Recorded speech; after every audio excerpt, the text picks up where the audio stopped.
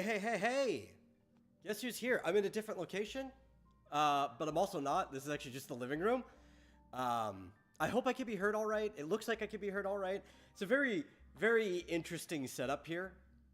I don't know if I'd want to take a picture of it from my side, just to put on to Twitter later. But here, maybe I'll crank this up just a little bit more, so I'm a little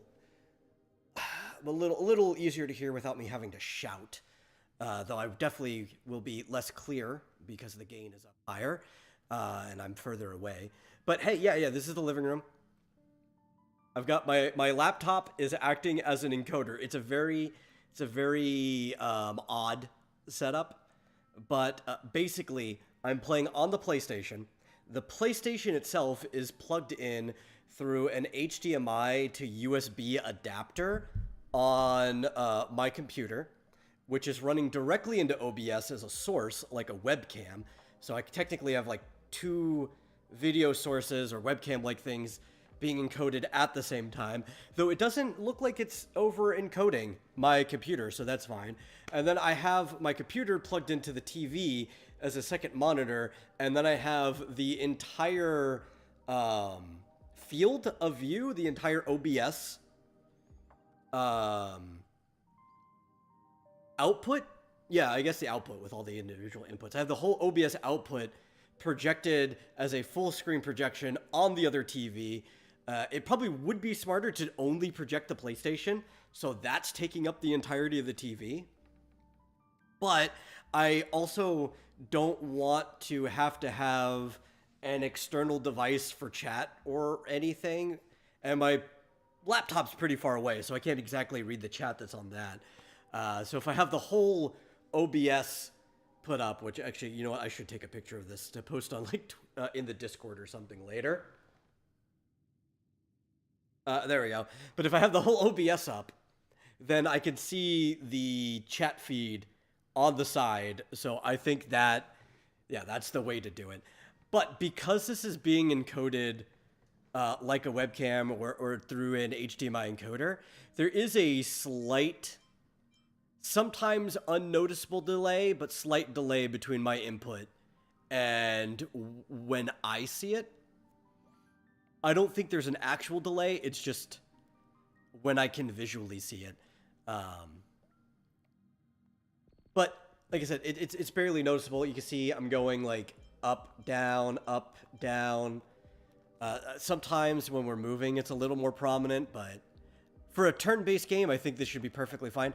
Actually, for most games, it's probably fine, unless it's something that requires extremely tight inputs. Like, even if I wanted to play ZZZ this way, I probably could. It's just a lot of setup time, and it will be a lot of strike down time afterwards, too. But it's fine. You're probably also wondering, hey, Metal, why do we have Honkai Star Rail on today? It's Monday. Shouldn't we be in Super Serial Showtime? Yes, we should. But that had to be moved to tomorrow for schedule reasons with Marsupial. He's going to end up being out very, very late, and he has no control over that. And I could have found a backup. I could have got Buck or somebody else. But I decided we need to do the Unlimited Blade Works collab anyway. So I'm still going to do a stream today. We're just going to do a gaming stream instead. I hope that works out for anybody who's watching. And we're also going to be playing this in Japanese because Archer and Saber and Lancer, the three Fate characters, do not have voices in English. Like everyone else does, but these ones don't. And that's fine. I've already played the collab, by the way. There's like a silent movie section in it that we'll have to deal with where there's no voices anyway. I think I should be able to read it just fine from here. But we're just going to play it in Japanese because, you know, Fate is a Japanese thing anyway. So I feel like we'll be in the mood more if we just have all the Japanese voices on. And then we'll go back to playing in English whenever we pick back up with the main story. Though I doubt we'll finish the collab today. I don't think we'll be streaming for that long. We'll probably finish whenever Marsupial gets home or shortly after. I don't know. But, well, yeah, we'll get into things.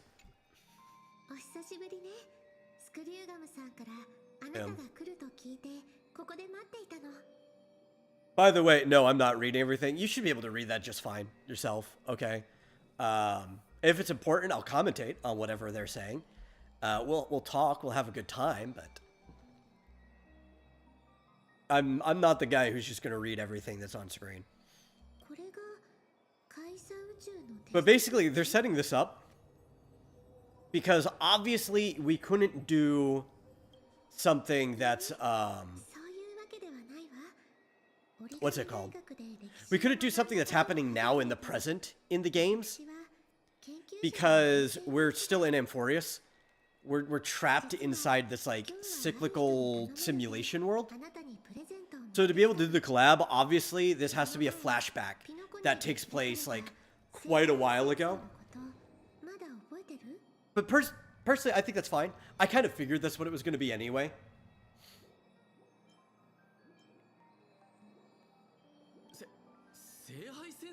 Yeah.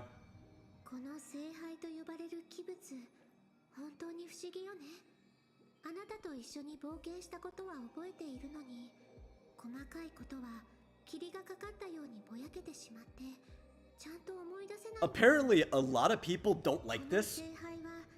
Or at least the story part, they were disappointed by it. Like I said, I already played it. I enjoyed it. There were parts I enjoyed more than others. I thought the humor was good. Star Rail does market itself as a space comedy. You typically get two types of collabs, right? You get collabs where the collabing characters invade the host's world, or when the hosts invade the collab's world. This is the former. I think because Star Rail is a series where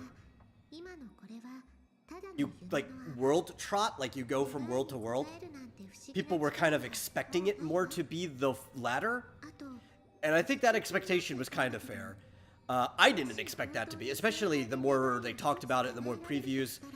It was obviously going to be the former. And if you are the invading the host world, or even vice versa, you want to keep in the tone of whatever game you're actually in. So I kind of expect it to be pretty comedic. I went into it expecting something like the, what was it called? The, Banana Demic or whatever, the academic Banana Academy one with Rappa. I expected it to be like that. And honestly, it kind of was like that. So I wasn't disappointed. My big disappointment, though, as we're going to come to, there's not a lot of combat during the story. Or puzzles. I don't think there's like a single puzzle in the story. And that isn't even directly a criticism at the collab. That's just a criticism at how Star Rail has been for quite some time. You know, it's been like that for several patches. I'm playing a video game. I want that's a combat-focused video game. I want more combat. But as far as the story goes, I thought it was pretty good. As far as Star Rail stories go. I will point out the part that I thought brought the whole thing down when we get there. And surprisingly, it is not the part most other people complain about. I thought that it was weird where people's complaints were placed. What kind of wish do we want? Let's just ask why these two are even here.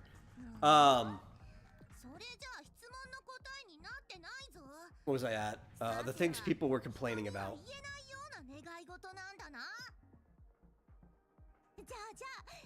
Oh, yeah, some people are complaining the story dragged on for too long, which, that could be true. At the same time, I thought there were parts of the story wasn't long enough. I thought, like, wow, this is all the content we get. But, yeah, I could see there were parts in it that dragged on too long. You'd kind of want, like, a longer story where everything feels like it's going at a better pace.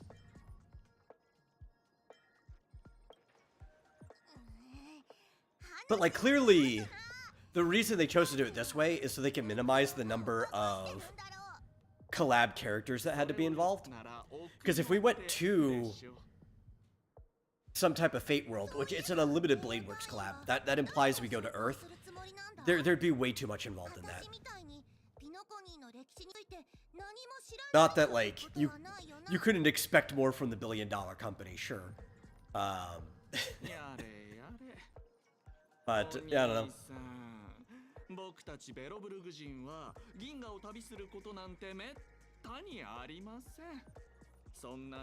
Also, people like the battle event. I didn't dislike it. I thought the battle event was fine. It just also felt too short. Like, the actual, when we get there too, the in-game battle pass, or like, I guess all battle passes are in-game, but the in-event pass, right? Where you have to, like, progress to unlock everything, has very few levels to it. You'll unlock it naturally just doing, like, each conundrum up to 6. And it's like, man, aside from, like, the pittance of Stellar Jade that we get out of that afterwards, it just doesn't really feel like it's worth doing. Right? Or, not that it's worth doing. It doesn't feel like it's worth replaying, right? Like, it's worth doing everything up until you get everything. But then once you get it, it's like, maybe if you like this mode, but there's not enough variations in it. It's got about as many variations as replaying the baseballer one, or like the war dance, or a couple of the other modes, where it's like, yeah, it's fun the first time you do it, but why would I do it more than once? It's not like rerunning the simulated or divergent universe. And for something of this size, this caliber, this type of collab, you're expecting the event to be a little bigger, right?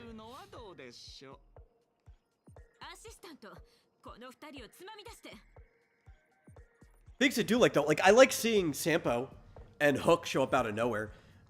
Sampo's been involved in Penacony already, even though he technically wasn't Sampo. And there's questions to think, even if Sampo is Sampo this time. The fact that Hook's with him, I want to believe that it's actually Sampo. Hook's been in a couple events, like the War Dance and stuff before, too. I like seeing Hook show up. It's cool that Bellabog's no longer this, like, isolated rock, and they'll show up at places from time to time. But, it really is a Honkai Star Rail event with some Fate characters in it. Like, that's the way you have to look at it. The Holy Grail War is barely even a Holy Grail War. You get more of that out of the battle event than you do actually playing the story.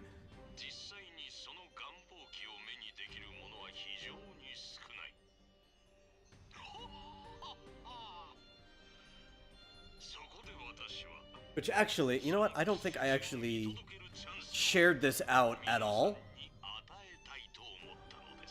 So I probably should.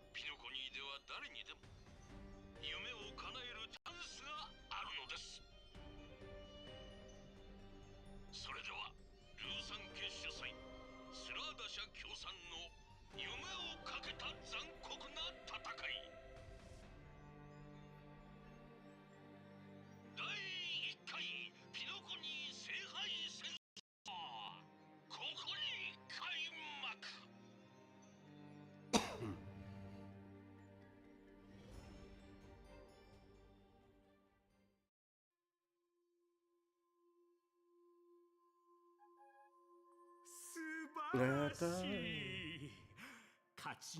also like that Scott shows up. Scott showed up a few different times already. He's probably my favorite recurring NPC. Scott is so great. This is actually probably maybe the best character in the game, to be honest. Probably by sheer accident. They probably did not expect Scott to be as good as he was.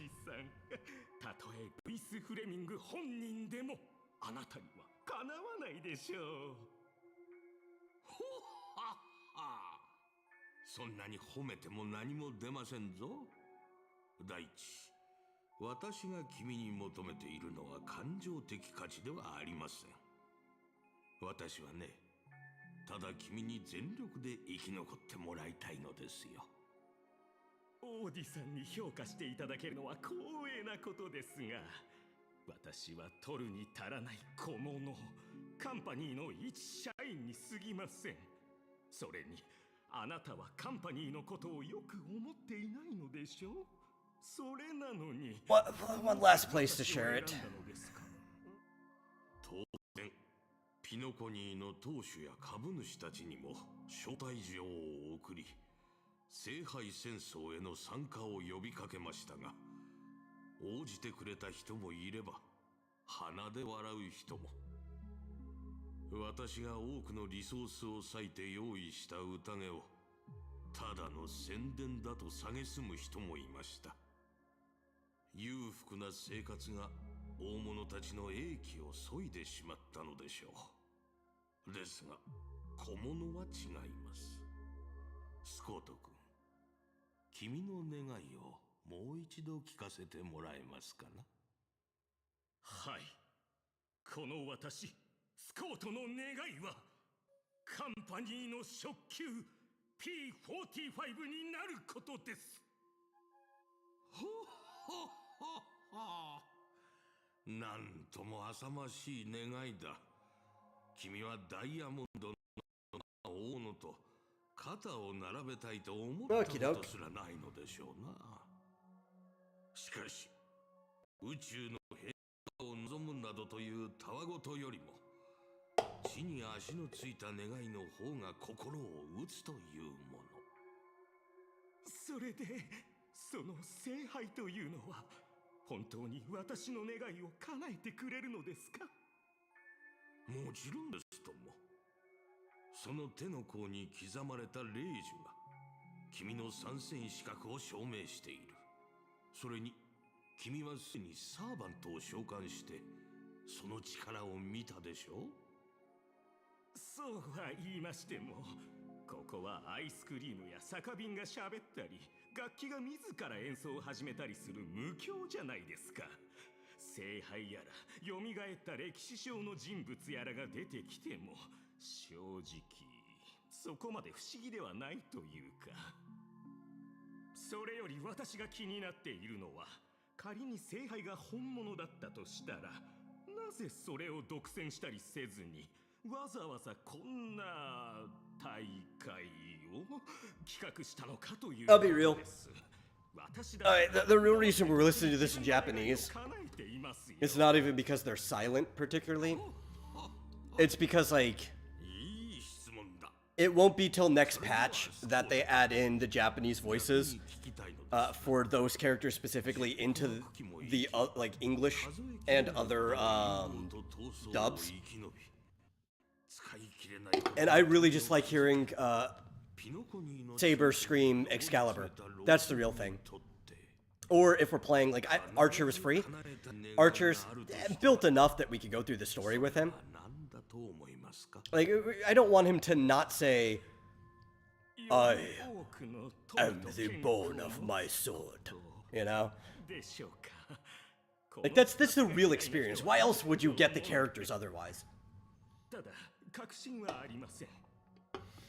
Hey Fizz, yeah, that had to be rescheduled to tomorrow because of marsupial schedule. So we're doing the Unlimited Blade Works collab today.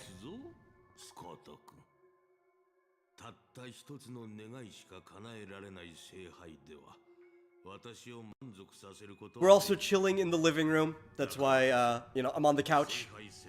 Different camera angle than I normally have.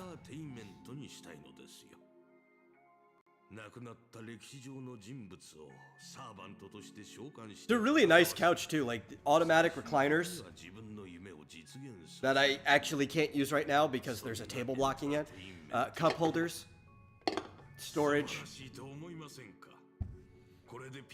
It's actually where I normally do my dailies and other stuff. Is like I come out here and I just do it on the couch.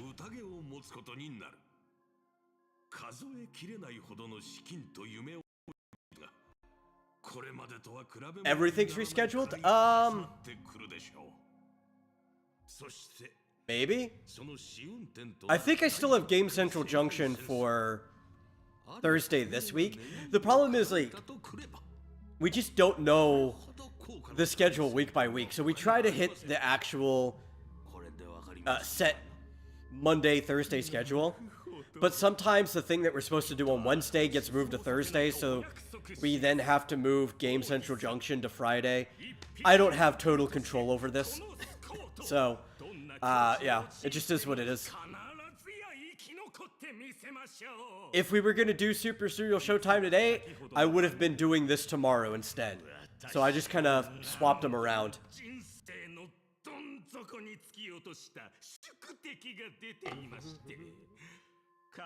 I like this setup though. This is the first time I've done it for a stream. Using my computer as basically a capture card. Since my Elgato doesn't work anymore. But this runs so much better than me trying to run the game on my computer and stream it. I don't think we've dropped like any frames yet. I don't get the little notification in the corner that like my encoding is overloading. This seems perfectly fine. I know my voice probably doesn't sound as good as normal because to be comfortable, I can't just have my microphone right in my face. I don't have like a TV tray or something to put it on. It has to be like this far away from me, so I have to project, which means the gain also has to be higher. But overall, I think it's probably fine. I could even sit back if I want. Relax. It's pretty cool.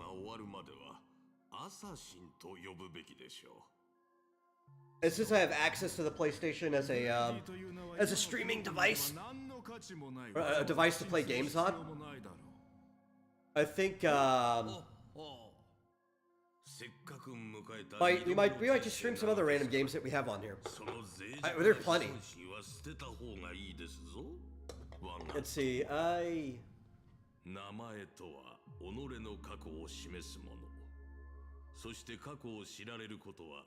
Let's see. This Joseph says, I found out from Gothic Therapy, the YouTube algorithm doesn't count passive viewership. I need to know what that means. Does that mean people who aren't typing in the chat? Because I'm pretty sure it still counts passive views. They show up on my view count afterwards, but it may not help push in the algorithm, which makes sense, yeah. Like, obviously it's going to prioritize active chat rooms over people who are just, like, watching.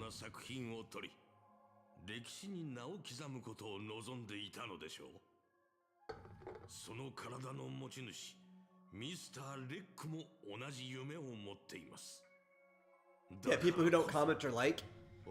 Yeah,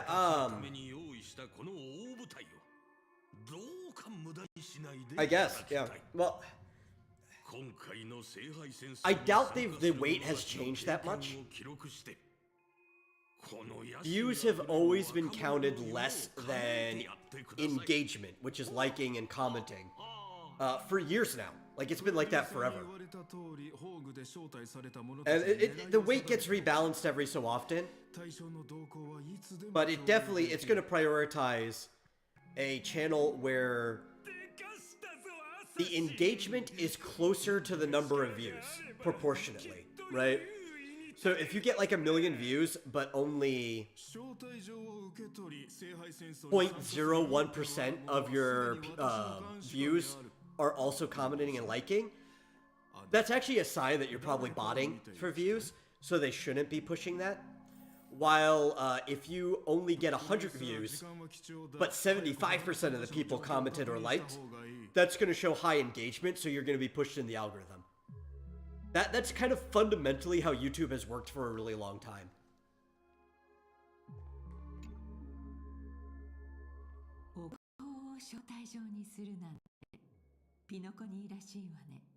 That's why, like, commenting helps the most. That's the highest form of engagement. Comments are weighted more than likes are. But at the very least, if you did enjoy a video, even if you disagree with somebody, you just like, well, they had a good argument, or their presentation was good, or whatever, you should at least still give a like, because it does help the person out. In fact, I think you should really only dislike videos if the video itself was bad. Like, it was poorly made, or there just weren't any redeemable qualities to the video, or if the video was bait or something like that, then you should go and dislike it. But otherwise, you should definitely at least like something if you remotely enjoyed it.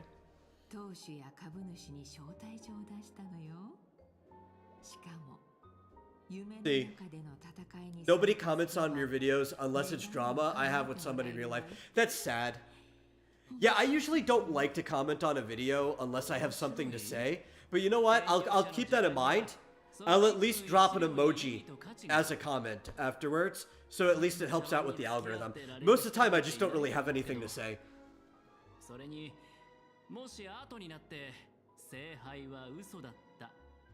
I do that with, like, stuff I've worked on. Like, Nine Hammer has been dropping some stuff. I think I've put some of his videos in the Discord. I don't actually leave a comment on it because I don't have anything to say on something that I helped work on. I'll just drop an emoji. I think I should probably just do that more often.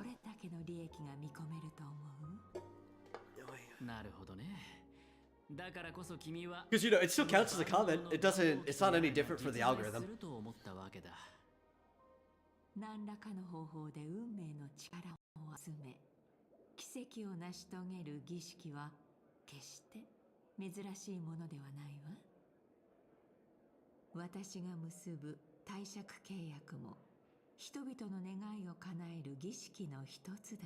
Boy, before I hopped on here, I was watching Mike's channel, but before that, I actually, for a matriarchy stream that I don't even know if I'm going to be on, because if our Wednesday schedule goes to normal, I won't be around during it. Apparently, we're talking about the 2011 Green Lantern movie, which I hadn't seen since 2011 when it was in theaters. That's when I went to go watch it. And I didn't dislike it. It's not a good movie. Even at the time, I think that was my opinion. Like, it wasn't a good movie, but I enjoyed the movie. Which, I don't think those things have to be mutually exclusive. I enjoy the Super Mario Brothers movie, like the old one. And that's not a good movie. That's an example I always like to pull out. I guess I could also use Green Lantern as an example. But I wouldn't say I enjoyed it enough to want to go back and rewatch it at all since then. While the Super Mario Brothers movie, I've probably seen like 20-something times. I went and watched it on Max, the extended cut, which I didn't even know there was an extended cut, which arguably probably makes the movie worse having seen it, because I think what it did was, if you watch the Green Lantern movie, you know how, like, there's a little bit with his dad at the beginning, but most of what you get is from his flashbacks when he's about to crash after the dogfight with the drones. Apparently they had filmed an entire childhood sequence, and they show you the entire childhood sequence, which makes the flashbacks worse because you just watch this 15-minute long sequence, and then 5 minutes later, when he's spiraling out of control, you see exact cuts, the same footage in flashback form of the stuff that you saw 5 minutes ago. I get why that was not in the theatrical cut of the movie. Still, though, I didn't dislike the movie rewatching it. I thought it was fine. It's a fun movie. It's not a good movie. It's not a good Green Lantern adaptation. I have no idea what the heck they were thinking with Parallax. It's like, yeah, we'll take this cool I think Parallax usually has like this weird space lizard dragon type thing to him with like insect arms and stuff. They're like, we're gonna take Parallax and we're gonna make him the Nightmare from Little Nemo Adventures in Slumberland. I get the idea because he's supposed to represent fear and be like a living nightmare. It doesn't work. Yeah, like a space dragonfly thing. It like just doesn't work for Parallax though. I could see you doing something like the Nightmare from Nemo, but Parallax is supposed to be this tangible thing that can also do other stuff, right? And even like that space dragonfly changing forms, possessing bodies, you could have done a lot of cool stuff with the CGI that way.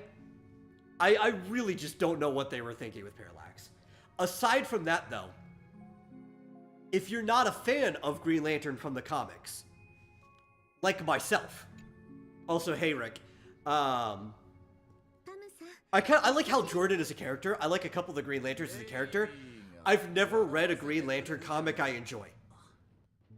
I haven't read a lot of them. There might be a few I would, but I've never read a Green Lantern comic I enjoy. So that's probably why I enjoyed the movie more than most people did. It's an all-right, enjoyable movie if you just ignore everything about Green Lantern from the comics. That's my opinion of it. And I'll probably defend that opinion on the show. Yeah, I would argue it's on the same quality as most of the DCEU movies, Fizchozo. I would agree with that. Maybe a little more and a little less in different areas. It's like the equalizers have been tuned differently for that movie, but it averages out to about the same quality. I think the problem was they were building a movie from a formula that didn't actually fit a movie. There's a lot of stuff that happens in that movie that don't make any sense whatsoever, like why they happened in the context of the movie. Like, why would Parallax, who still has the brain of a former Guardian, who can read your fears and thoughts, follow Hal Jordan to the sun? Like, I'll let it slide that in this world, Parallax is weak enough that the sun can kill him. Everything was kind of toned down, as it is in these type of movies. But, like, why would he even follow him to the sun? There's a lot of stuff that just don't make sense in it. And you kind of just have to ignore it to even enjoy the movie. But it feels like the early MCU movies were really successful, right? Like, Iron Man was really successful about that. Parallax should have been a third movie villain. They should have had Hector just been the main villain of the movie as a setup for Parallax, and then have, like, Sinestro in between, and then deal with the actual Parallax the way he is in the comics at the end of a trilogy. That would have been a much better way to do it. But sadly, that's just not what they chose to do, and we didn't even get a sequel because it wasn't well received. They also should have used a lot less of the computer graphics for everything. Like, I get using it to create the aliens, like the other Green Lanterns. Hal's suit should have been practical. Especially because, like, the Green Lantern suit is made from the ring just like all of your constructs are. Hal being a human on Earth, you think that his suit would probably look like Earth clothes, right? Maybe not spandex because of the age, but it would probably at least have the material that his flight jacket would have, that his jumpsuit, and be a little more form-fitting. That's what you would imagine should happen in the head. Yeah, they could have had Dr. Polaris as the main villain. That would have been a good movie too. I agree. There's so many things they could have done to improve that movie. But it's... I think they were trying to figure out whatever the formula was for, like, Iron Man. Right? Because Iron Man was successful. Universal's The Incredible Hulk with Ed Norton was successful, which is why a lot of that was brought into the Avengers, right? We had a few things by then in the MCU, because this was 2011, and DC's like, we need a movie like that. And they rushed out a Green Lantern movie, and they didn't even care if it made sense. That's how the movie feels.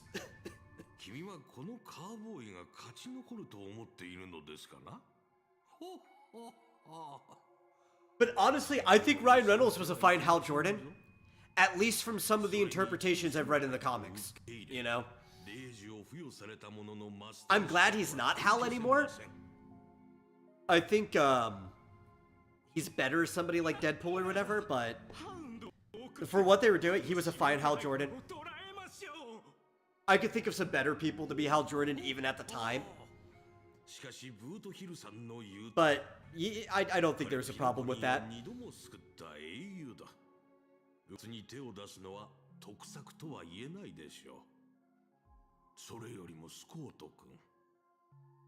See, Fischosa says that formula unironically works better with the Flash than it would with Green Lantern. Maybe. I could kind of see it.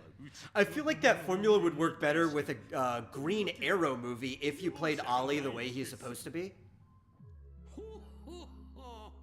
Especially because, like, Ollie and Tony Stark have different personalities, but they're not wildly that different of characters at the end of the day. Obviously, the way they function as heroes are different too.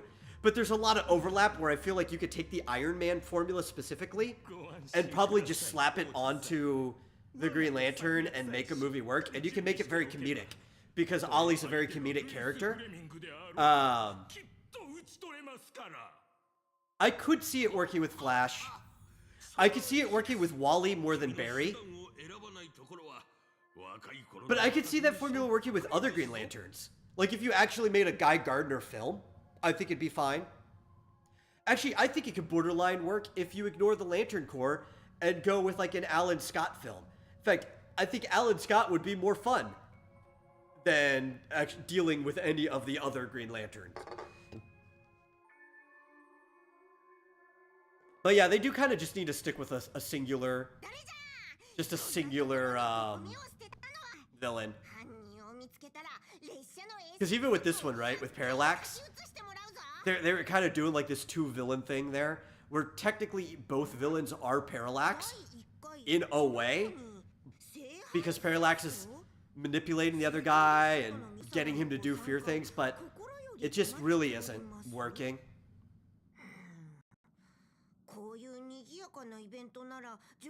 Nobody would watch a Green Lantern movie starring anyone other than Hal or Jon Stewart. Maybe. Maybe. I don't think anybody would watch a movie with either of them at the time that Green Lantern was made. I feel like if you already have a healthy DC environment, people would jump in and watch him at all. If they just saw Green Lantern.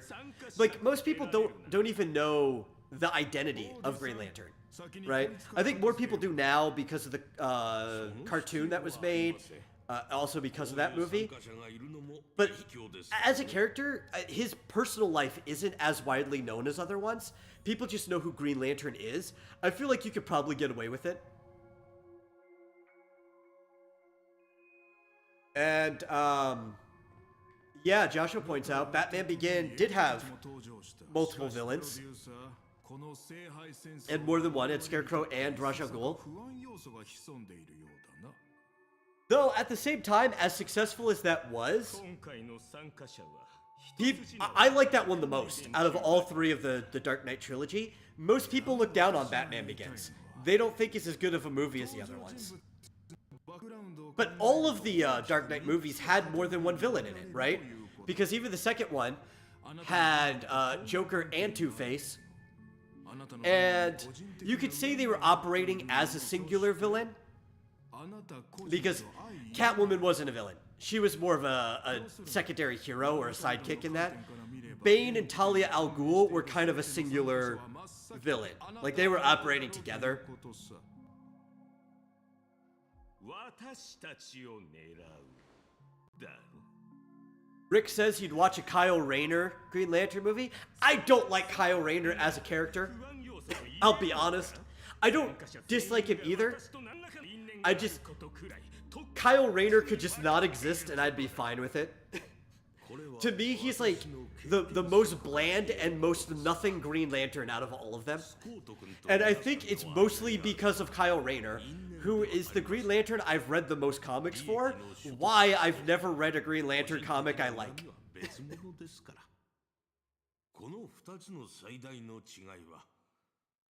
But you know what?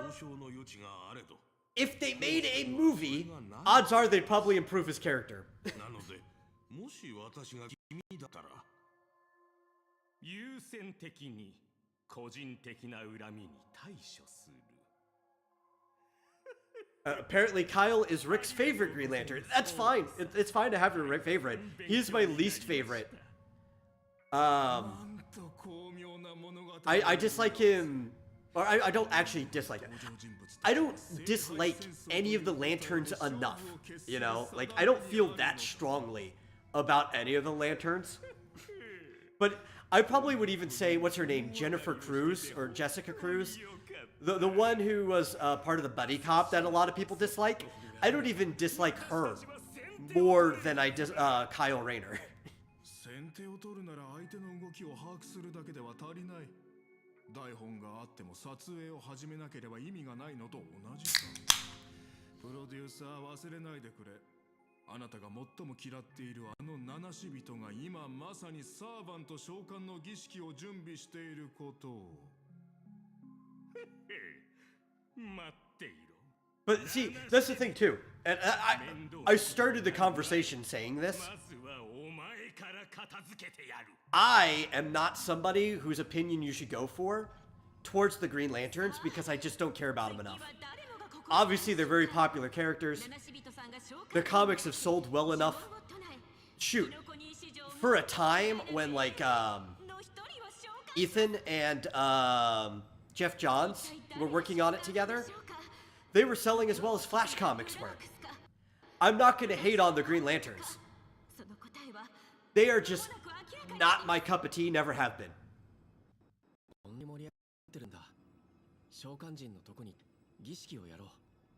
Joshua says, I watched every episode of the Green Lantern animated series and I couldn't tell you what Hal's personality is.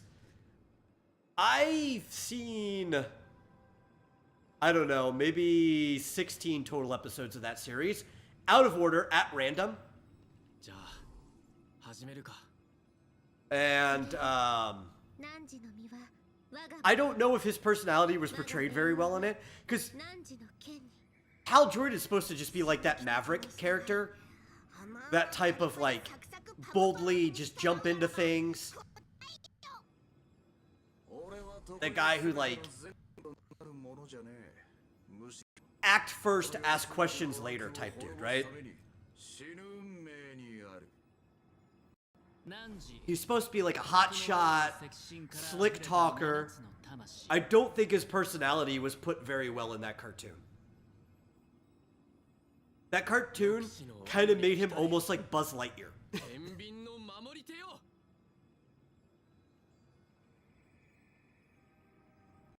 Fizz says he still refuses to watch the new Superman. I don't know if I refuse to watch the new Superman. I'm just not going to watch it in theaters. I might watch it when it hits streaming if I hear anything redeemable about it. Even if it's a bad movie, if I enjoy it for all the wrong reasons, I'll probably watch it, but not until it hits home theater. I am not going to go watch it in the cinema. Like, at all. Because it's definitely not Superman, from what I've seen, and I'm not going to support that in the theaters. Boy, need a stretch.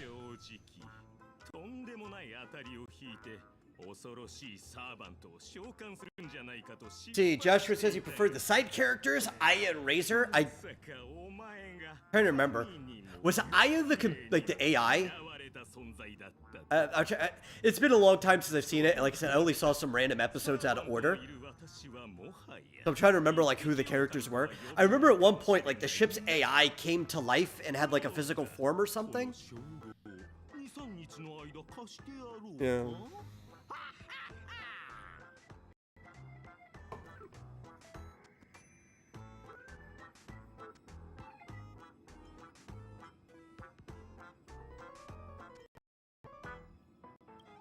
Okay, Aya was the A. I thought so. Okay.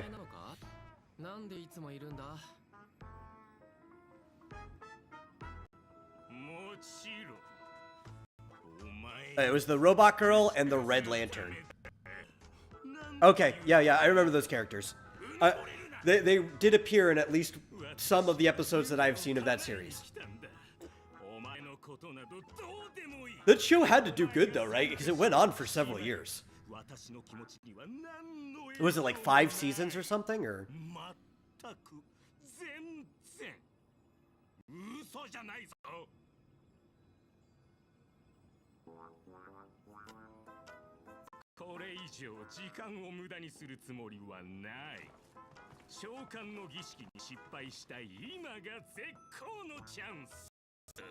Scott's such a good character. Man, I love Scott. I love his like almost like Bulk and Skull music playing in the background because you know he's supposed to be a joke. Just 2 seasons? Wow, I thought it was long. It felt like it was longer than that. How many episodes were in each season? Like 24? Did I see close to half the show?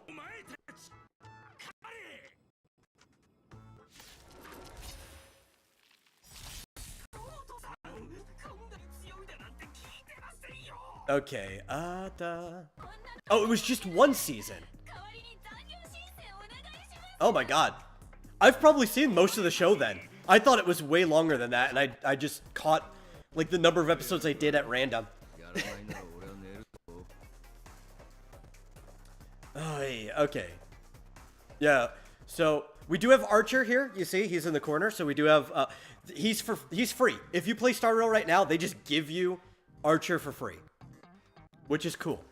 The way he plays, though, is we need to get as many skill points as possible, so he could just go. Which we do have the ability to do that. Oh, sorry. I'm doing this wrong. We Q. Oh, the delay is going to stop our ability to do this very firmly. I wonder if I need to, like, deactivate and reactivate the display every so often. I don't know. But we do this. It's a turn-based game. We're probably fine. And then we do this. And then we do this. There are 26 episodes. And like I said, I probably saw around like 15 or 16. So I saw like the bulk of the show. Okay. I don't remember much of it, but it would just be because I didn't put it on myself. What would happen is I would go over to hang out with Buck, and then we'd probably end up going for a walk or something. But before we went for a walk, he'd always take a while to do anything, to get ready, maybe wrap up whatever he was doing on his computer, have to go and get dressed. And that would be like one of the random things that would be on the TV. Either it'd be like Cartoon Network, which at that time Green Lantern would be on all the time, or it would be like Disney XD. And there'd be a lot of stuff that I had no interest in watching myself. But it's like, while I'm waiting for him to get ready, I might as well just watch whatever's on the TV, right? Okay, wait, we want to do this first. I am the born of my unlimited.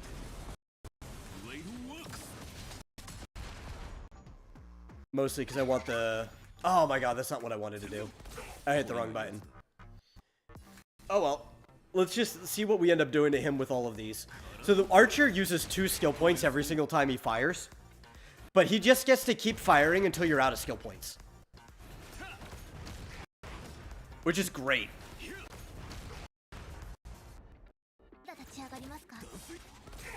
Mine's not built particularly well. But we're playing the Unlimited Blade Work collab. We might as well use the Limited Blade Works character, right? We do not have Saber on this account. I do have Saber on my main account, though. I've been only using her for everything.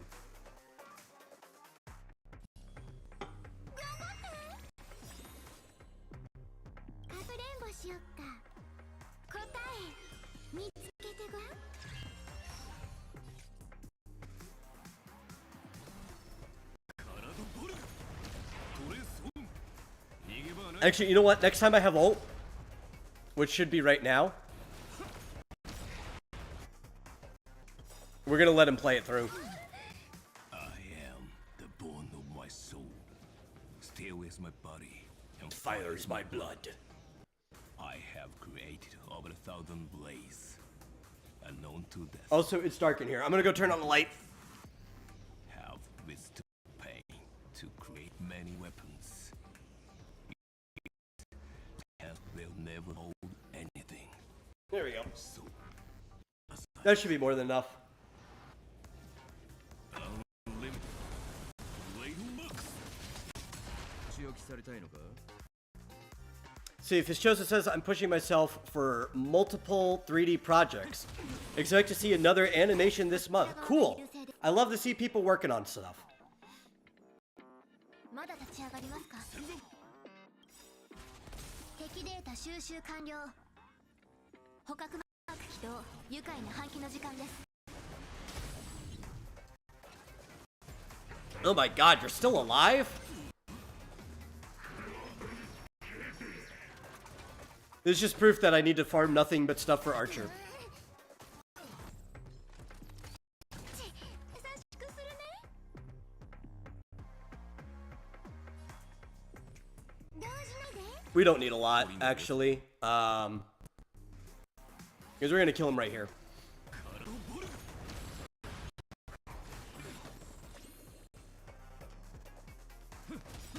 こちら側が優勢です。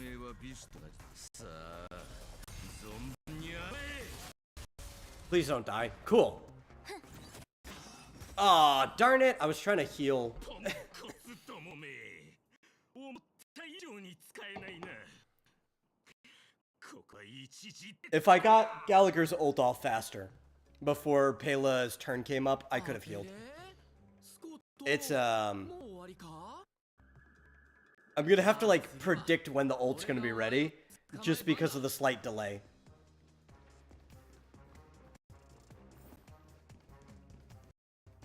Oh.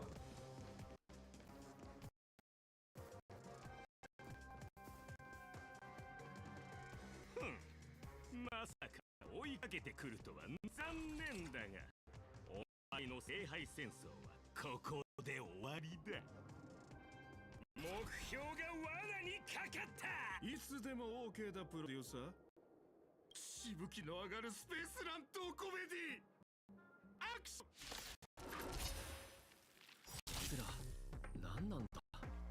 Aye. This is not good. 取るに足らないエキストラといったところ。捕獲マークおい、もっと敬意を張れ。これは私の大事な一部なんだぞ。頼りに。いい。 か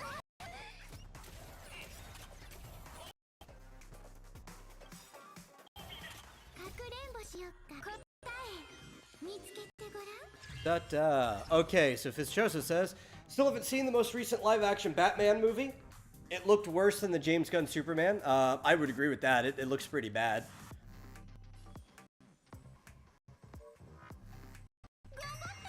Apparently, Matt Reeves did the same thing the Telltale Batman and Joker movie did. I mean, technically that's a game, but I guess it's fair to call Telltale Batman... Oh, and the Joker movie. Got it. You're separating the two things. To make Thomas Wayne a scumbag. Yeah, I don't like that.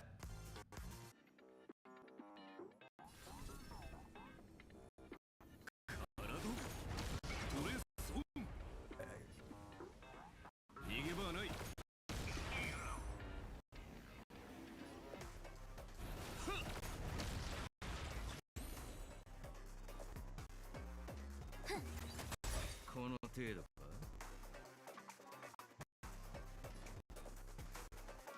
少し休め。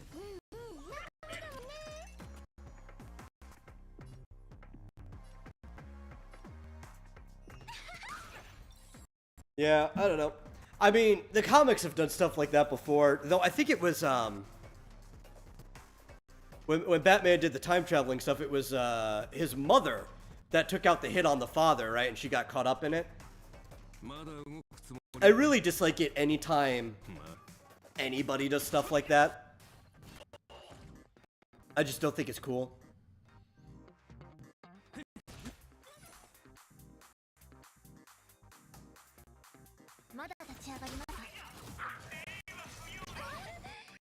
No, you stop that. I absolutely need my energy.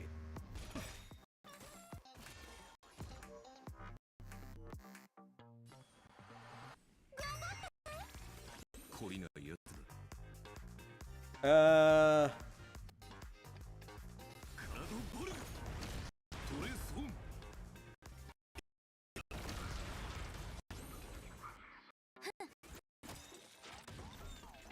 見せてくれ。敵データ収集完了。捕獲マーク起動。愉快な反撃の時間。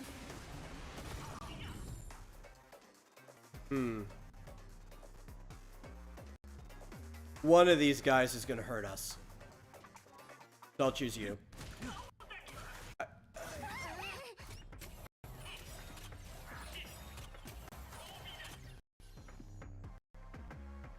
生命は美酒と同じ。さあ、存分に味わえ。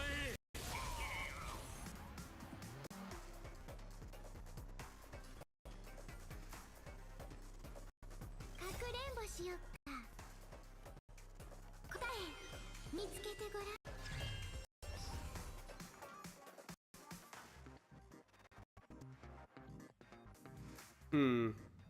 Yeah, that'll be fine, I guess.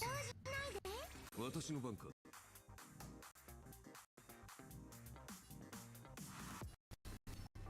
体を掘る。トレースフォン。お仕置きされたいのか。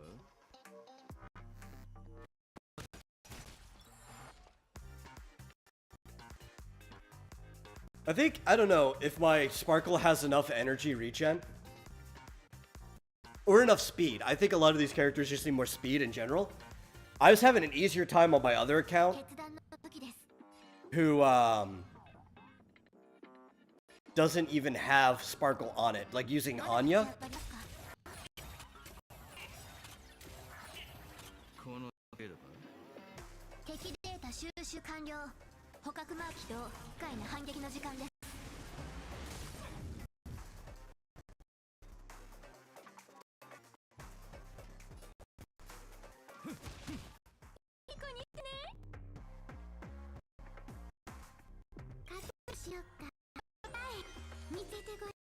Because Archer's like really, really skill point hungry. He wants you to basically have all of your skill points all the time.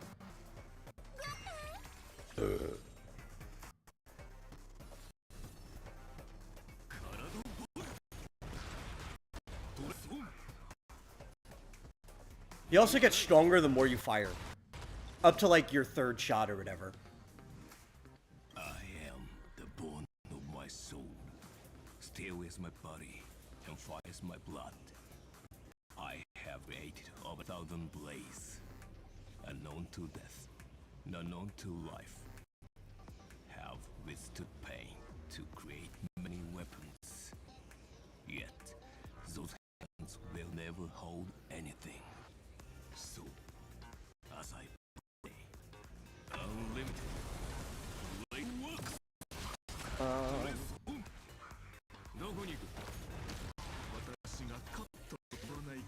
Let's see, Fischoso asks, what is the point of having Thomas Wayne be evil? So Batman has to fix his dad's mistakes?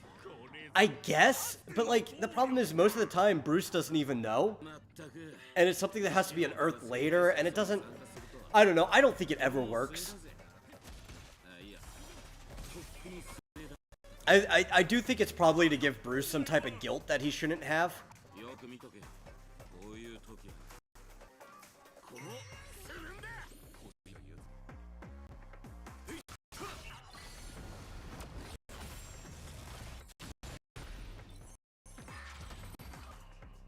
I Volga. その槍どういうことだ。全滅じゃないか。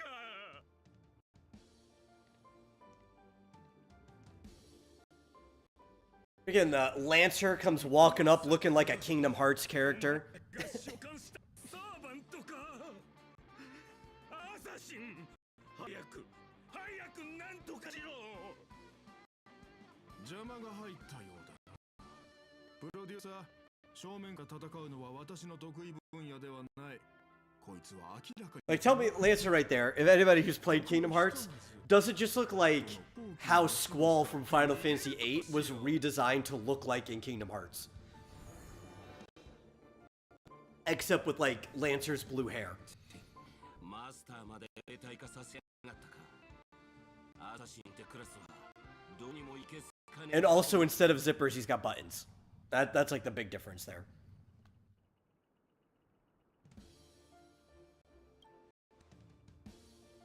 そう見えるか。俺はランナー。当然これが使命。Fizzess, are these characters named after their classes, like Team Fortress 2? Sort of. In Fate, which explaining the Holy Grail War is a little complicated in itself. And to understand this, you do need to understand a little bit about Fate. In Fate, there is a war over the Holy Grail where 7 masters will summon 7 servants, and they'll basically have like a death game, like a fight to the death. And the one who's remaining will get to make a wish on the Holy Grail, right? So each of the servants will come as a class. Doesn't mean that servant has always been that class or will always be that class, but they will appear as a class. And for them, it is best not to tell you what their true name is, because their weaknesses lie in their true name. So they pretty much just refer themselves as the class they show up in. So this is Saber.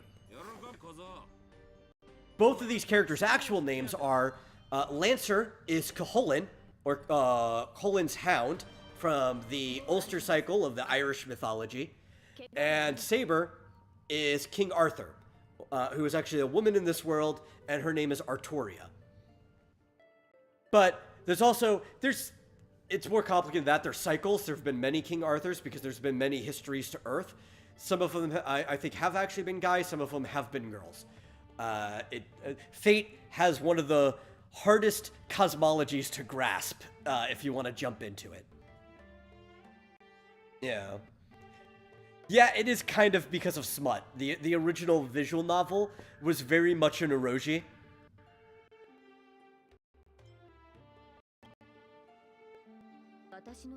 Hey, Mike! Did something happen to Super Sentai Showdown? Which, again, is not the name of the show, but I love that name. I'm going to steal it for something sometime. Super Serial Showtime has been rescheduled to tomorrow because Marsupial is busy, and he asked me whether I should find a replacement or reschedule, and I had something I was going to do for stream both of these days anyway, so instead of getting a replacement on, I just swapped which stream was going to be which day, and we're going to play the Fate collab for Star Rail today instead.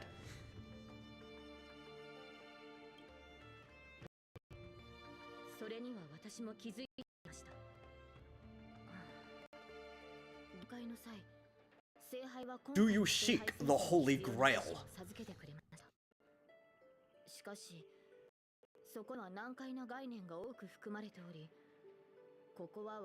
I really like Saber as a character, though. I mean, she is kind of just King Arthur, but there's enough differences between her, obviously, being a woman, but also the way the Fate world works and her personality, that she's likable as a character on her own.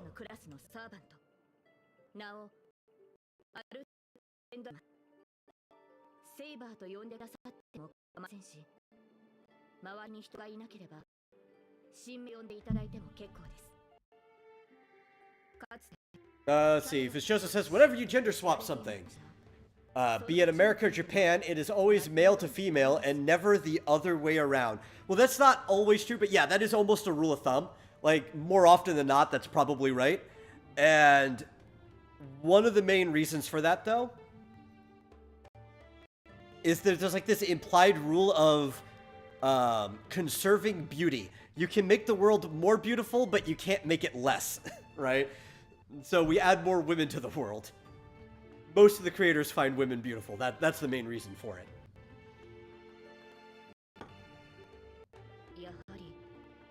At least that's been one of those trope rules that have existed for a really long time.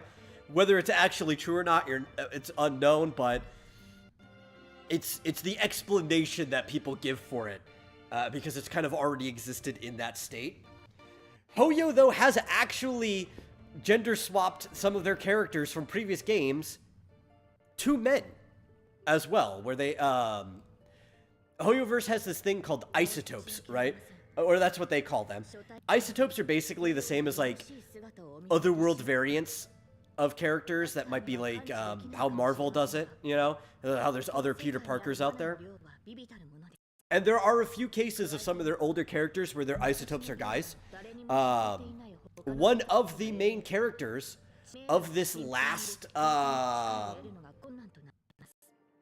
this big story in Furious that we're still in, Phynon, is another version of Kevin Castellana, and Kevin Castellana is a male gender swap of Kiana Castellana, who originally appeared in Honkai 2, right? Or Honkai Gakuen 2 Gun Girl Z, where he showed up as just like another isotope of Kiana.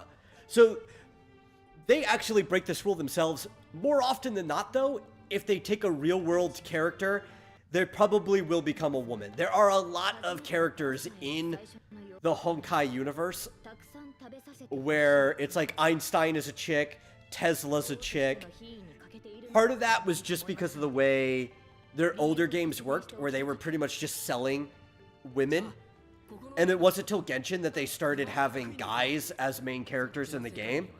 And they started loosening up on that. They started flipping things around a lot more.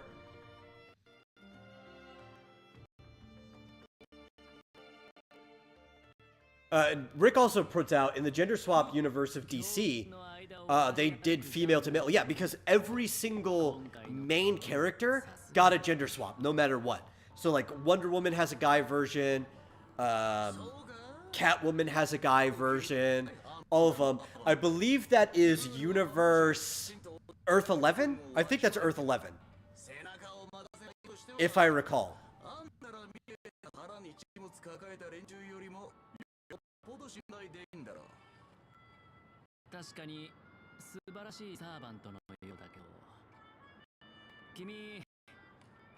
And Mike, no, it's okay. I don't actually care that you mix up the name. I will keep pointing it out. But it is funny, and it's a good name. Like I said, I'm probably going to steal Super Sentai Showdown for something. That's a really fun name.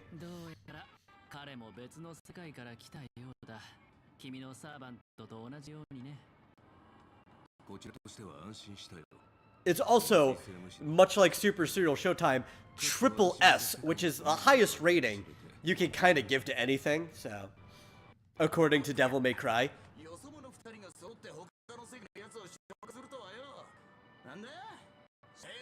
This Joseph says, I would have my estate sue people if they made a female version of me after I die. I mean, hey, you're gonna have to leave that in there, but if that's your terms, that's your terms. That's you. Personally, people can make gender swap versions of me right now if they want. I don't care. I do it myself sometimes. I think it's fun.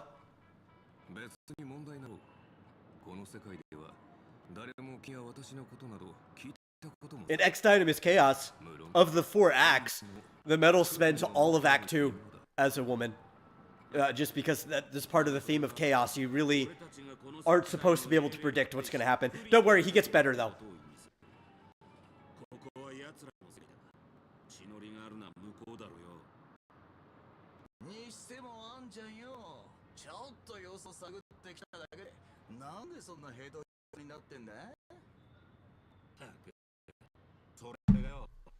少しでマスターを2人まとめて片付られるってとこでアサシンがチャチャを入れやがった逃げられまったのさ。その上灰色頭が召喚したのが他の世界の英霊で。 So, as I was talking about how most of these are historical people, Archer there is the only one who is not someone from history. I won't say who he is, though, in case you have not played Fate. If you never plan to play Fate, that's fine, though. They took all of the smut out of the adaptations. If there's anybody who ends up watching this in the future who plans on watching Unlimited Blade Works, the anime adaptation of that one play line, one route, then I'm not going to spoil it. That is actually like a big thing about it. But Unlimited Blade Works is fun. I enjoyed watching it.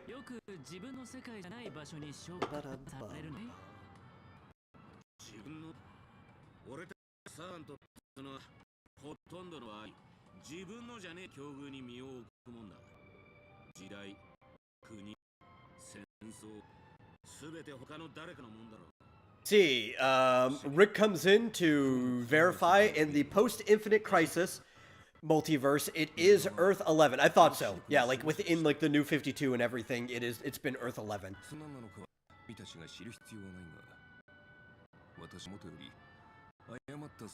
They didn't take all the smut out of Prisma Ilia.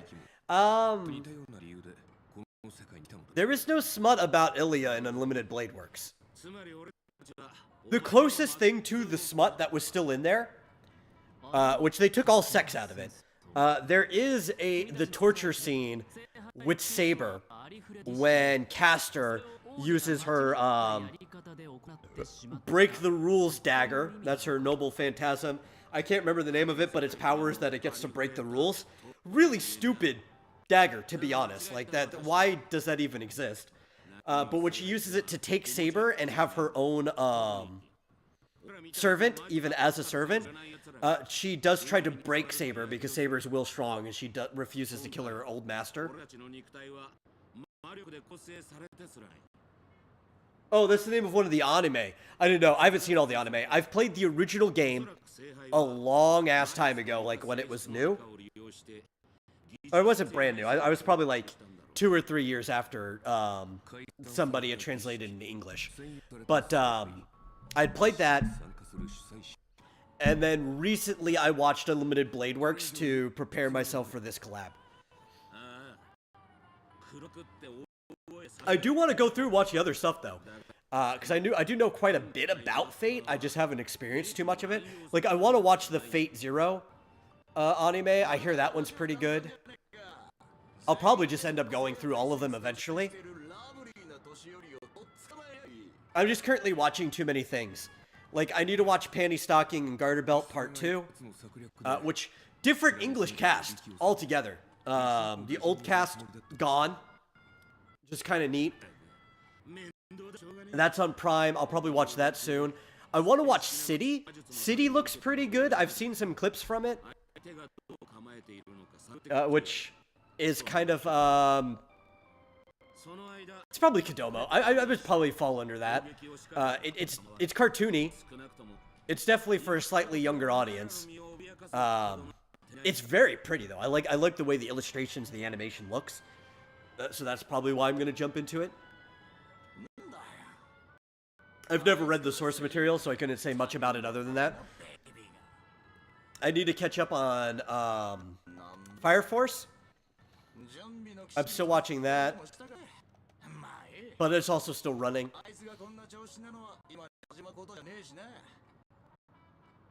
Yeah.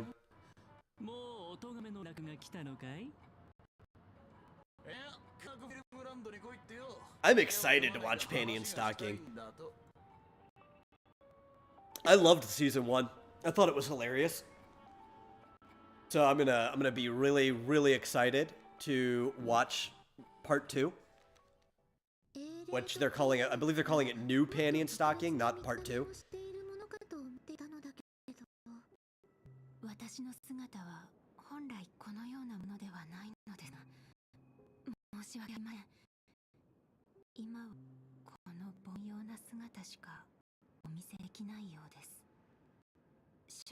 I remember, I've probably said this on the show many times before. I remember showing my dad Panty and Stocking, and he normally does not watch anime. Like, I think the last time he watched any type of anime before that was when I was a kid and he watched Pokemon with me. When Pokemon was new, he'd go to the movies and stuff and watch it with us. But that's it. That was like the extent of all the anime he's ever seen. He's never like caught literally anything else. And then I showed him Panty and Stocking, and he loved it. He thought that it was hilarious. He said it reminded him of Ren and Stimpy.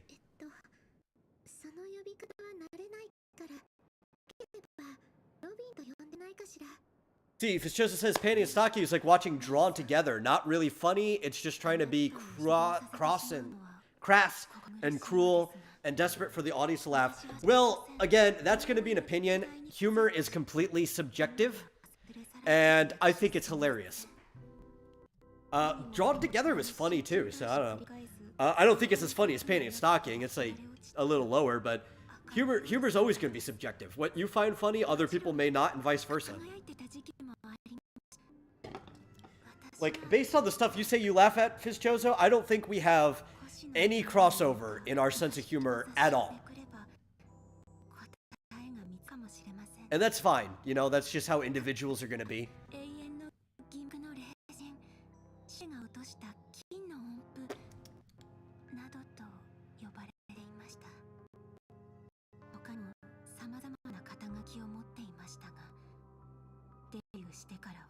You know, the sad part about Penacony, I think, is that I've personally enjoyed all of the events and stuff, or the side stories where we go back to Penacony, more than I enjoyed the main story of Penacony. Penacony started out, like, really, really strong, and then it just kind of, like, went downhill after the first patch.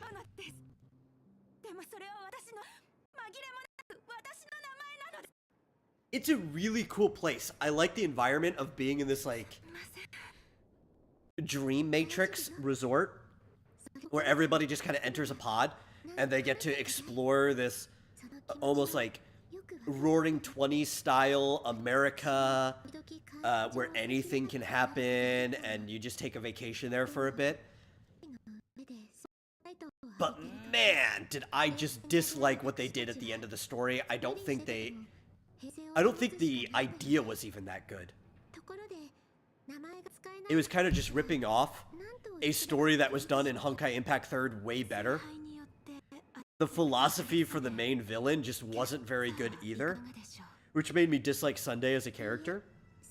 But then we came back with other stuff like that, the Banana-demic one, where you go to the college. And normally I hate school stuff, but that was pretty fun, especially because you spend, like, no time doing school stuff. But I liked Rappa as a character. The monkeys were stupid and hilarious. And, I'm enjoying the Fate collab. So it's cool to, like, do stuff in Penacony. I just don't like the main story of Penacony.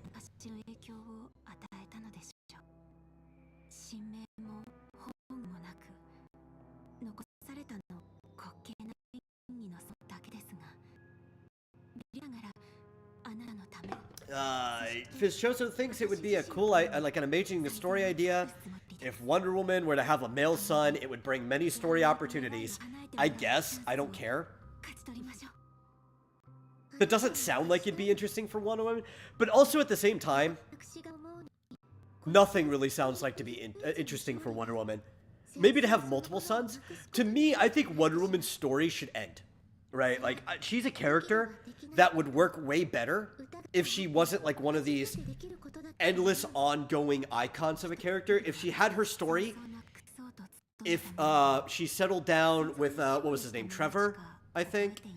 I'm trying to remember. But if she settled down with him, actually became a mom, had a family, and then maybe things showed up every so often. But her being perpetual Wonder Woman, like, I don't know. Nothing good has ever been done with Wonder Woman. There've been alright things. I enjoyed the movie. But the only good stuff that's ever been done with Wonder Woman have always been at the beginning of her story. there's nothing good you could do to continue her story. Steve Trevor. Okay, I got one of his names right. Yes.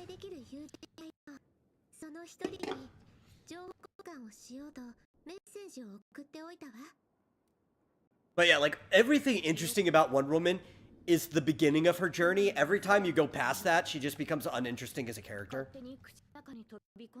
And I'm sure there are things you could probably do to make her an interesting character.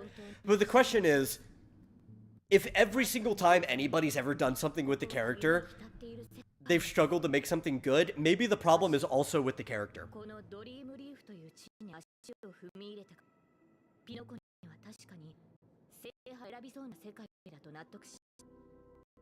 See, Rick says when she killed Maxwell Lord in the main DC, it was good. I'm trying to remember if I like that. It's been a long time. I didn't dislike it. I don't think I have strong opinions on that. Since I don't have a strong opinion on it, I'll probably have to defer to you to that, but I don't think I have a strong opinion one way or the other on that.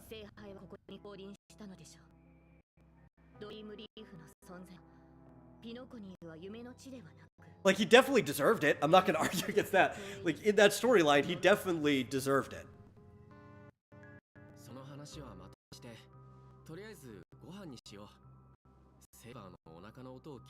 I need water. That's what I need.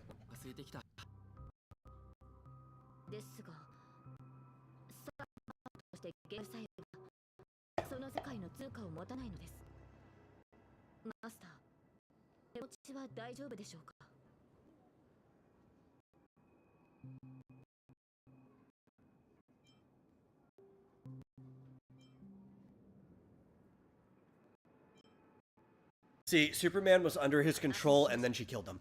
Yeah, you know what? That also might be why I don't have too strong opinions on it in general. Try to, like, remember that storyline. I don't really like it when Superman ends up under people's control, or just anytime Superman's not Superman. And I do think this is often a problem with having a bunch of these other characters interact with each other.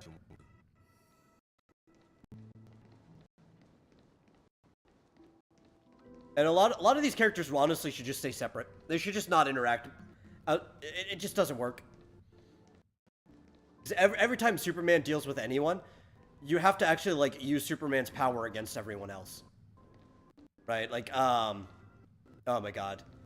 The lag is actually bothering me here. And it's the display. It's not like the game is lagging. I might have to reset the display.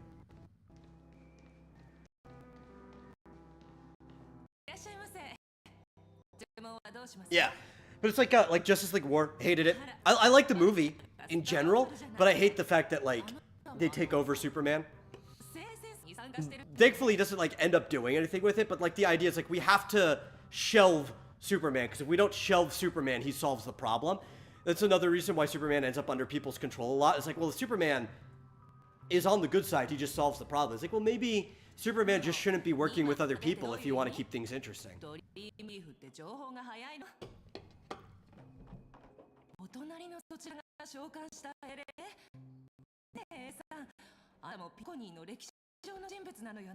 Yeah, I know. I know you're talking more from the comics, Rick. But this happens in the comics all the time, too.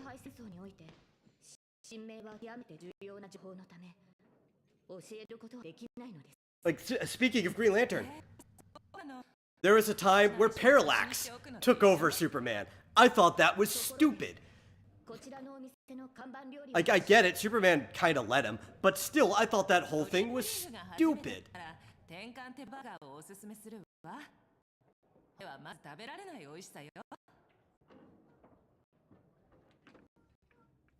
Yeah.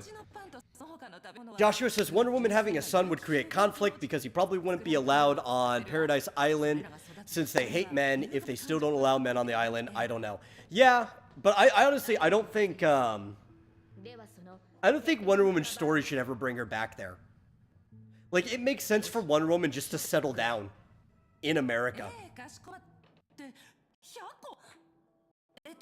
Be like a semi-retired hero, you know? Like, have a family.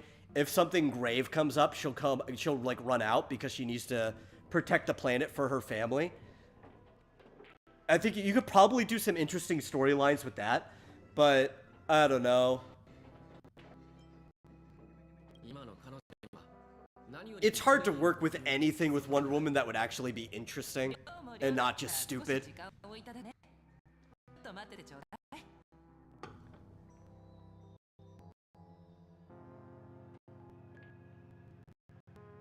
そういえば、バーは聖杯に何を願うつもり？幸運にも勝利をつかむことができたなら、私は Rick points out that she did have a son in an alternate timeline. この話は後にしましょう。マスター。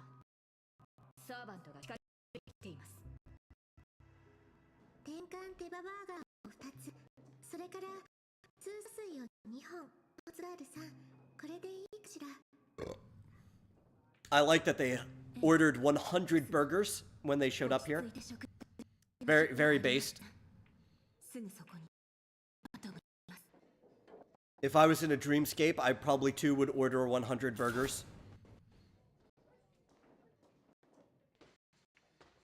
Oh, that's a cool thing about Saber that I don't know if like anybody who's watching this doesn't know about Fate. So Saber hides her sword. Because obviously, if you saw Excalibur in front of you, you would know who Saber was, right? Or at least have a good guess, because like, who else would be holding Excalibur? So her sword is like cloaked in wind, refracting light to make it invisible. It also makes it hard to fight because you don't know where the edge of the sword is. You just see her kind of like swinging around an air guitar.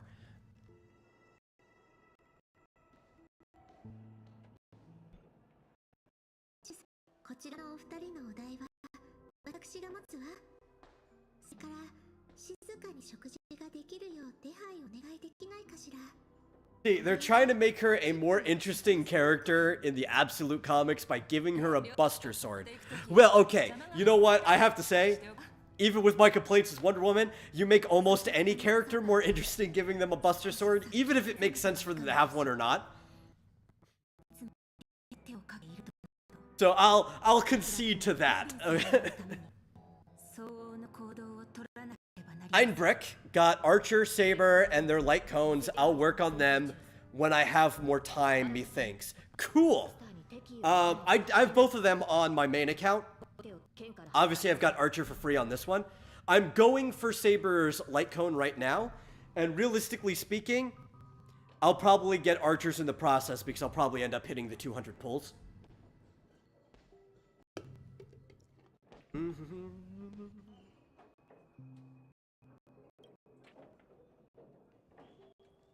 お話ごめんなさいね。ご注文の料理をお持ちしたわ。喧嘩するな。お腹いっぱい食べてでも遅くないでしょ。とりあえず食事にしよう。賛成です。こんなに注文していたの？ Fizchoso says in the comic universe he's making, the most powerful hero, Gold Knight, isn't going to be on the team for the reason it would take away tension. Basically, yeah, what I was saying with Superman. I think most people, if you have a character who, like, compared to everybody else is on the scale of Superman, you probably should not have them on, like, a team or anything, right? Teams should probably mostly consist of characters who couldn't necessarily take care of the things they have to do by themselves, right? Where they kind of require the team. Teen Titans makes sense as a team in the scale of most of the stuff they're working on. At least at first. Realistically, like, Raven is technically more powerful than everyone there, but at the beginning, she has to hold back a lot because of the whole threat of her father and everything, so it makes sense. Even Starfire is actually kind of ridiculously strong. Not at first, but over the years, Tamaranians have kind of, like, scaled up to mid-level Kryptonians, right? Like, they can't expand their power forever by absorbing the sun like Kryptonians can, but they're, like, right there in the average of what they are. So, but, at least in the context of the early New Teen Titans, it makes sense why they're working together. Half the time, it doesn't make sense why, the Justice League is working together. Especially when you realize, like, 初歩的な質問 yeah, if he just stood in the sun long enough, Superman could just take Darkseid. At least any version of Darkseid that he'd need to take. He may not be able to take the prime version of Darkseid who keeps himself away, but he could take any of the avatars of Darkseid. そう解釈していただいて構いません。召喚に応じでは魔力で構成された肉体で限界します。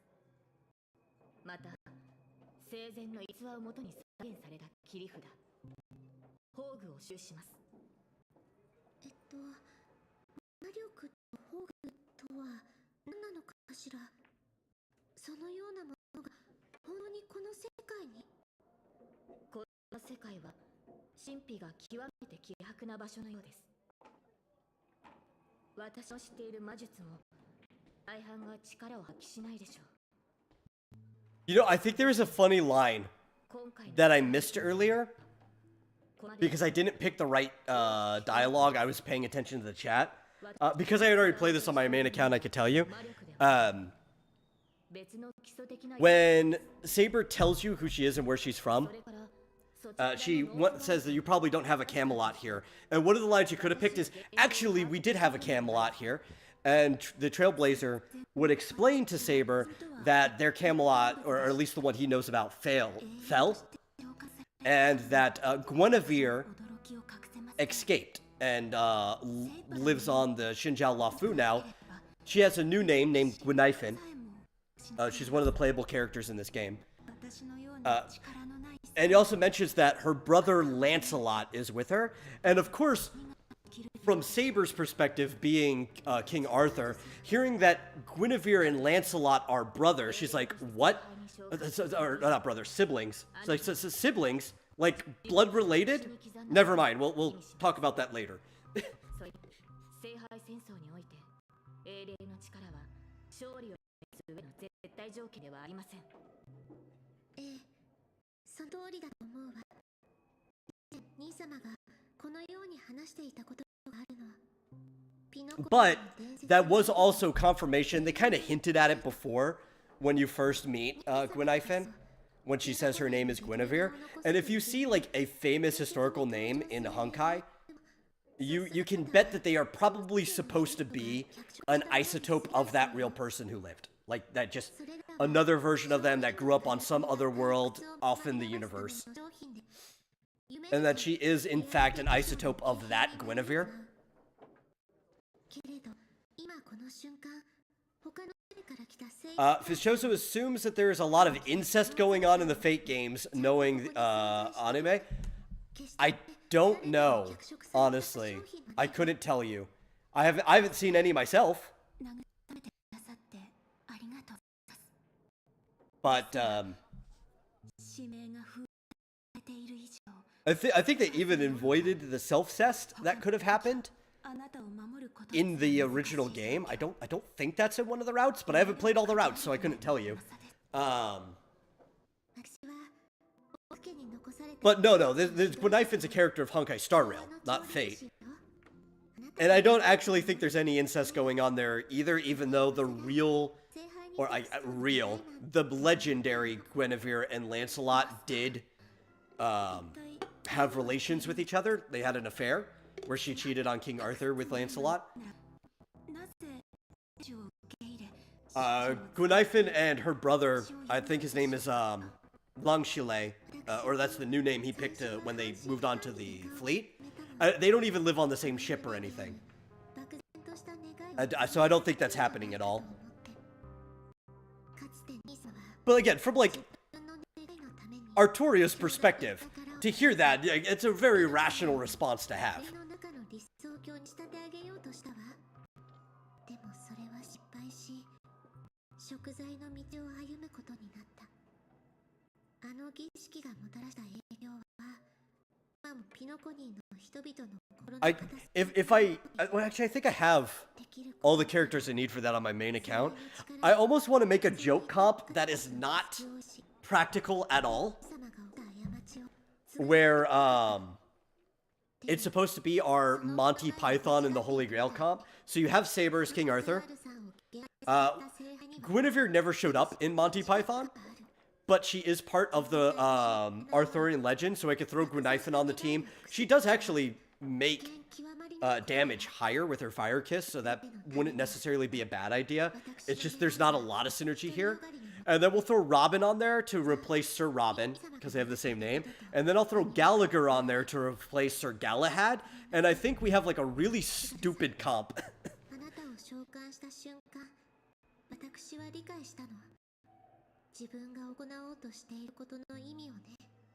Yeah, well, so we don't actually know who was and wasn't real. He says, Gwyn and Lancelot definitely aren't real. They could also be based on real people. Guinevere is an actual name from, like, the Britain Celts, right? Lancelot, not really. It's more of like a title you would give to somebody. The Knights of the Round Table definitely aren't real. But that doesn't mean some of them weren't based off of people from the earlier legends. Obviously, the Knights of the Round Table are based off of, what's his name? Charlemagne, Charles the Great, right? They're based off of his paladins. He had, like, a round table with, like, knighted lords that adhere to him. Even the modern Excalibur is based off of Charlemagne's sword as well, right? But in the earliest legends, they looked a lot different than what they would become later on for the Englishmen. Arthur, some people think was based off of a Roman general, which is like Arturus. I don't think so, because there is an account of an Arthur before that too, with different names that just happen to sound similar, right? In fact, King Arthur's actual sword, if he had one, which he probably did, being a tribal chieftain that ran into battle with his people, he would have had like a round cross guard and like probably a round pommel at the bottom too, like a circular. We know Merlins are real, but Merlin's not a person. Merlin is like a type of person that the British Celtic people revered. It was more like a seer. It would just be like this old man, probably high in opiates or something, that was just living out in the swamp. He'd live out in the wild, usually naked. Merlin kind of means like wild man, and they would like roll in onto the trails while people are walking by and give them like sagely wisdom and stuff like that.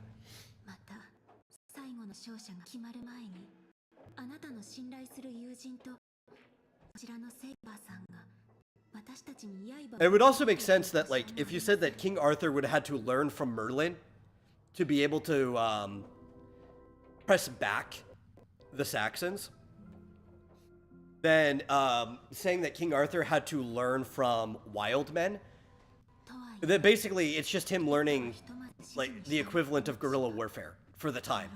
Like how to actually fight from the swamps themselves and use the environment to the advantage. There's a lot of stuff you can extrapolate from the earliest forms of the Arthurian legends.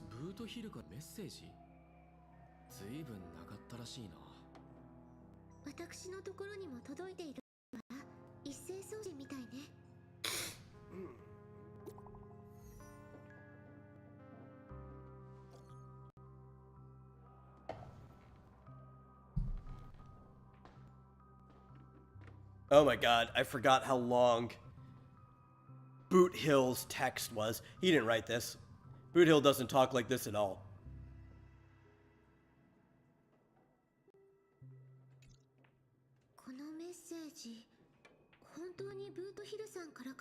What do I...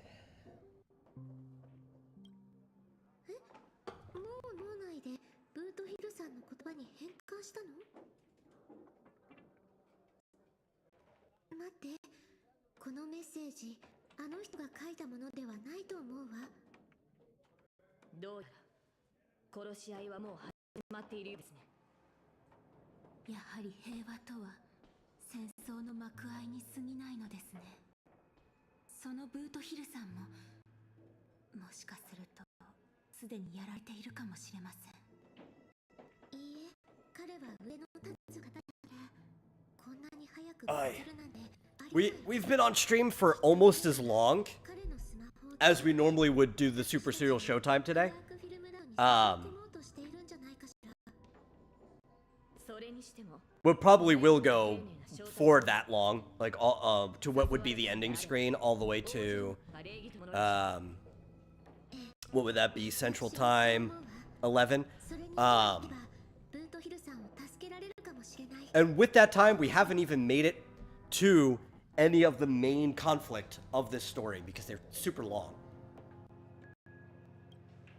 ええ、私もそう思います。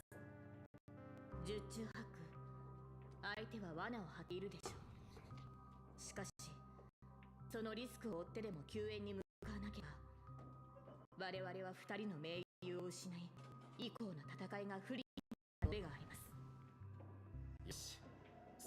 I wish they would let you borrow your friend's units for the story because honestly, combat in the story doesn't matter at all. And if that was the case, I would borrow my saber. Like, really, the only place that it matters that you shouldn't be able to borrow your friend's units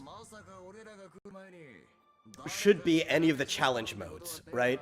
So, like, if you put the conundrum on in the roguelike, the added difficulty, that should disable it, but you can't use them outside of grinding at all, anyway. Obviously, you shouldn't be able to do it in MOC, Pure Fiction, Apocalyptic Shadow. I could even say, like, the hard modes of these events, too. But, like, honestly, story combat does not matter at all. I wish it mattered more, to be honest. I really do. But it doesn't, so they should just let you borrow your friend's units anyway.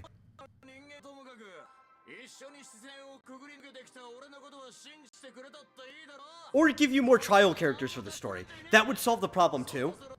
Like, for the whole time that you're in this collab, they should just give you Archer and Saber already built, so that you can enjoy them in the collab. That would also solve the problem. どうやら最悪なのが当たってしまったようだ。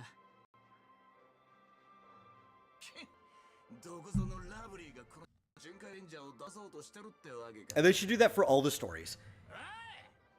If you're currently doing a story part where that character is available, while you're in that zone, they should just let you play that character. It would do a much better job of selling the character too.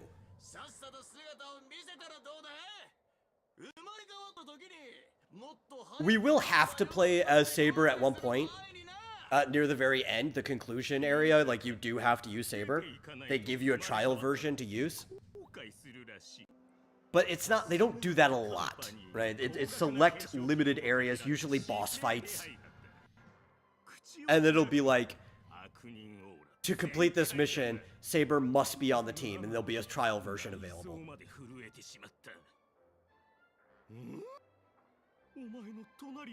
And it barely gives you a taste of the character. Like, if you were really trying to sell these characters to people, you should have the trial just, like, active the entire time you're inside the story parameters.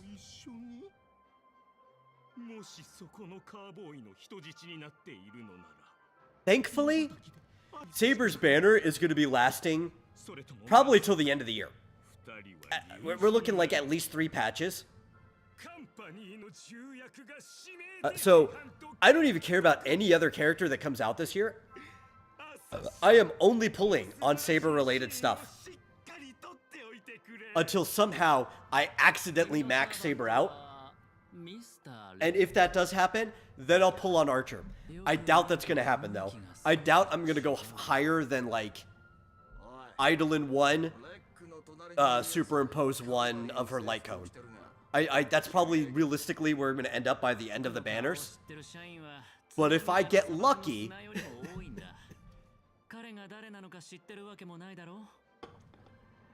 Saber is going to be the strongest unit on my account for years to come.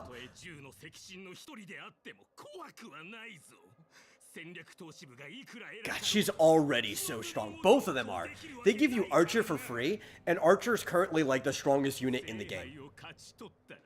If you know how to play him, if you have the setup, you don't even need that crazy of a setup either. You can play Archer perfectly fine with, like, Hanya, Pella, Gallagher. With those 3 free-to-play characters, you could just, boom, you know? If you're a little better at using skill points, you could do, like, Hanya, Branya, Gallagher, right?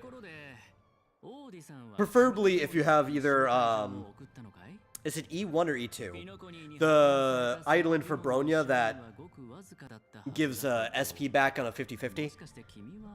And her Light Cone. Obviously, when she ults, you get skill point back. If you have those, you're swimming. But, like, you don't even need standard banner 5 stars that you probably already have anyway. You could do it entirely with 4 stars. And you'll probably still clear as long as Archer is sufficiently built and your supports are also sufficiently built. My Archer is not currently sufficiently built. We're working on it. I was working on it on my other account, but Saber just takes priorities. But eventually he'll be built on both. おかげで首の痛みも悪化してしまった。だがそれらもすべて過去となる。アベンチュリン？はあ、この私が代わりに新しい銃の責任になろう。さあ、お前の宝具。I don't know if Mike is still here. I do have to apologize to him though. Because we are watching this in Japanese to be able to hear the Fate characters' voices. We do not get to hear one of his favorites, Kyle Hebert, performing as Scott. Who he would be if we were watching this in English. I did watch it in English when I was playing on my account. And that's actually one of the reasons why we're watching it in Japanese here. Because it felt very empty not hearing Archer say his mantra and not hearing Saber yell Excalibur. But at this point, it doesn't matter, because now we're in a silent movie. So only, I think, Scott is going to be talking for like the next hour or so. It's all just reading. I don't hate this part, though. That's not a complaint. I actually thought from a artistic and, or just overall creative perspective, the whole silent movie bit is good. A lot of people are complaining about it. I don't have a problem with this. Some people said it dragged on for too long. That's going to vary from person to person. I thought, given the fact that Penacony is a land of entertainment that was built off the back of, like, this world's version of Mickey Mouse. His name is Clocky. It's built off of entertainment in general, early movies, film studios. The whole silent picture thing works really well in the story. It's the bit after the silent movie that actually bothers me. But also, like, this bit right here, right? Where he's like, wait, but if you're silent, how did you know what I said? And then eventually he's like, oh, I can read the, see, there's subtitles right here. It's the jokes. It's not even really a fourth wall break, because they're inside a silent movie, inside the game, right? Like, in world. There are subtitles there. But it's jokes like that that got me the whole time.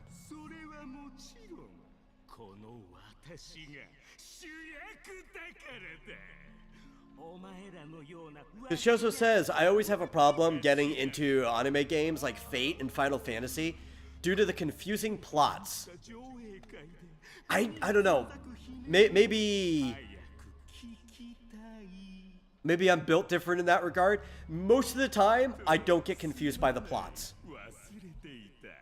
And if I do, I kind of almost acknowledge that it's probably because I'm not far enough into it yet, right? I am perfectly fine with letting the information unroll before me, and I'm good at keeping track of everything that has happened up to the point I'm currently at. So I'm usually pretty good at breaking down and deciphering the plots. So that's not a problem for me. In fact, I think I kind of prefer the games like that more. But Final Fantasy, the plots only really start getting confusing maybe around 7. And I don't even think 7 has that confusing of a plot. it's the gameplay that makes it more confusing. Like, they don't do a good job of navigating you to where the next place you need to be. And it's easy to get lost. 8, the plot got really confusing. 9, tried to work back away from that again. 10, then it got really confusing again. Not as confusing as 8, though. And it kind of just kept getting confusing. And more confusing, and more confusing, and more confusing. But all the earlier stuff, like original Final Fantasy, there's a time loop, but it's straightforward. You can play through that game, you understand everything that happens to it, just play through it, right? You don't even need to know that there's a time loop involved until after you beat the final boss of the game. Final Fantasy 2, very straightforward. There's a dude who's trying to open hell, basically, pandemonium, and get the power of it, and you need to stop him. He actually does open hell, but you close it back up when you beat him. Final Fantasy 3, also pretty straightforward. There's 2 different worlds that have been separated. This Cloud of Darkness ate one of the worlds. Trying to eat your world, you need to kill the Cloud of Darkness. Pretty straightforward. 4, also straightforward. It's a, well, sort of. There's a twist at the end. But aside from that, it's pretty straightforward. 5, another one where there's the separated worlds, but this one they actually used to be the same world at one point. They end up merging back together. There's a little bit of convolution, but not too much that like your average person can't follow. And 6, the story is straightforward. It can be a little confusing to follow, though, because it's written as multiple part stories, where you do split up and follow different people at different times. But it's still pretty easy to explain. I think the first 6 games, anybody who plays it should be able to understand the game just as they're playing it. Fate, on the other hand, one of the things that convolutes that is multiple timelines, right? Because technically every route exists and it's its own timeline. So I think that's what makes Fate more confusing than anything. To know, like, which timeline are we even in? Archer actually comes from a different timeline than the one that you're currently experiencing. In fact, I think in the original game, Archer is not from any of the playable timelines. He's always from yet another outside timeline. So I can understand why Fate's a little more confusing. Even if you tried to just ignore the game, because a lot of people will never play the Orochi. I think they sanitized it a lot with the remaster version. Like, they took out most of the sex, from what I've heard. I've never played the remaster version, I can't say. Still wouldn't recommend it for people who aren't interested in that kind of thing. But even if you just watch the anime, the whole timeline thing can still make it confusing for people. I think anytime you're dealing with complex cycles and multiple timelines, I cannot argue that it's not confusing.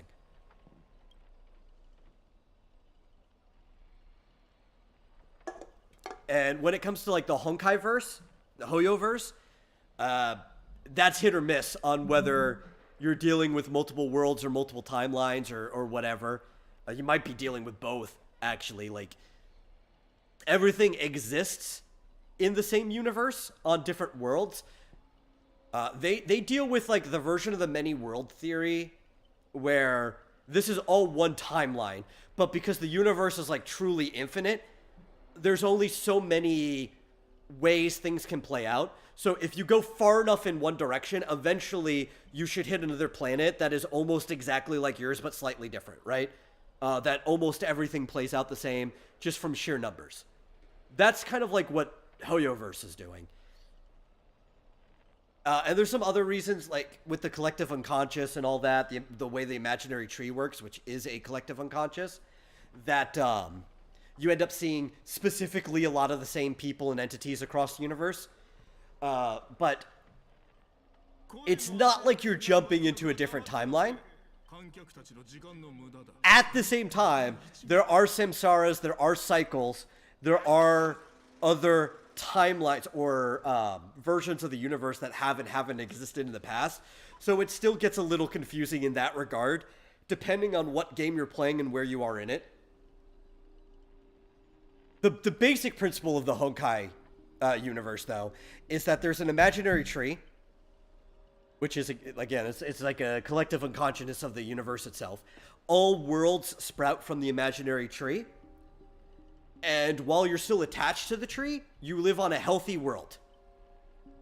But then worlds can fall off of the imaginary tree, usually from some type of Honkai event, but there's other ways it can happen too. And then they go into the Sea of Quanta, which is the only other space that exists, and they become bubble universes. And when you're in a bubble universe, the laws of physics don't necessarily work the way that you expect them to anymore.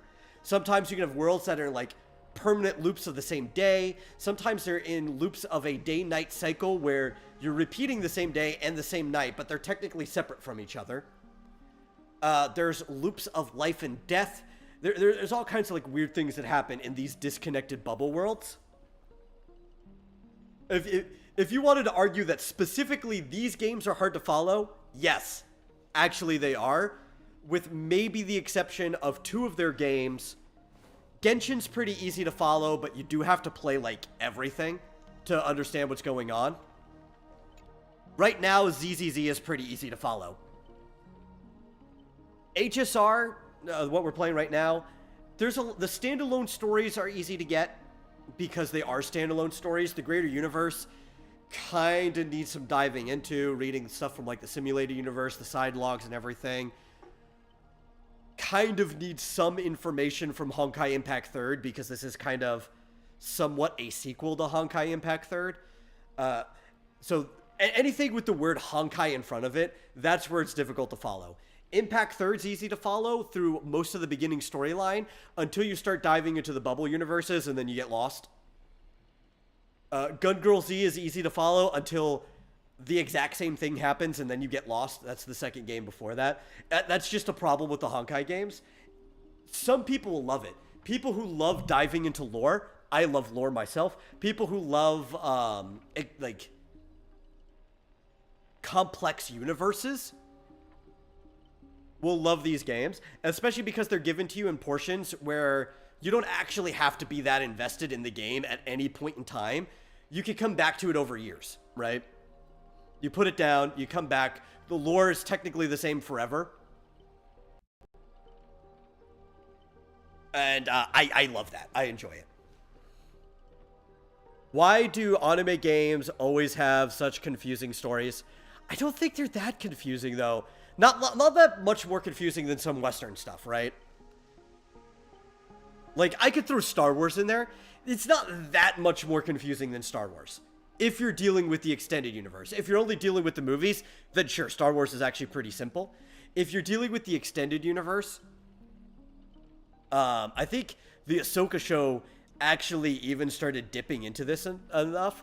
But in the old extended universe, even though it's a galaxy far, far away, right, long ago, all humans in Star Wars originally came from Earth.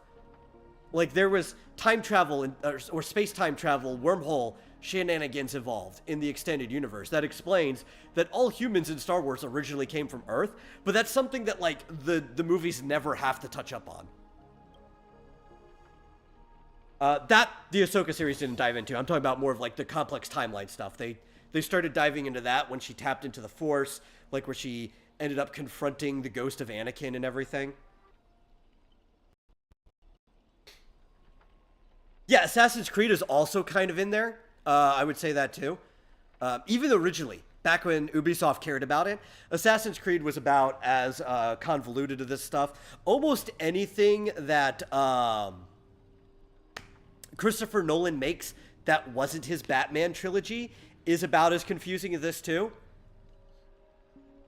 I think it's like, it's just trying to get into classic sci-fi. Sci-fi has always really been about, like, these multiverse stuff. Star Trek, actually, you would get away from Star Wars, something that deals with this way more often. Star Trek is about as confusing as these games are. If, like, you really dive into Star Trek. Star Trek was dealing with multiverses, multiple timelines, all of that stuff, even as far as, like, the original series. And it's only gotten more piled on and convoluted as time went on. That's not a complaint. I love Star Trek. I love it for that. I don't like a lot of the newer stuff, but that's just more of the talent working on it than the concepts of Star Trek. I'm actually even kind of glad that some things are split off into their own timelines. Like how the recent movies have their own timeline they call the Kelvin timeline. That's cool that it doesn't have to affect the main universe at all. In fact, I would even argue that some pulps, and then even getting into when Star Trek comes out, from the West, was a lot of the inspiration for why a lot of these anime games are like this in the first place. I think specifically Fate is that way because it is a visual novel, and they're actually trying to use the mechanics of the different routes as part of the storytelling. Steins Gate does that too, and I think one of the reasons some of that is in the Hoyo world is because clearly Fate was an inspiration on the Hoyo stuff. Final Fantasy is also an inspiration on the Hoyo stuff. But visual novels as a concept are an inspiration. Outside of whatever the gameplay mechanics are, a lot of the Hoyo games basically started out as visual novels. Like, that's how the storytelling went. It was just a non-branching one where they just told the story straightforward like that. Not all visual novels are branching, choose-your-own adventures. Some of them are straightforward stories where they have, like, mechanics in it. Phoenix Wright is that way. The Ace Attorney series is a visual novel that doesn't have branching decisions. It just uses it for the case-solving mechanics. Hoyo even has a game called Tears of Themis that is like that. It's their husbando dating game. And it's basically a debate card battle game that also has Ace Attorney trials in it, which is really fun. I should get back to it. I'm still in like the first storyline because I've played so many different things. The problem is Tears of Themis only exists on the phone.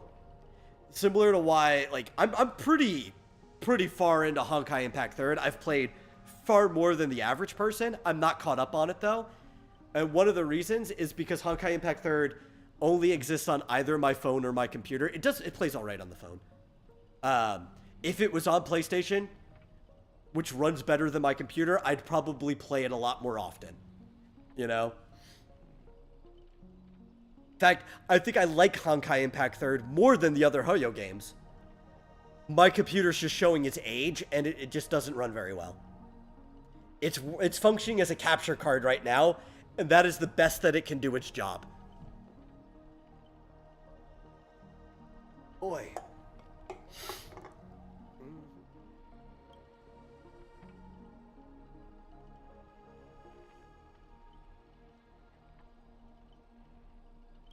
But honestly, I really like the concept of isotopes in the Honkai games. How there are these characters that their lives just keep unfolding over and over again in different parts of the universe.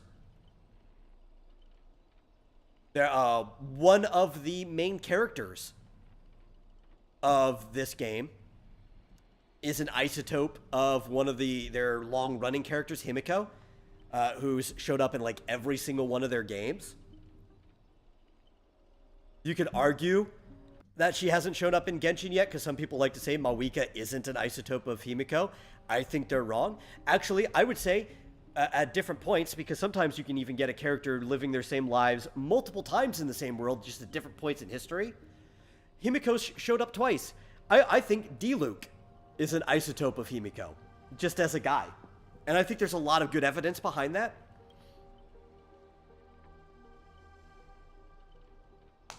Another one of the more important characters, Kafka, is literally an isotope of Franz Kafka from Earth history. You know, the philosopher and novelist who wrote Metamorphosis and a bunch of other things.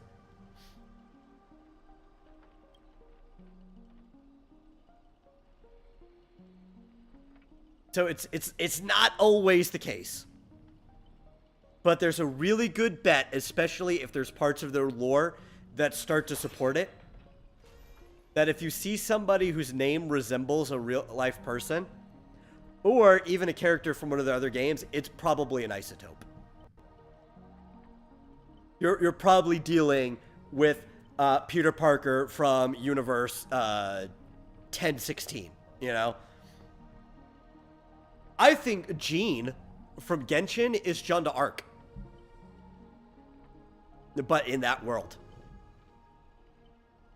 I think there's a lot of good reasons to believe that too, especially the way your character functions.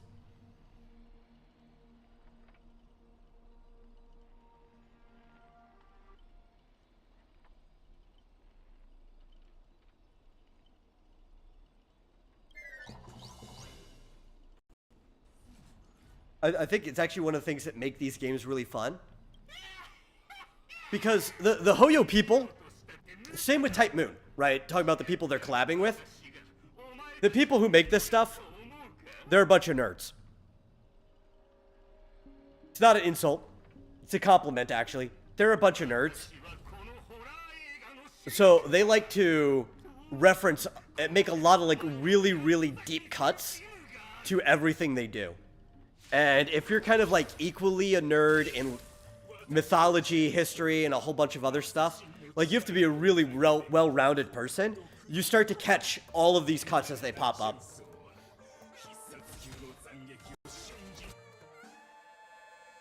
I will save this, actually.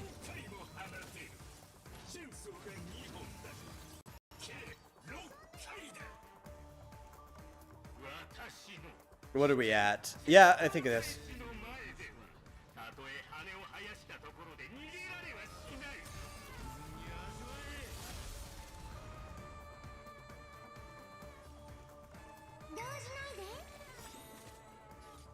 Yeah, okay, this works. Fishosa says, I don't want to use the variant type of multiverse as it makes everything confusing. I usually don't like a multiverse in general, just personally. I like a sprawling universe. It's one of the reasons I kind of like that Hoyo does, even though there are these people that show up in different worlds, it's still just one universe. It's not multiple universes stacked on top of itself or anything like that.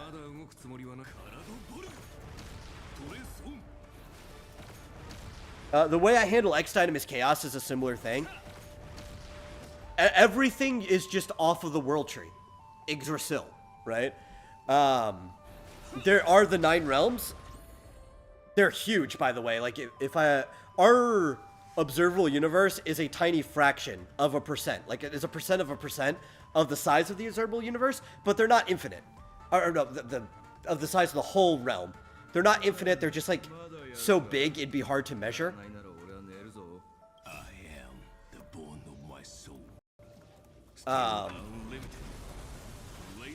And then there are minor realms that are in the branches of the tree itself, too. That are probably not able to be counted. But, yeah. Or you said the Narnia type of multiverse? Yeah, I like different realms. But when I see different realms, I think different realms are still part of the same universe, right? Like, if you had, like, a true multiverse, everything would have the same number of realms and spaces. Like, it would just be a copy. I don't like that. I feel like that's less interesting. Especially if you deal with the interpretation of the many worlds hypothesis, where there's an infinite number of those worlds, because then nothing's unique anymore. What's the point of telling a story where the same thing has happened an unlimited number of times, right?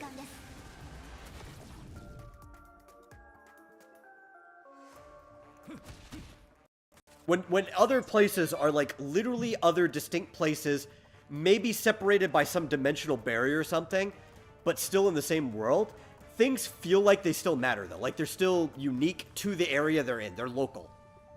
I want stories to feel local.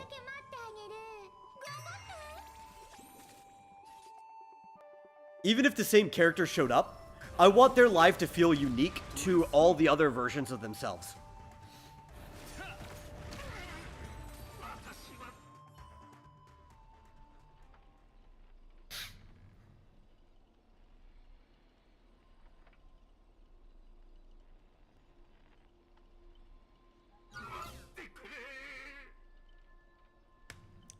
And on that note, I'm gonna let this continue playing because I have already seen this scene. I'm gonna go use the restroom, so I will be right back.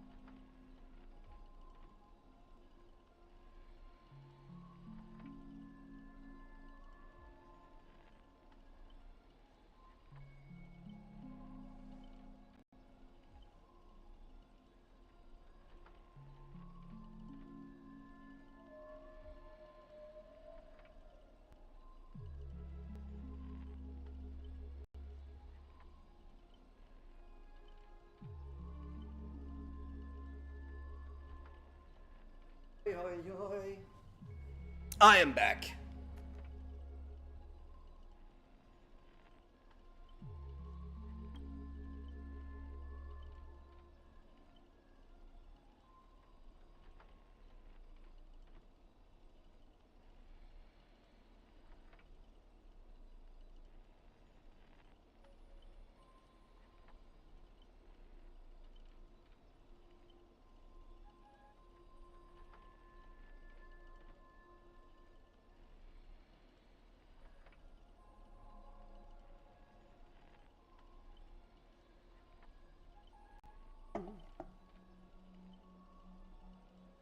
You know, thinking about it too, I think that's also my problem. Even if you only had a single universe, a lot of my problems with what they do with a lot of stuff, I like cosmic storytelling. But I think the issue is like relying on the cosmic scale of things also ruins stuff. Like, even when dealing with the cosmos, I think story should probably be local for the most part. You could even trot. Like, Realms and Relics is a story about trotting across the cosmos, but they're still, at the end of the day, local stories. It's about the scenery, the places that they go to, the exotic areas, but you spend time in each one of them. Spending too much just time floating around in space, doing space things with space-sized battles, it's cool every so often, but it takes the stakes out of things. It feels less personal. Unless you want to make it local to environment. I think one of the things that Star Trek does well when they do that sometimes, or Firefly even does well, is you do get the local stories of the landing missions, which is fun. It makes the stories all feel small and local while still getting to go to fun, unique places. They also make the ship they live on a personal and local environment that you spend a lot of time in, right? I think that's pretty cool. You kind of have to do that if you're going to be spending a lot of time flying around in space.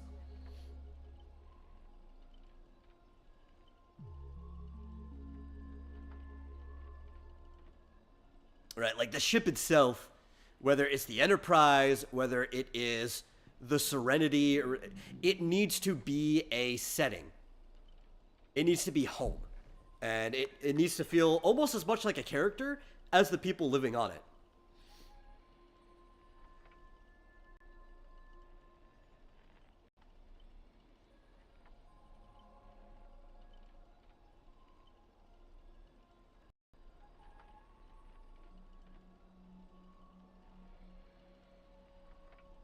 And Fishosa says, I won't even try to do alternates of pre-existing characters when I attempt a multiverse. More power to you, you know, it's to each your own. I think you can do that if you do it in a creative way, but it's also equally smart or smarter to not even bother with it in the first place.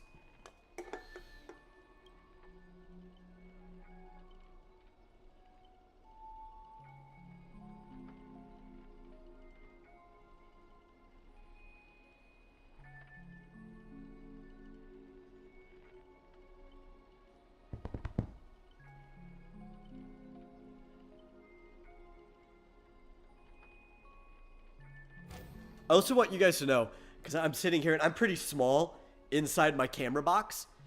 This is the most that camera will zoom in. Just altogether. It will not zoom in anymore.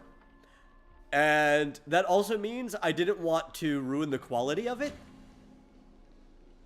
So I wasn't going to crop it and make it bigger. Just like crop around where my head usually is. So this is just the biggest I will be in this camera when we're in this setup.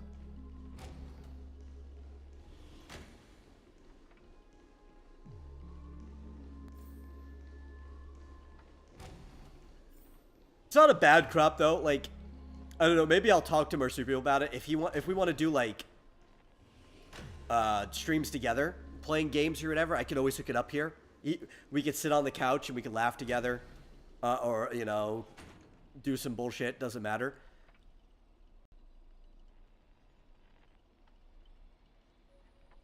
And you know, have some like really fun times.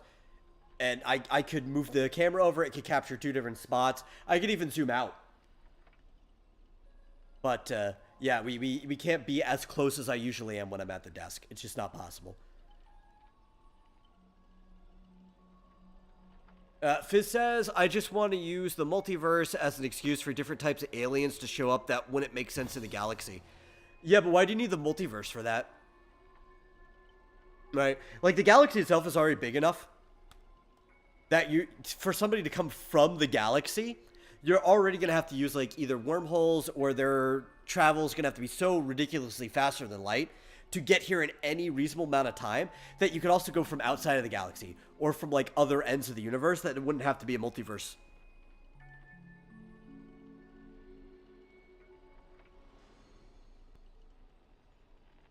And then to do multiverse, you still have to do some type of wormhole anyway.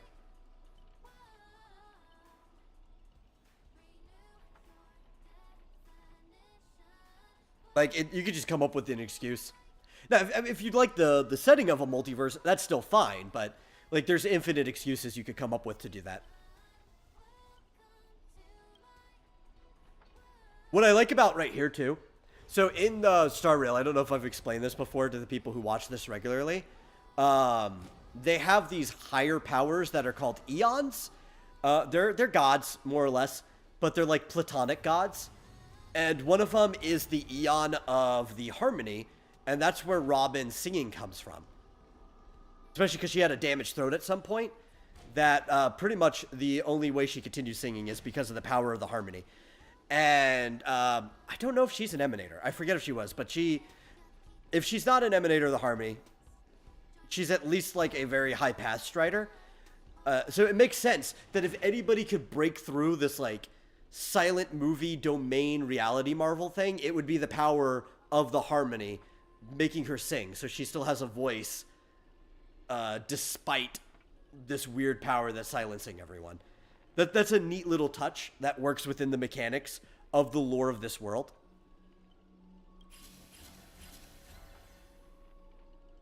I think it's the little things like that why I appreciate the silent movie thing, and why a lot of people who just don't care about that stuff hated this part.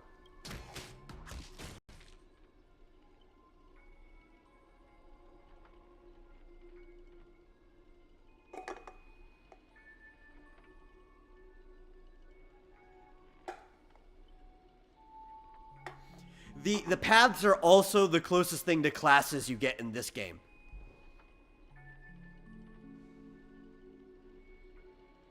They're the, each of the eons represent a path of life that you can walk. And your Trailblazer, you could guess that, like, Persona was probably an influence on this for most games that do this, but the main character, they get to walk every class, right? So over time, the Trailblazer is getting multiple paths. You start off walking the path of destruction because Nanook glanced at you. Then you get like the path of preservation because Klepoth glances at you when you help to save Bellabog.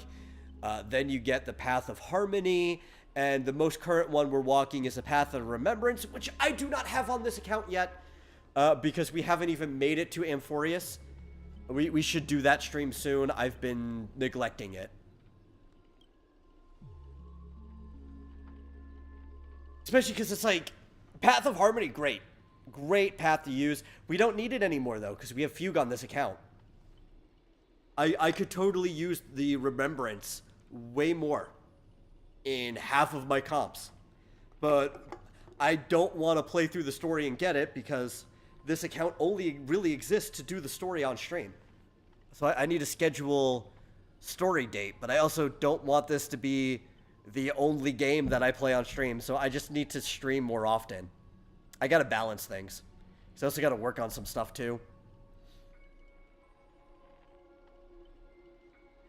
If I can work on the video latency problem, which may just come down to me somehow getting my Elgato working again, but I might be able to do it with the setup here. If I can work on the video latency problem so there's less of a delay, we might do action games. But action games, like, I seriously need to be able to see what I'm doing. I can't be living even on a half-second delay. I could deal with quarter second. I could live with quarter second.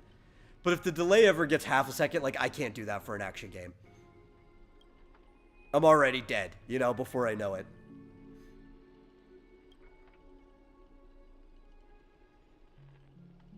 Part of it too is like, I really want to play ZZZ.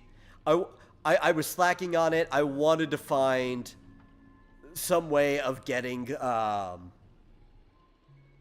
capture working before the anniversary ended so I could get my anniversary rewards for that account. Not that it ultimately matters. We're kind of past that now. There's a new patch coming out. It's going to be the summer event. Not like we'll be there anyway, because we'd have to get through parts of the intro, like the prologue. But like that would also be a good time to start. I want to get into playing ZZZ on stream. At first, I was going to say screw making a new account because we can just play through all of the story on mine. Except part 2 isn't mission-based anymore. So we can't go back and replay the parts of part 2 like I could with part 1 or 2.0. Well, the cool thing about it being a mission-based game is like I don't need to make a new account. I could just go back and play it on my account. But they didn't do that for 2.0. And that frustrates me. So he's like, yeah, now we're going to have to make an account, which technically it's this account. You have one user and it's fine. But it's like, we'll have to play ZZZ on this account like we play HSR. And I want to get back to Genshin. Which Genshin I might be able to play a bit more on lag anyway. A little bit on a delay. Because Genshin's not that intensive of combat. You kind of just muscle memory your rotation and ignore what the enemies are doing. More or less. There's some bosses where it's like, yeah, you have to time around when it's doing its thing and when it has its downtime or whatever. But most of the overworld stuff, it's like preemptively dodge, do your rotation. We might have some issue on the bosses, but for the overworld stuff, I don't think we're going to have any problem in Genshin.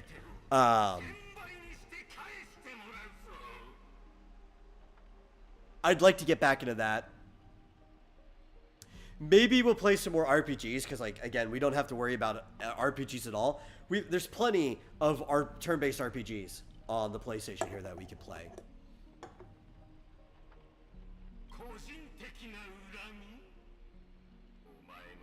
But also with this setup, I could go back to playing on Switch games, too. I have some Switch games I like to go back to. I could do that back in the comfort of the room, because I have my Switch set up in there.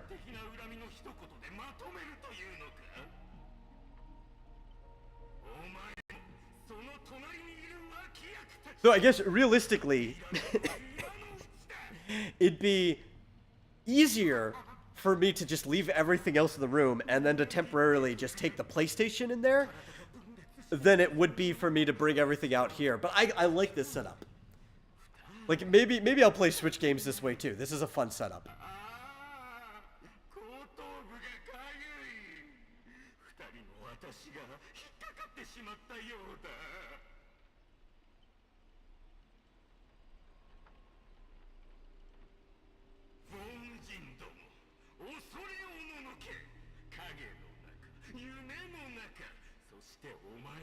Yeah. So, anybody who probably doesn't just watch this, or even the people who do come here and chat and they really just don't pay attention to what's going on in the story, maybe they just don't care, or maybe newcomers who for some reason don't play Star Rail. But hey, hi, how you doing? Whether it's now or in the future. To explain who Scott is, Scott needs some explanation. Way back in the Shinjo Lafu, there was an event where we revitalized this neighborhood called Aram Alley. This old cultural neighborhood, had a lot of shops and stuff. It was being threatened to be shut down. And the thing that was threatening to shut it down was the IPC led under Scott's department. He's not like a super higher up. He's like a middle management kind of guy.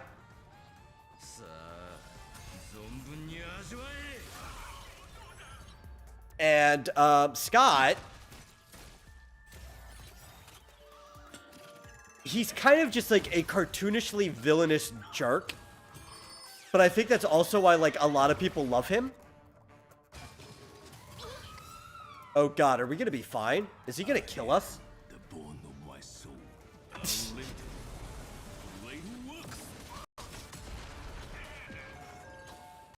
Okay, no, I think we're fine. Yeah, but he's like this cartoonish villain. I don't have Sparkle's buff. I think we're gonna wait. When does you get pulled? Oh my god, you're so far though. We're gonna wait. We're gonna get Sparkle's buff. Assuming Sparkle doesn't die herself. Okay. Yeah. And so we debated him. We saved the arm alley, kicked his butt, made him bark like a dog as part of a bet.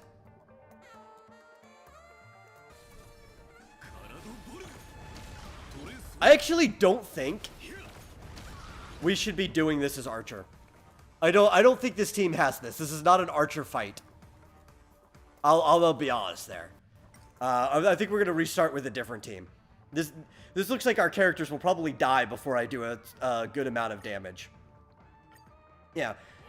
Then, oh no, I didn't want to restart like that. I forgot to hit change lineup. Then after we kicked his butt, made him bark like a dog. Fast forward later to another event going on in the Lawfu, the war dance ceremony. March is learning, or she wants to learn how to sword fight. And we run into Scott bullying people again, and we get involved into a mix-up with him. And guess what happens with him? We make another bet. And this time, he's gonna end up oinking like a pig, because March learns how to sword fight over the next week, and we defeat his mech. So Scott really hates us. It's not really our fault. We're just responding to him being an aggressive dick over and over again. Great character, by the way, though. Me calling him an aggressive dick is not harshing on his character. I love Scott. I love every time he pops up. Oh my god, should we just fight on? Yeah, you know what? We'll use Kevin. Kevin will solve this problem. Let's go. We need Sparkles coming back. And Sunday. This guy, he's not even weak to fight on. I think with the AoE, we just cover it. Acheron would probably be better here. I want to see if fight on will work, though. But even at the beginning of this story, he's like, my old nemesis is back!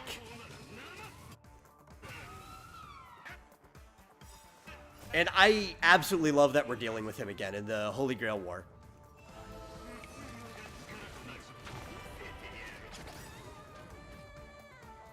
So, Phaidon is a cool character, as you're going to see. This is the guy that I was talking about before, who is an isotope, a variant of a girl. He was Kevin Castellana in these older stuff. And now he's even called Castellana when he transforms. But the way Phaidon works is he doesn't use energy. Every time that an ally uses a buff on him, he gets these little stacks. He also gets them when he attacks.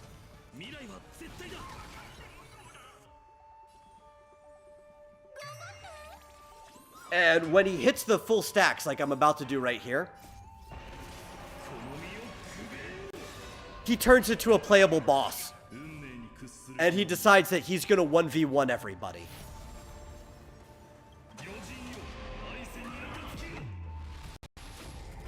Oh, yeah, he did. That was enough damage. We don't have to be, what's it called? Type effective against this guy. I think we'll be perfectly fine. We're a literal, this is like Kefka from Final Fantasy VI. But if he was a playable character. This is what happens when the boss character, when you unlock him and he feels like the boss character, which never happens in games.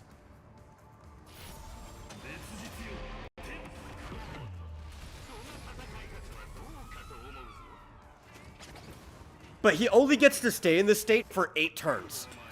The cool part is, though, it doesn't matter how many of his 8 turns pass. he will retain whatever buffs you gave him before he came into this.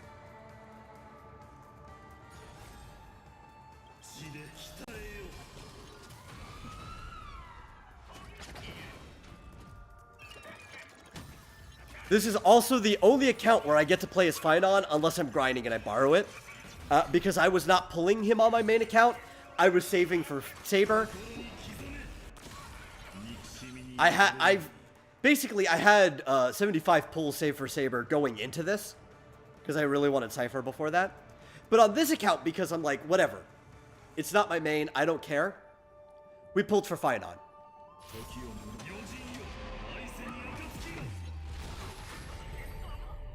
You see, my Finon's not even particularly strong.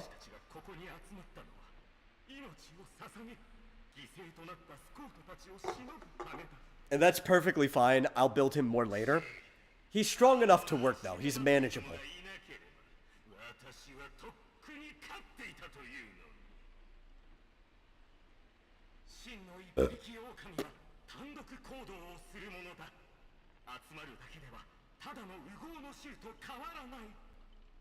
This 1000-face Scott thing, which a lot of Penacony has this feeling to it already, it feels like something straight out of Persona. You could tell that, like, Persona 4, probably specifically, but a lot of Persona influenced what they were doing in Penacony. And we get a little bit of that again coming back to Fate. It's funny that we're playing a collab for Fate, and we're still getting some, like, Persona influence in it just because of the place where the collab is occurring.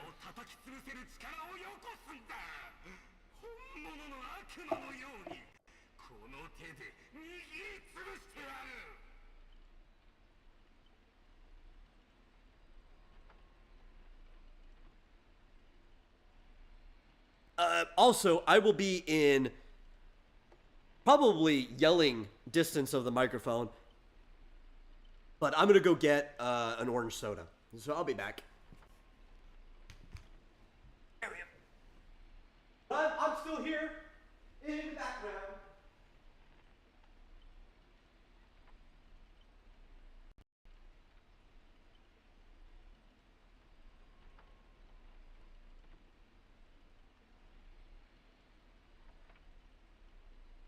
Actually, like, one of those living room setups where, this living room area, the couch and everything, that wall directly behind the couch is actually, like a bar top counter. The kitchen's, like, literally right there. Which actually, it's a cool setup. Should probably do some cooking streams sometimes. I think, that could be fun. If I actually have anything I want to cook.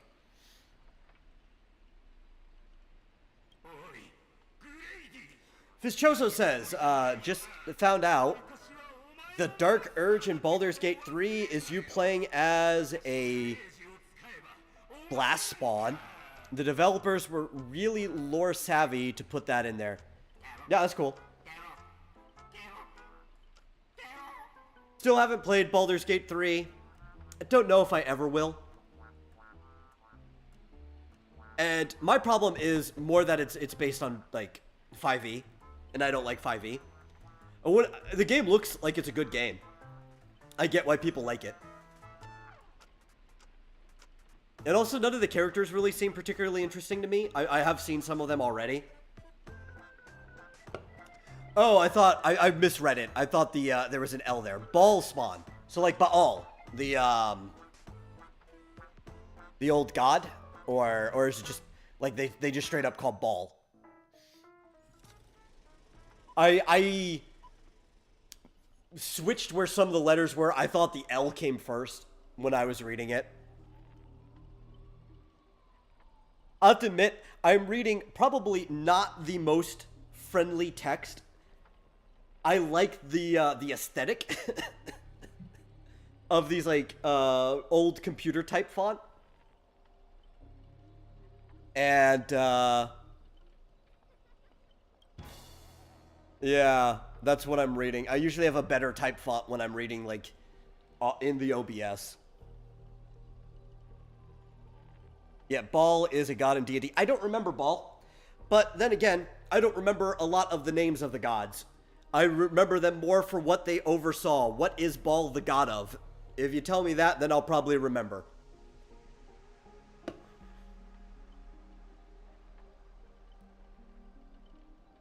What, like, facet of reality did Baal oversee? Is it the Dark God?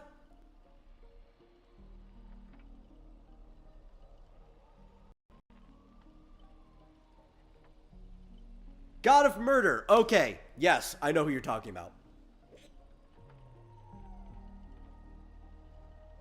Got it.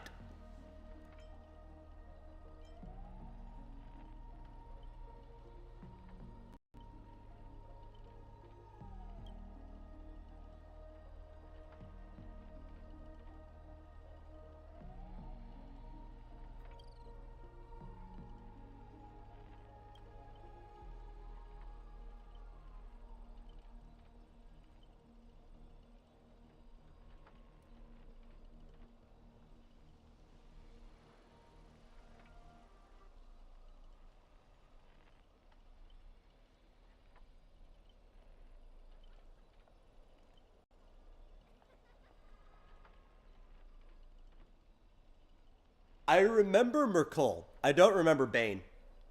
But if you said of the Dead Three, then Bane would obviously, by process of elimination, be the other one. I haven't touched that stuff in so long. I probably will never touch it again.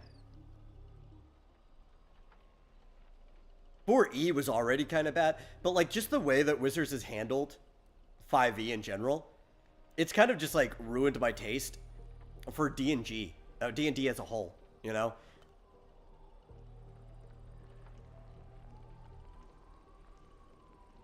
Especially given that like the D&D universe was never really all that original anyway. There's some stuff that are kind of unique to it, but most of it's still just playing off of other stuff. Not that that's a complaint against it. While I was in it, I was enjoying it, but it's not like there's factors of D&D that are so unique to it that I'm gonna miss D&D not play D&D, you know? Like, I could get that same stuff from other places. Some specifically inspired from D&D, like they took it from them, but also I could get it from places where D&D took it. You know, like there's a lot of stuff from D&D that came from Tolkien. There's a lot of stuff from D&D that came from, even more so, the Elric saga. Like, I'm not gonna miss the Forgotten Realms or anything like that.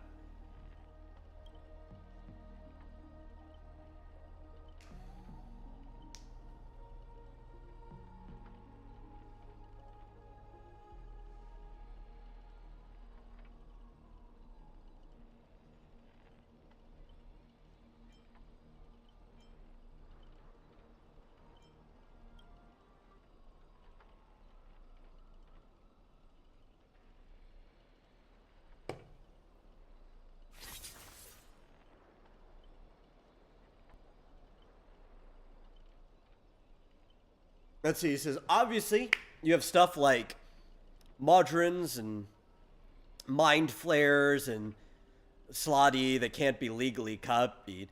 Well, maybe, to some extent, right?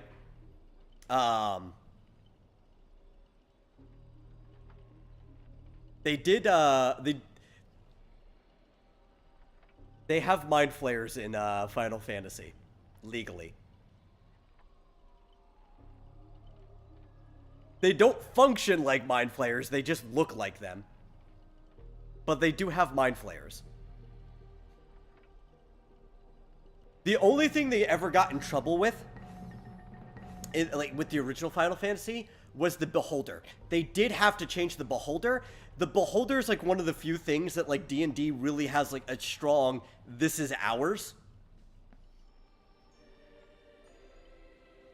And the reason they got in trouble is because when they were making the original Final Fantasy, they didn't realize that the Beholder was unique to Dungeons and Dragons. They thought it was like everything else they were putting in there, some reference to like older mythology and folklore and stuff.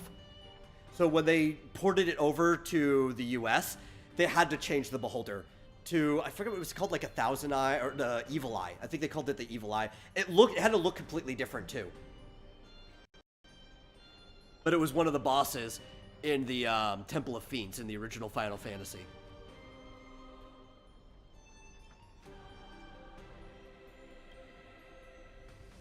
They did change the name of the Mind Flayer in the original version when it was localized. They just called them wizards, which is funny. But when they brought it back, like later versions, like in Final Fantasy 15, they do just straight call it the Mind Flayer.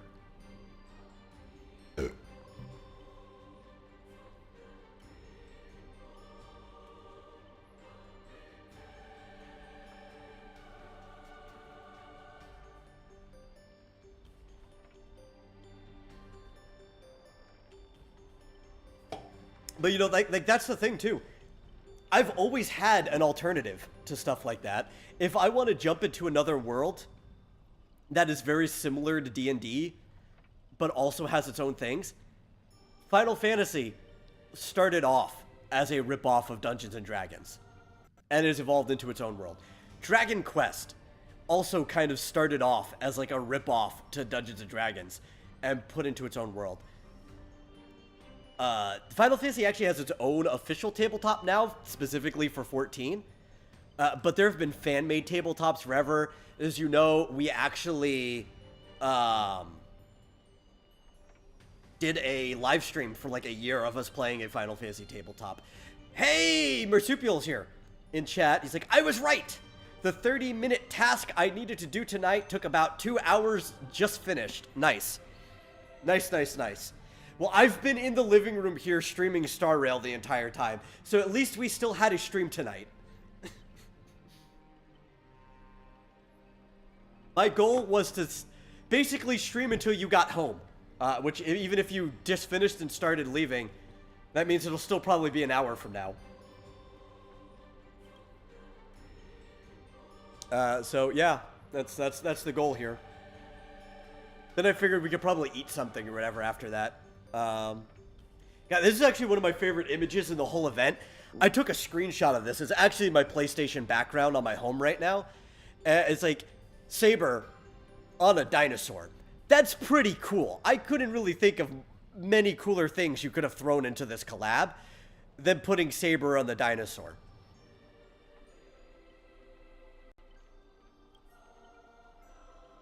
In fact, King Arthur kind of seems like the type of person that if there was a dinosaur that he could mount in front of him, he would probably boldly just jump onto the mount. No questions asked.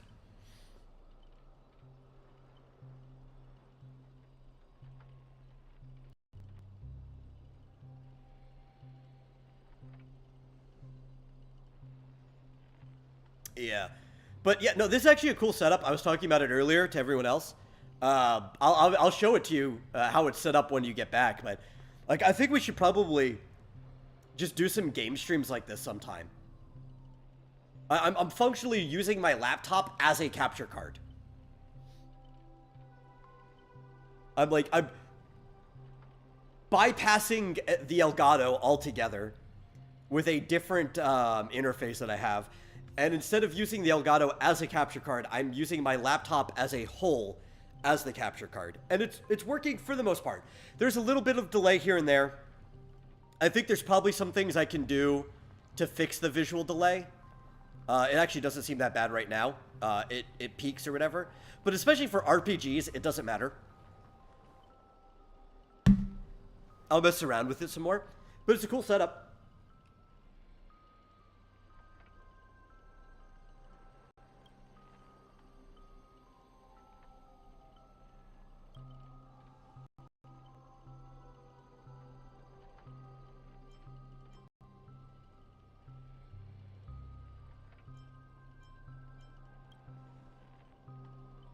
One of the other complaints that a lot of people had is in this Holy Grail War, only 3 of the servants are actual Fate servants, which in itself doesn't make too much sense. They do explain it towards like, okay, all the people participating who are from Penacony got local servants. all the people who were off-worlders, of course, they somehow pulled a off-world servant too. Sure, whatever. I'm not going to argue with that too much, but I get why they're upset that you could have had at least 3, if not 4, because there should be 7 servants in general. Fate characters, if you just gave everybody a Fate servant.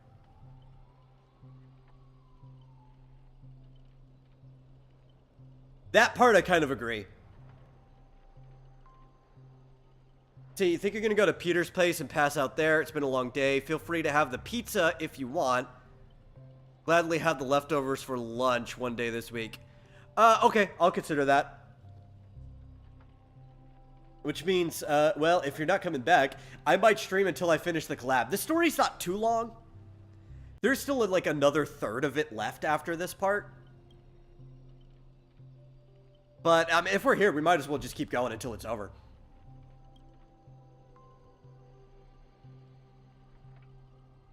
I'm not in a rush. I'm comfortable.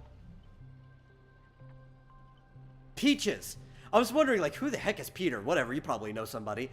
Doing speech to text, that makes sense.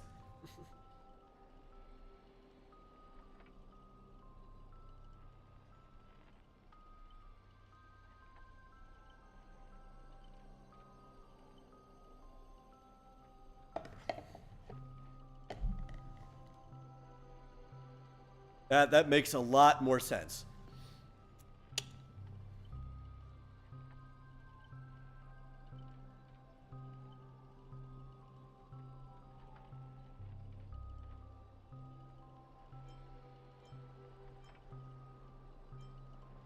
Well, judging by the way these options are placed, I don't think we actually have a choice. It just gives us different dialogues explaining why I can't stay, why Archer can't stay.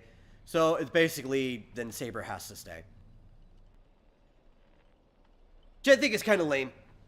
They again, to play into the route-like or visual novel nature, you can make it to where there's not multiple endings, but you could have just changed the scene where basically the dialogue is the same. Nobody's voice acting in the silent movie for it to matter. And you could have just changed the places of who is in what position. Because we're all going to be back together in like 5 minutes anyhow. It really doesn't matter who stays. I don't know why they couldn't just let us pick. I guess because like I think there's a fight here that happens, or there's a Hanu thing. So it's like, okay, the main character has to go. Why couldn't you just let us pick Archer though? You know, like switch Archer or Saber.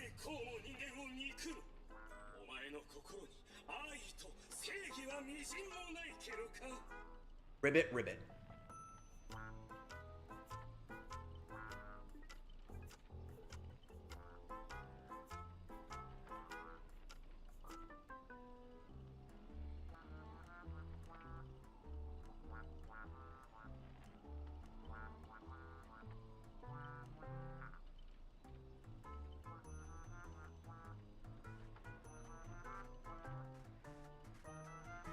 Hey.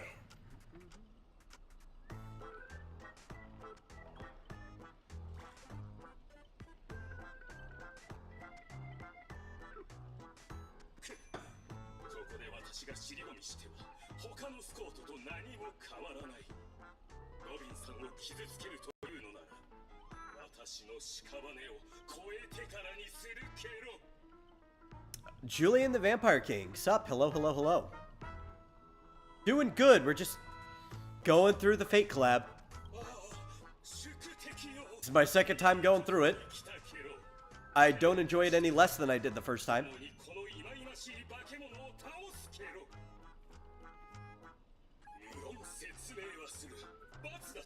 First time... Oh, I hit the wrong button. First time going through on stream. I have 2 different accounts, but... I'm enjoying it.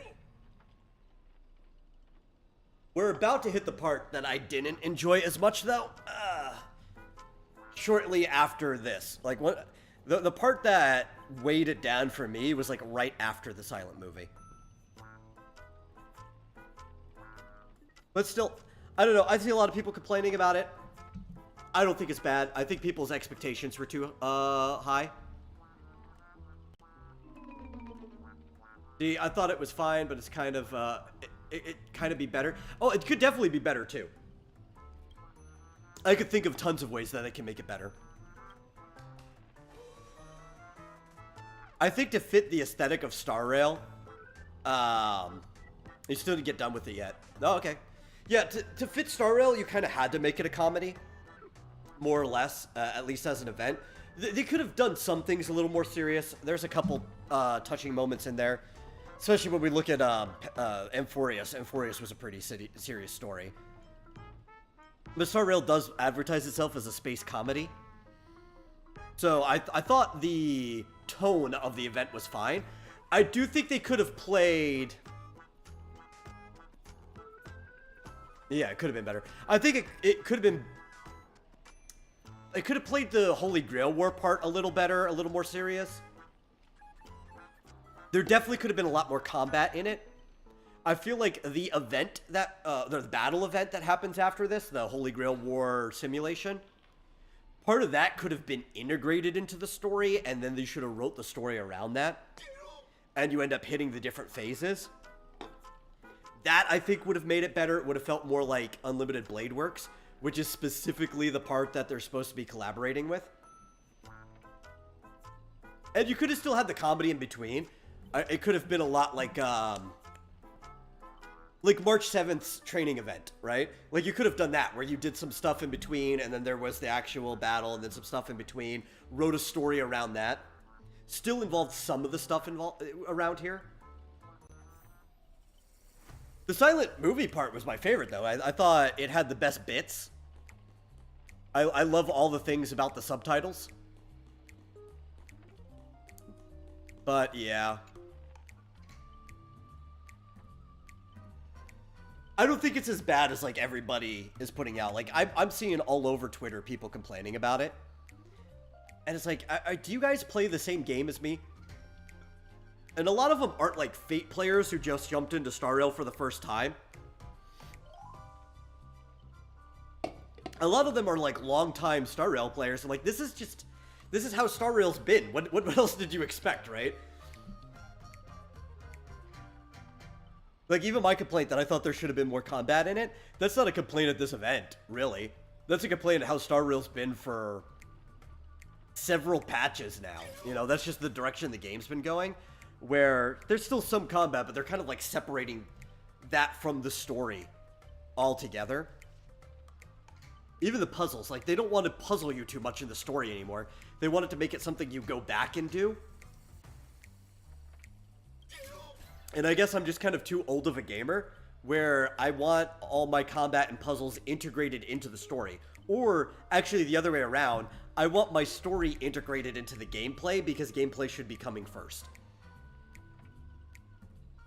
And it's a turn-based RPG. I think the old Final Fantasy games, especially on the SNES, did the perfect balance of gameplay to story. I think Star Rail did it pretty good at first. They were talking about, like, Bellabog and the Lawfu. There's plenty of combat during the story portion. I wish it would come back to that. I still enjoy the game a lot, though. If I didn't, I wouldn't keep playing it.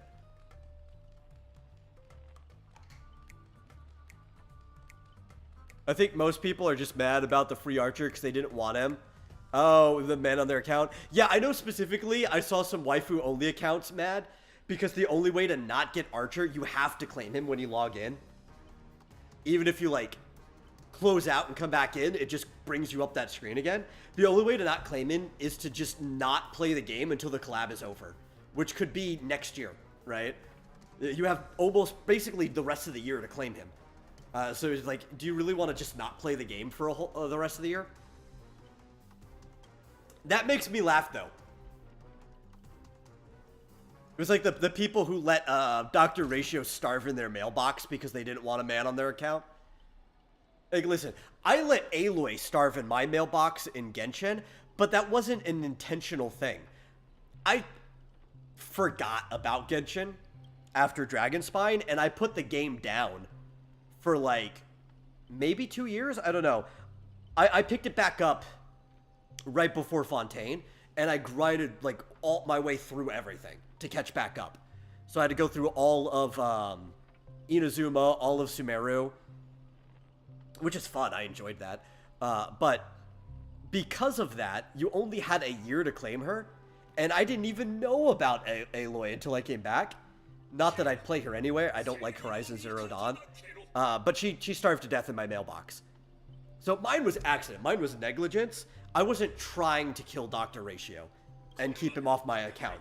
If you give me a free character, even if I never play them, I'll take the free character. Characters are expensive in these games. But also, Archer's great. Like, I was not going to put him down. I love Archer. Because I like Fate. And Archer's one of the coolest characters from Fate. Like, I'm glad they gave him for free. I'm glad that I could basically get his light cone pulling for Saber, right? Like, I probably won't get it on this account because this account is functionally free to play. I'm not spending any money on this account whatsoever. This account only gets money if somebody wants to, like, gem got it. And I don't expect that to happen. We're functionally playing free to play here. But on my main account, I already have Saber, and I'm going for a light cone, so I'll probably get Archer's light cone on that one too. Let's see. Yeah, just don't use or build him, and you're still get men. Yeah, because like the 4 stars, you can't not accept the 4-star that's given to you, right? Most of these people probably have Gallagher on their account, whether they want it or not, right? Probably have Sampo on their account. Maybe even lost to Jeopard at one point in time. Or Little Yang Ching. You can't control it. Just don't... I don't know why they're throwing such a fit over something stupid like that. Vischoso asks, does anybody even care about Horizon? Enough people, I guess? It sold enough, right? Not super well for what they would want from that type of game, but they still sold in the millions, which is good enough. And they're making a Lego Horizon game, so there has to be some type of demand there. I just don't see the appeal to it. Julian the Vampire King says, I'm trying to get his light cone, but I don't think I can get the needed 120 pulls. Yeah, I'm already... I got Saber on exactly my 100th pull. Which I got from finishing this event. And it was a little short, so I did some achievement hunting. Not the story, from... I got it from beating Conundrum 6 of the Holy Grail War. So I'm a little bit past that. I have somewhere around 90-something pulls left to go before I get his light cone. And we've got like a month. I'm probably going to get it. It's exceedingly likely that I'm going to get his light cone for free. I forgot that we were still on Finon. Because I needed him for that boss. Okay. Do we have a heal anywhere? Or do I want to... Where's the nearest... Oh, okay, there's one right there. We'll be fine. The nearest, what's it called? A sustenance anchor? I think that's what they're called in these, modes. I think they're called sustenance anchors. I'm not reading those. They're too long. There we go.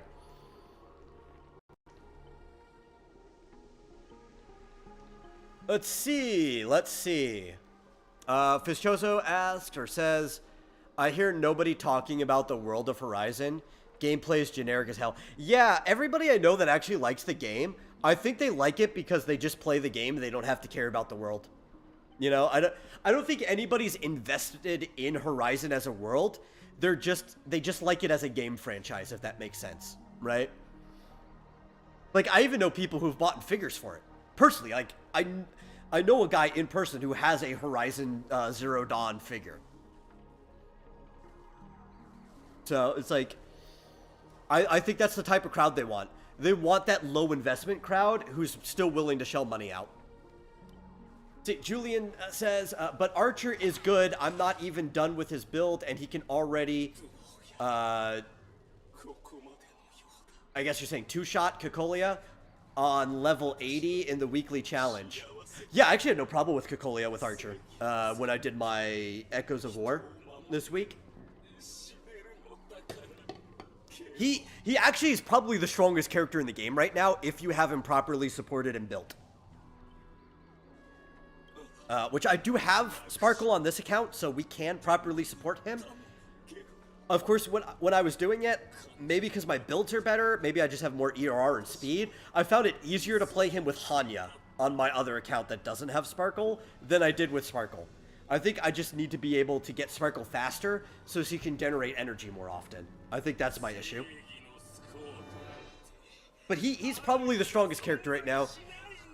I believe Saber has more potential than Archer does, though. Archer's definitely stronger without Eidolons right now. Though his Eidolons aren't that good. They're like, they're okay. E2 is probably his best thing, but like, they're But I think his threshold, currently with the supports we have right now, is probably still better than Saber, even if you maxed both of them out. But I think there is more min-maxing that can be done to Saber, and there are more future supports that can make Saber stronger than Archer. Their potential is probably really close, but I think in the long run, Saber will edge him out. Either way, they're both really fun characters, and I have them both on my main account, so I can't complain. I can literally do MOC both sides with a Fate character now. Archer one side, Saber the other. And I don't have to worry about it. Julie also says, I got Sparkle Light Cone because she was my waifu, and now I'm pulling for Saber. Cool. Sparkle is so good. I kept wanting to pull for Sparkle on my main account every single time she got a rerun, but also every single time she got a rerun, something else came up, and I'm like, sorry, Sparkle, you're just going to have to sit back. But I do have her in Honkai Impact 3rd, and she is my most invested character in Impact 3rd. She's also a better character in Impact 3rd than she is in HSR. Like, the way her mechanics work. They treat her as a better character. Her story involvement is better in Impact 3rd than it is in HSR. They kind of, like, did her dirty, even though this is the game she came from. But I have her signature weapon maxed out and reforged. I have her, what's it called? Her Stigmata all maxed out too. Like, I heavily invested in my Sparkle in HA3.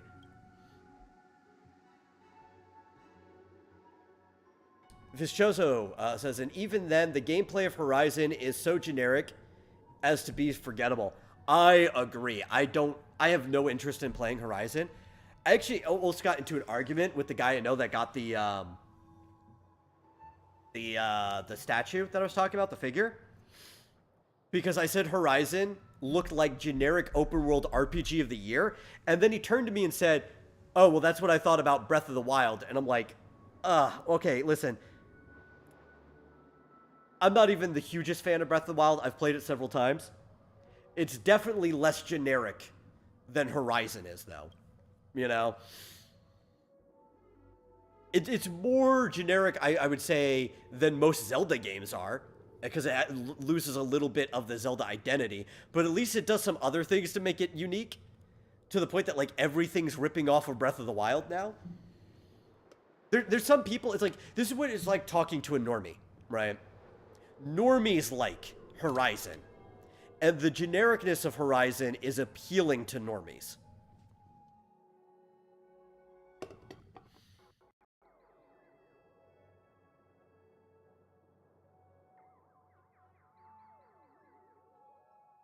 Let's see, Saber E2 is pretty good, Julian says, but her other Eidolons are kind of mid. Yeah, I think it's kind of like that for both of them, right? Like, and I think they did that because they kind of want you to be able to feel like the collab characters are worth it. Her E6 is pretty good, though, when you do some math on that. It's not as big of a jump for her as other people's E6s are. And even then, like, E2 is more valuable than E6. thankfully you have to do it to get there anyway. But her E6 is actually kind of good. Like, you will just blow things up and be able to ult a lot if you do that, right? And I think that's actually the value there, is just being able to ult more often. It's like picking up her signature light cone. Yeah.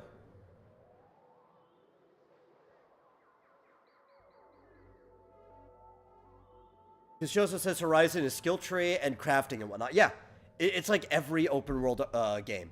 I barely would even call it an RPG despite having a skill tree. Because there's like no other mechanics in it that feel RPG-like, you know? I don't think you can just slap a skill tree in something and call it an action RPG, even though you're technically leveling up. Like, there has to be more involved in that. And people do call it as technically an open world RPG. And it's like, but barely. Barely. You're stretching it. Julian says, I was thinking about playing Honkai Impact 3rd for Sparkle, but I didn't because I didn't feel like reading all the time because you can't change it to English. But I still need to read an HSR sometimes. Yeah, these games are glorified visual novels when it comes to the story. And honestly, HA3 does it way better than HSR does. I'll be real there. They do it way better. The storytelling is better. The characters are more likable. Not that I dislike any of the characters. I love tons of the characters here. In fact, when they start playing the stories a little more like HA3 as we get to Amphorius, I'm starting to like it even more. You know, I think Amphorius really does kind of feel like HA3 stuff. Where it's weakest, it does feel like it's just a bad copy of Elysian Realm. But where it's strongest, it feels like its own story. And I like that. I've been enjoying Amphorius a lot. I will probably eventually do a playthrough of HA3. I don't know if I will do a new account for that one. But it's having that same problem where I could have used my original account and just went back and played through the entire story again because it was mission-based. But Part 2 functions like this, where you can't replay the sections of Part 2. So, like, I'm probably just gonna use this streaming account for HA3 as well when I eventually go through it. Sparkle reruns all the time in HA3 as well. I think that's one of the reasons. I've already got her, I forget what they call it, but she starts as an S rank. She's like S2 now. If you get them to like S3 or 4, the next step becomes SS, then triple S. But I've already got her upgraded to another phase because of how often she reruns. And the cool thing about HA3, at least since Part 2, there's no 50-50. If you're pulling on a banner, you just get that character. If you want people who aren't on banner, you go and pull on the Dorm banner and, you know, just press your luck. But if, like, Sparkle is on banner and you get it, the S-rank character will always be Sparkle. Same with the weapon. There are no 50-50s in HA3 anymore. And it's actually really easy to get the weapon. It's only like 60 pulls. It's a lot lower than Star Rail is.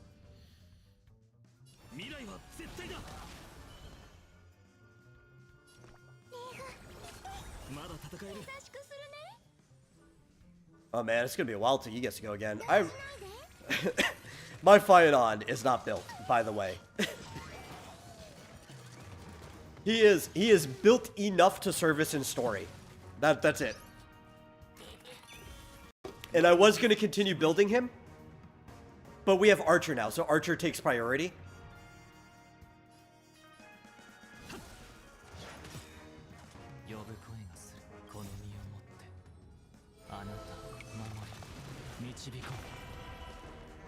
And then if we happen to randomly get Saber, Saber will also take priority. So, like, eventually Phaeton will get built. Someday. Possibly.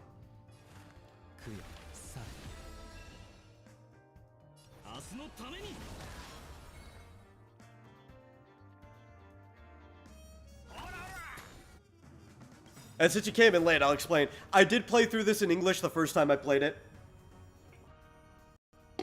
And I regret it. I like the English voice actors a lot. But Archer, Lancer, and Saber are not voiced in English, and it is a sin not to hear them say their lines. You know, like, the whole unlimited blade work spiel with, like, I'm the bone of my sword, and, or her screaming Excalibur. I will go back to English when I go back to streaming the main story. But for this event, I've just left it in Japanese. I've been playing it in Japanese for grinding the last few days too, just so I can hear Excalibur. I've been shouting Excalibur non-stop.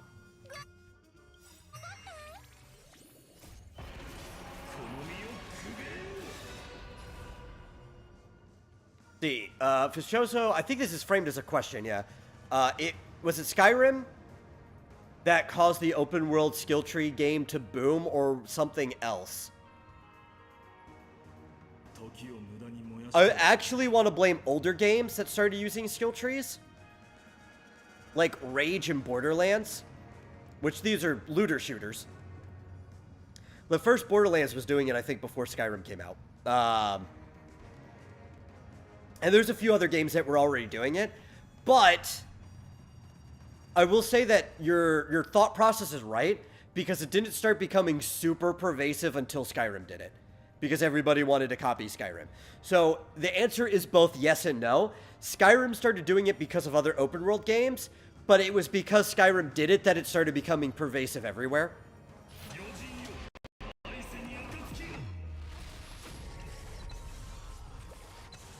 Yeah, you see how little my Kevin is built? He only did 200,000 damage there.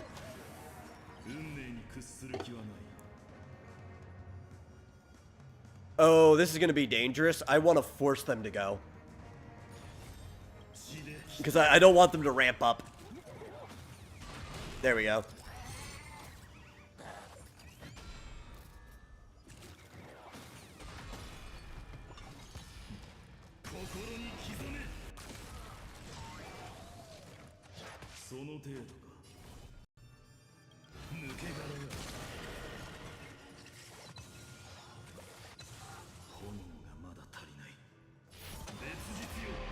And, you know, I did not pull him on my main account. I am glad that I pulled Finon on this one, because ever since I knew about Kevin in HA3, I wanted a playable Kevin, and I finally have one. So at least on some account, I get to play as Kevin.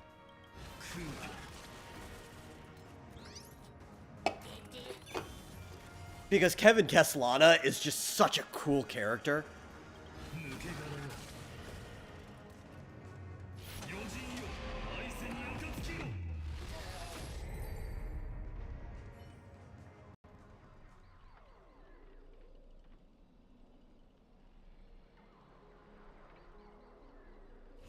I also just really love that they gave him a full boss form.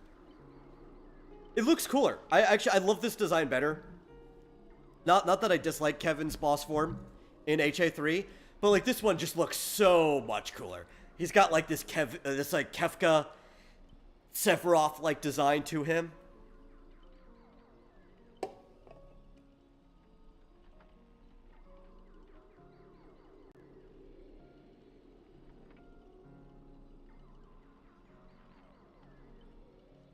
Let's see. Julian says, I like Amphorius, but kind of got out of control because people didn't like it and gave a store a 1-star review because the store is called Amphorius.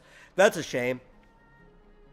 Personally, I like Amphorius way more than I liked Penacony. Though I don't typically agree with most people on what's the best, and that's fine. I think it's cool that people have different opinions on which storyline has been the best so far. A lot of people still rate Belobog as the best. I think probably because, like, I've played too many other games, and Belobog, oh man, I can't remember the name of it. And there's like this one Frozen game where it's like the last outpost on a frozen planet. I'm blanking on the name. Belobog, Eurilo 6 pulls a lot of that with Belobog, but it also pulls a lot from Final Fantasy 7. That, like, should be obvious, but for some reason, most people don't see how much it's pulling off of Final Fantasy 7.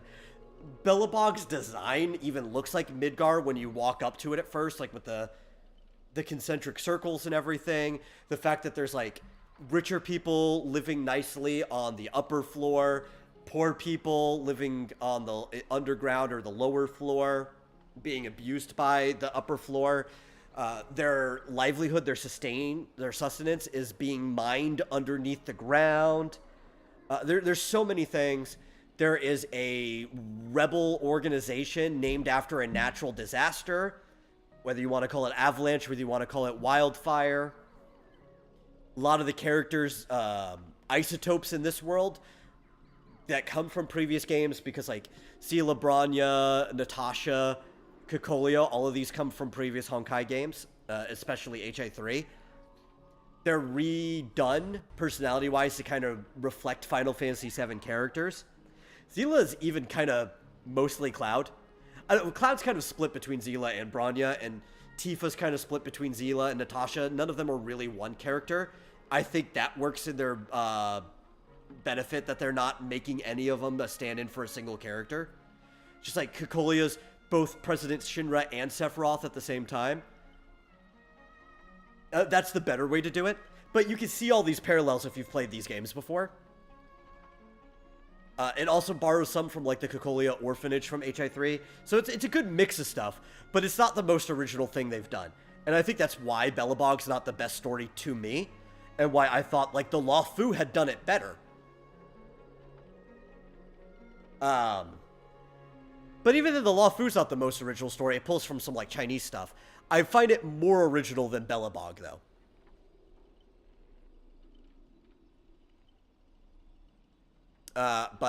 Yeah, you only like Penacony because of Sparkle and Rappa. It was kind of mid. Yeah, like, I like the start of Penacony. I think Penacony started off really strong. It kind of lost me halfway through the second patch. And then I just did not really like Sunday as a character. I still don't really like him. Maybe he'll grow on me because he's part of our crew now. This is his redemption arc. I might start to like him as a character. Let's see if he stops being an idiot. Though, so far, the way that Sunday's been acting with us, he is kind of a naive idiot. In this context, it makes him more likable, but it also explains why his philosophy in Penacony was so weak. It's like, oh no, you actually were just naive the whole time, and that's why you did this stupid thing. Maybe you'll grow on me. But his philosophy was like really weak. A lot of the stuff they were doing, I hated the dream fake out because I saw it coming a mile away. Like, I think I remember saying when I first started leg 1, patch 1 of Penacony, we better not just be in the dream the entire time. Turns out we were in the dream the whole time. That's why we saw Misha, right? It's like, oh my god, why did you do that? Why did you do that? It was too predictable. But, I've been enjoying Amphorius. At the start of it kind of felt like the end of Penacony a little bit. But it's been ramping up, like, really, really well.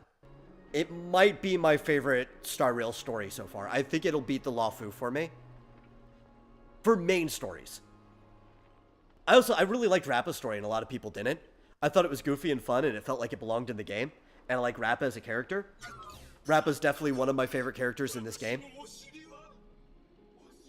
And it's a shame that we get less of those because people complained. But haha, we didn't. This event is actually basically like it. So in your face, people who complained about the banana event. I want more stories like that. I think they're good fillers.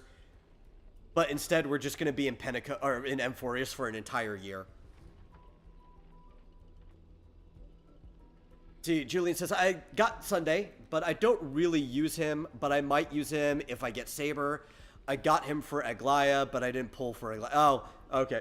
I got Sunday on both accounts here. I forgot why I got him on this one. I think because on this one, I kind of just pull. Like, I don't really care who I get on the streaming account. We, for the most part, just play the story. So it really doesn't matter who we get as long as we have built characters. I'll do like half of MOC just to make sure that I'm not missing out on too many Jade. Even though, as a free-to-play account, I probably should be doing all of MOC more consistently on this one than my other one. But on my main account, I insisted on pulling him for Jing Yuan, because Jing Yuan's a cool character and he deserved it. But I've been using him for like everybody else more than that. Sunday's like the character where it's like, shut up, just do your job. I don't want to hear you talk. I just want to see you in my team doing your job, and then you're going back to the corner afterwards. I've been running the siblings together with Saber, though, where it's like Sunday Robin. Because they work really well together.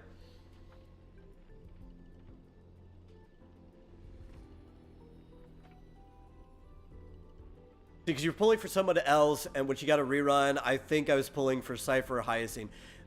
Yeah. Trying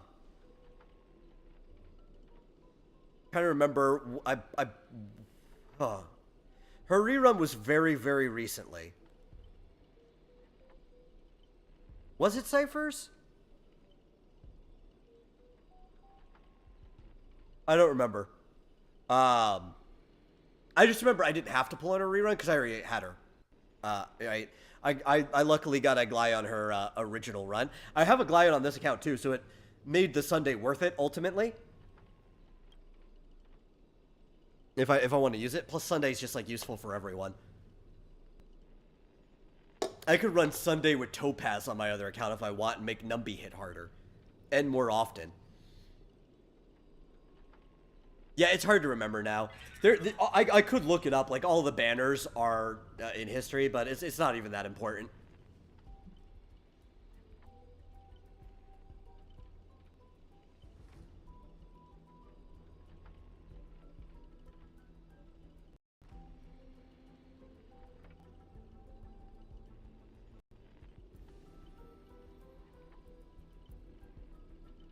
Noble Phantasm. I like how they don't even really explain what a Noble Phantasm is. They just go with it. They're like, listen, man, if you want to know what some of the stuff is, go play Fate. You know, go play Grand Order or whatever. Go watch Unlimited Blade Works, which is what the collab is. They explain what a Noble Phantasm is in Unlimited Blade Works, by the way. Barely, but they do. I recently watched it. But they don't explain it at all. They're like, this is just a Noble Phantasm. I kind of like that they don't explain it, though. It almost adds to the humor. Here's a bunch of new words that aren't even from Star Rail that you either have to learn or you need to just not care. Though, also, they made up even more words, like Saber has stuff in her kit that aren't from Fate at all, like the core resonance and stuff. It kind of just feels like, oh, well, we were already using the Flame Chase cores, right? Like the core, what were they called? Core Flames, that's right. We're already using Core Flame with Finon. Let's use Core Resonance.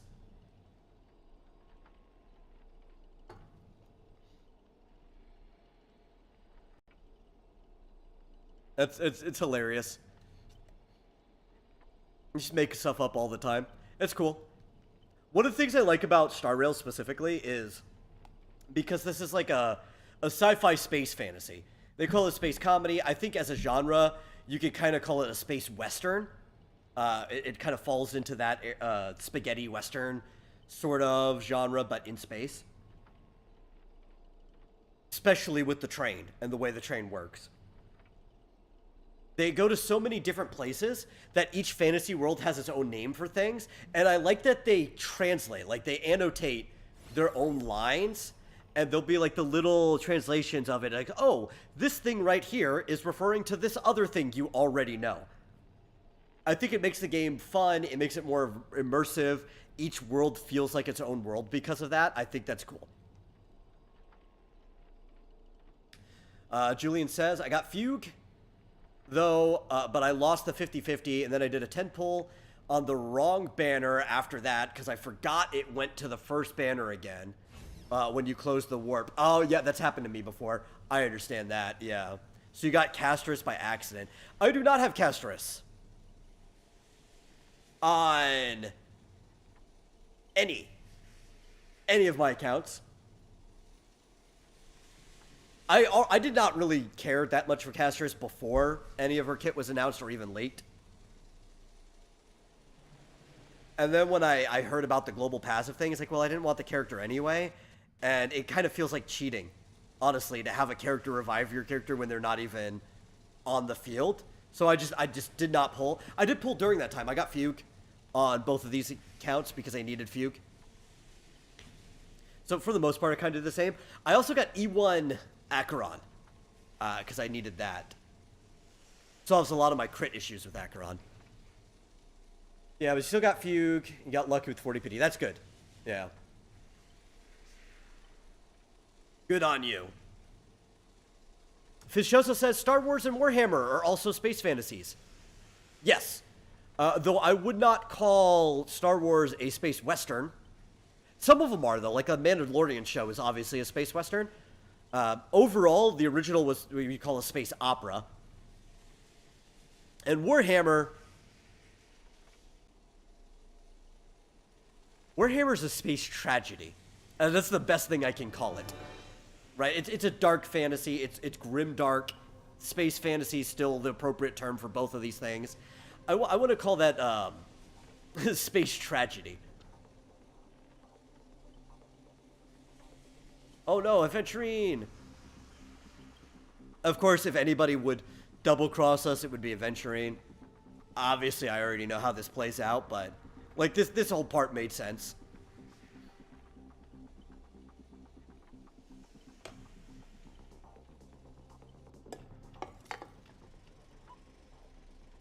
Space fantasy could take a lot of different turns.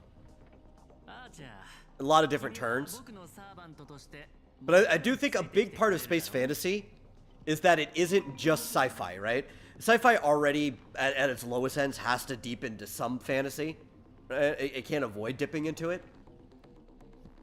Because even if it makes sense, you're still coming up with something that does not currently exist. It could be something that might exist, but that's still the dreamlike nature of it.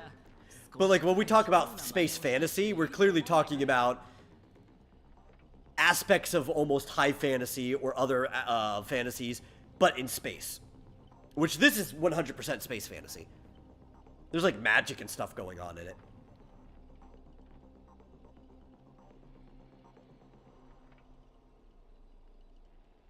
Julian says, I got E1 Acheron, Topaz, and Aventurine, but I didn't pull for any Eidolons after that. I have E1 Topaz. Craziest luck, too. After pulling Robin, I went over and I just started pulling on Topaz's banner casually to like build pity or whatever. Which, building pity is not necessarily a good or bad thing. Building pity's fine as long as you personally are okay with whatever result comes from it, right? Like, this is a character you wouldn't mind getting more of or having on your account at all. You wouldn't mind not getting the next character either, because if you do definitely want them, you should save instead. You just have to not care about whatever results. Within 3 pulls of getting Robin, E1 Topaz dropped. It was like one of the best. It was like Robin, 2 pulls, Topaz. Actually, talk about crazy situations. Neither thing I need, by the way, at all. I was using my standard banner pulls, right? Like the stuff you get from Simulated Universe, and I think the ones I got from Building Archer. This morning when I was doing my dailies, because I usually do them right around reset. On this account, on the standard banner, I got Bailu's signature light cone, another like a 3-star light cone, and then Yan Qing's signature light cone. Like just in a sandwich. It's like, why? What's the luck of that? But also, I don't need either of these.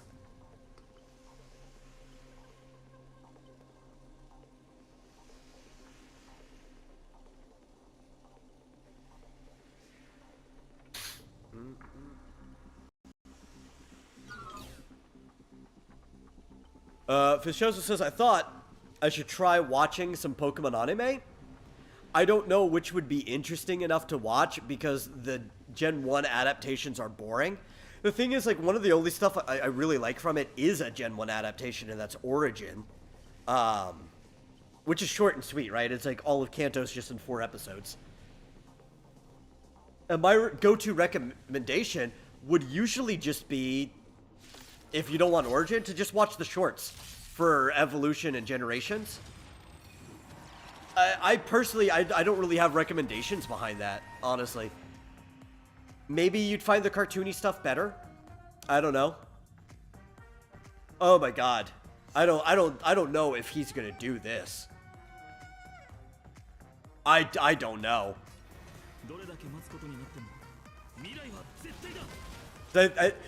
Well, we do have what was cleansed, so maybe it won't matter. I do think this is going to be very dangerous, though. Because everybody except for Finon, unless I get him into his ult before the group dice thing, is going to get stunned.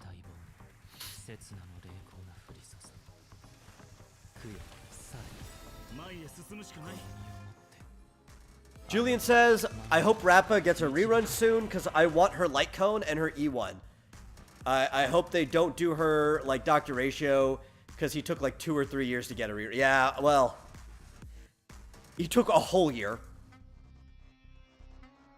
because he was released right before the anniversary, right?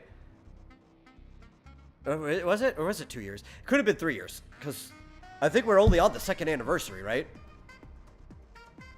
We're in year 3 now? Yeah, because we're in 3 point stuff. So it only took him a whole year, but still it took him a whole year. It feels like an eternity in gacha spaces.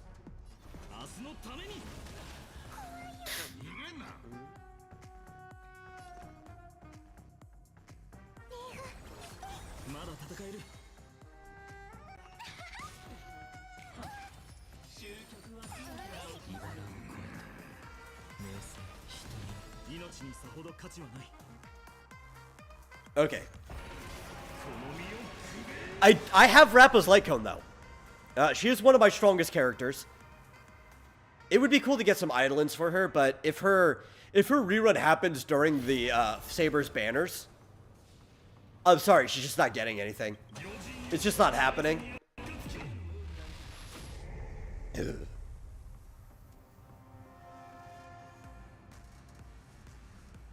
Fish Joseph, I don't even know what episode you're talking about. I don't even think I was still watching when there was an evil Malamar that wanted to take over the world.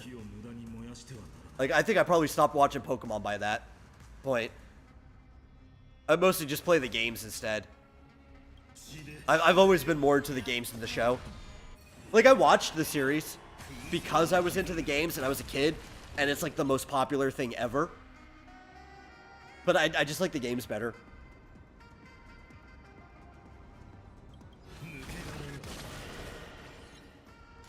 Oh my god, yes, give me my ult back.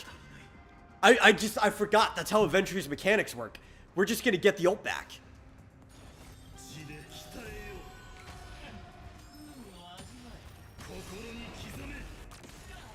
Finon is busted against Aventry.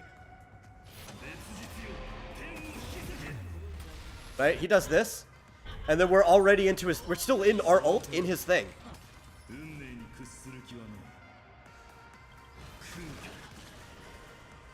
In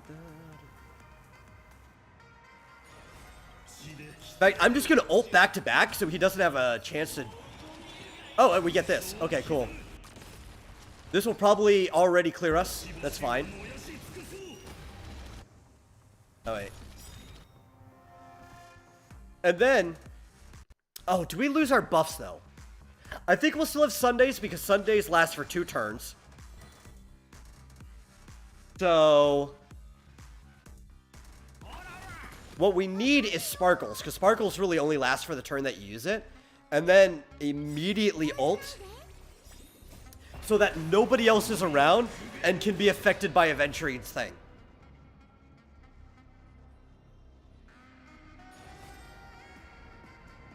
Yeah, I think this is actually the way to go.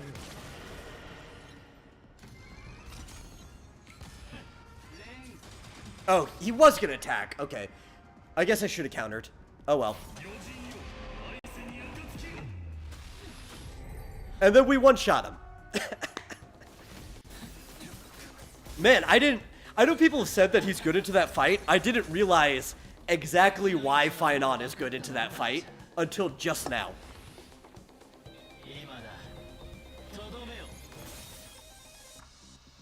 See, Fitzchosa couldn't get into the games as a kid because he had no video game consoles. No toys, no game consoles, dial-up internet. Stuck with PBS for kids until I was 12. The best thing I consumed before cable was for kids.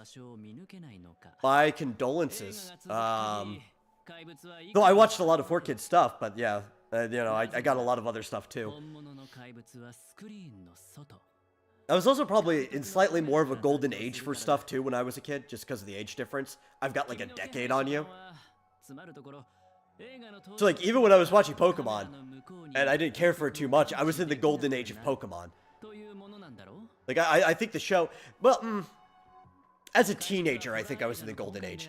I think the end of the Ruby and Sapphire adaptation and the beginning of Black and White, like, from that one, so that includes all of Diamond and Pearl too, like, that range was probably the best that Pokemon was as a show.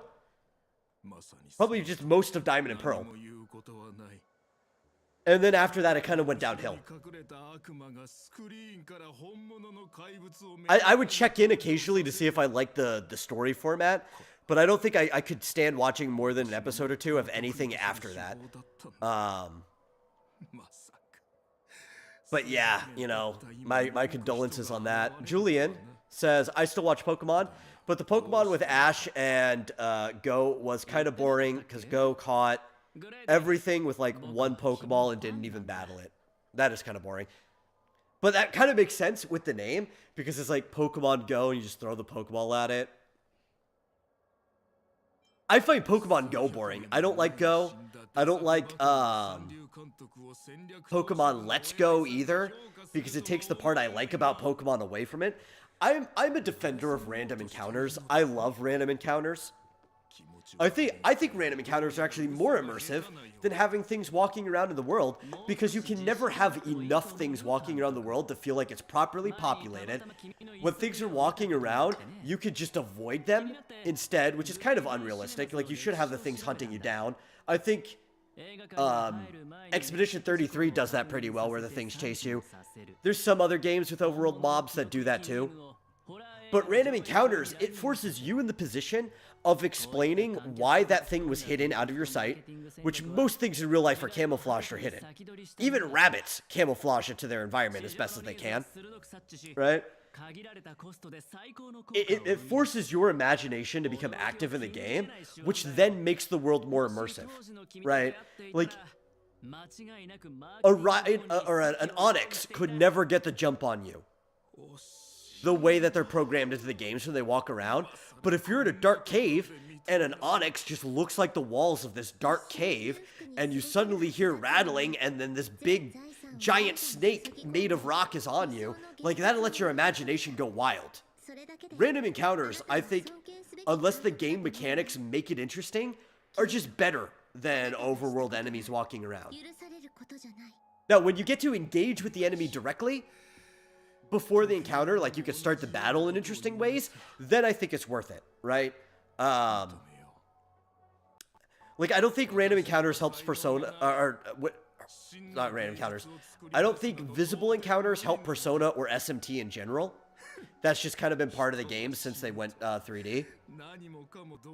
I do think the visible encounters help Expedition 33 because you can choose how you engage into battle. You can preemptively attack them. I think it works in Star Rail a lot because you can use different techniques to start battle. I think it works in the Mario RPGs because you can start battles in different ways. But a lot of games that just have walking around encounters, I don't think it benefits the game because they don't think about a way of making it mechanically interesting to offset the fact that random encounters are just more immersive. They're also more challenging because you just don't know when an encounter is going to come up.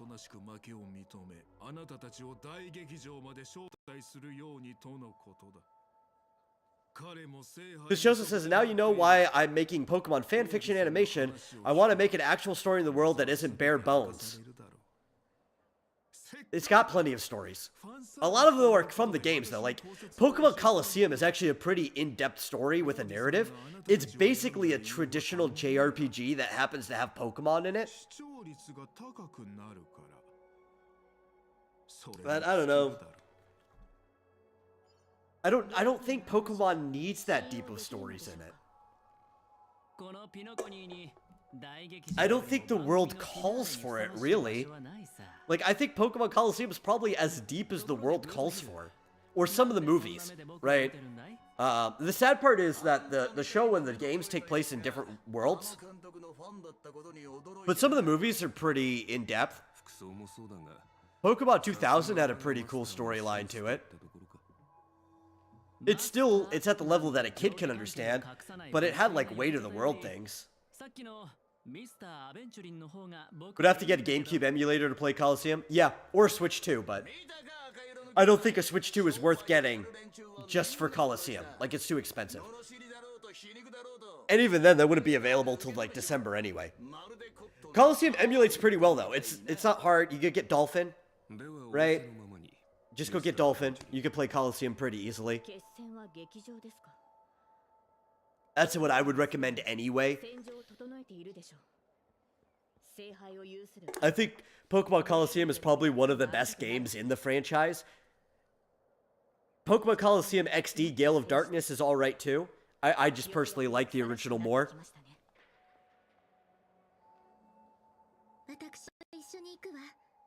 I think almost all the cool stuff that happens in Pokemon happens in the side games. Pokemon Ranger's kind of cool. Pokemon Dash doesn't really have a story, but it's a fun game. The Mystery Dungeon games have pretty ongoing stories in them, though they technically take place in yet another world that's not part of the normal game world.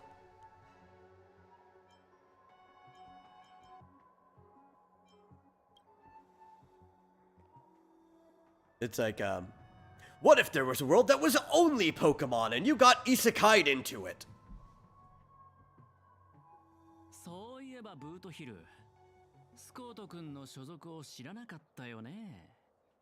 What I mean by an actual story is on the level of Avatar.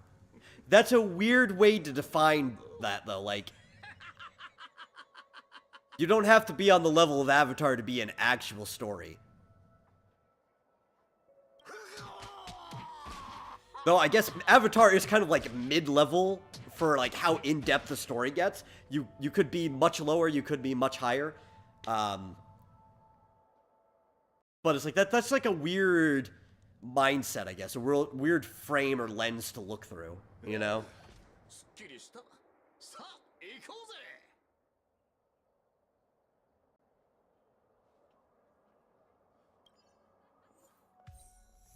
Okay, so this is the part where we actually have to play a Saber. So let's see if we can make a Saber team on this account. It might be kind of hard to make something that's functional. Let's take out these guys. We do have Sunday, so Sunday will work for this. Where's Sunday? He's down here. Because we have not played through the story of Amphorius on this account yet, we do not have RMC, who is actually pretty good for Saber. I like that the synergy works because, you know, you are Saber's master in this world line or whatever. So we'll need somebody else. We will have Huahua, for sure. Huahua works really good. The double energy really works well. Just getting to ult a lot works pretty good. If we could find somebody who just ults a lot, that would also get it. See, Julian says, I like Digimon more than Pokemon, but people attack me for it. Hey, you know what? I like Digimon more than Pokemon too. In fact, we didn't do it this week because I was busy on Saturday. So we didn't do anything. We do a movie night slash anime night. Depends whether we'll do series or movie sometimes. Saturdays in the Discord. We were actually watching Digimon Frontier, first 12 episodes the Saturday before. If I'm not busy this Saturday, we'll probably watch episodes 13 through 24 as well. Big fan of Digimon. Actually, I'll take a moment to show off how long I've been a fan of Digimon. I'll be right back.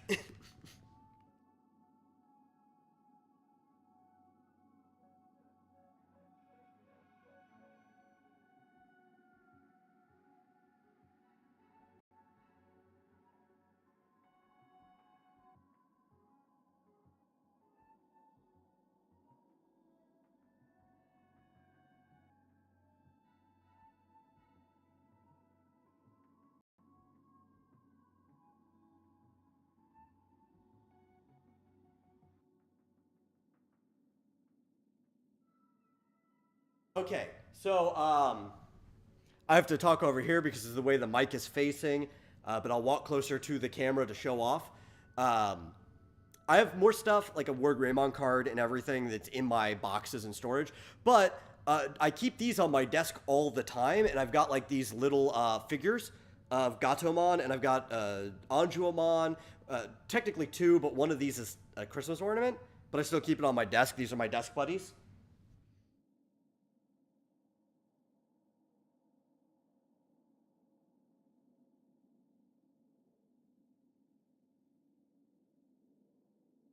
I guess I can leave them here for now.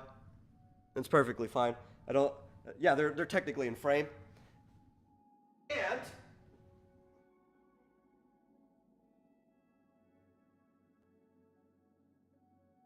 I also have these from when Digimon first started airing in the States. It's my pillowcase and my comforter, which they're like, I don't know, 20-something years old at this point, but I still keep them.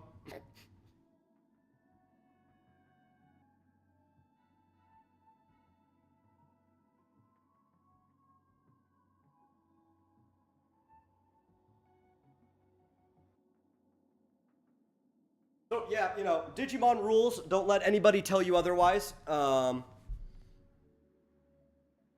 Julian asks, how long is this part about gonna take? Because I'm gonna try to do a little bit of it, but it's 1 a.m. for you. Oh, it's late. Yeah, I just wanted to show that off. Who's my favorite Digimon? It's probably Gatomon. Yeah, it's probably Gatomon. That's why I've got stuff on there. I mean, I like a lot of them. And actually, in the phase of Gatomon, like, obviously, Angelomon's hot, but I think Gatomon is cool. As a character, I really liked her when she was introduced into the show, and how snarky and everything she was. I think she's really cool. Some of the other ones I like, as, like, specific Digimon, War Greymon's cool, but, you know, liking War Greymon is like liking Charizard, right? I like Seadramon is pretty cool. I really like Seadramon. I'm trying to think of some of the other ones that I really, really like. Terriermon is pretty cool too. I like Terriermon. Black War Greymon is cool. Yeah. Who do I want for the last person on this team?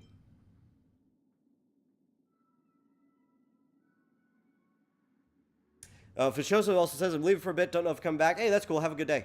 You know? I hope you enjoy yourself. Who do we want? Do I want to still... Maybe I'll still just run Sparkle anyway. Just because I don't have a lot of options here. Oh, does Sparkle have Dance Dance Dance on? I think Sparkle has Dance Dance Dance on. Have I been running Sparkle without Dance Dance Dance this whole time? I have been. No wonder things felt really weird. Who is Dance Dance Dance? Harmony. Oh, okay. That makes sense. No wonder she felt squishy, too. Like, I think the light cone I had on her was only level 30. Things should be better now. We should be going more often. I was like, God, I swear Finon went more often than that. I didn't have Dance Dance Dance. I'm trying to think if there's any other, like, ones I really, really like, particularly. I like Ikakumon in the English dub specifically, because I just really like the way he says, Harpoon Torpedo! Like, it's fun. I used to just yell that randomly as a kid all the time for no reason.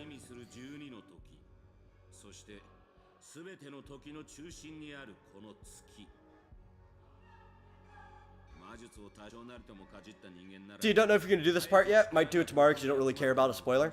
Oh, yeah. I'm at least continuing the stream until I finish this quest at this point. Which, If it's 1 a.m. for you, then I'm guessing that places you over on the East Coast. Or at least close to it. Right? Because it's 10:30 where I am. そして私の知りたい情報は全て聖杯が教えてくれました。 So I'm still comfortable, especially because I'm a night owl. And so after I'm done streaming here, probably gonna make some food. And then I'll probably be up working on stuff for the rest of the night. Though I'm gonna have to like strip down my entire setup and move it back to my like office space. おそらく彼はあなたの助けを必要としているのでは? I am so happy that they brought Lancer into this. Honestly, Caholen can show up anytime he wants. I will not complain. I do wish Lancer was playable though, but it would be kind of funny if he turned out to be the other free 5-star that we're getting before the end of the year. I doubt it. I'm not holding my breath on it. I don't think Lancer will ever be playable. But it would be kind of cool. Ooh, Lilithmon. Yeah, she's pretty cool. I like Lilithmon. I like, Beelstarmon. I think Beelstarmon is cool. We're talking about, like, some of, like, the hotter lady Digimons that are evil. Like, the girl version of Beelzemon. I think Beelstarmon is great. Yeah, that biker chick aesthetic. Oh, this is empty. That's why I put it down there. That's okay. I got water.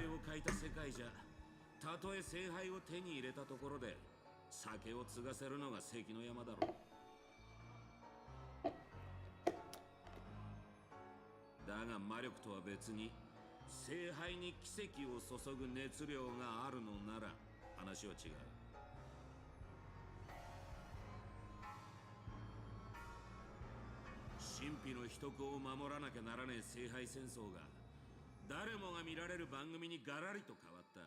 Which I know, like, wasn't Beelstarmon, I think she was first introduced as a card before she showed up in anything. But she became such a fan favorite that I know she showed up in at least one of the video games. She might even be in one like Cyber Sleuth, but I don't remember if it was the original story or if it was the follow-up game. I'm so excited for Time Stranger, though. When it comes out, if I could get a copy of that, like if I get my hands on it, I will stream all of Time Stranger. Time Stranger, oh man, I just love Digimon so much.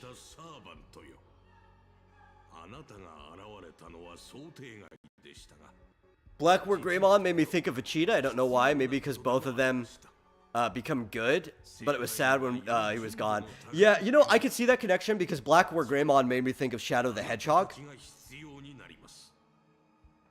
When I was watching that, even though I think technically he's older than Shadow the Hedgehog. But I think I was rewatching English runs of it at the same time the Sonic Adventure 2 was out. So they kind of seemed similar to me. And, you know, Shadow the Hedgehog reminds me of Vegeta. So I see those connections there.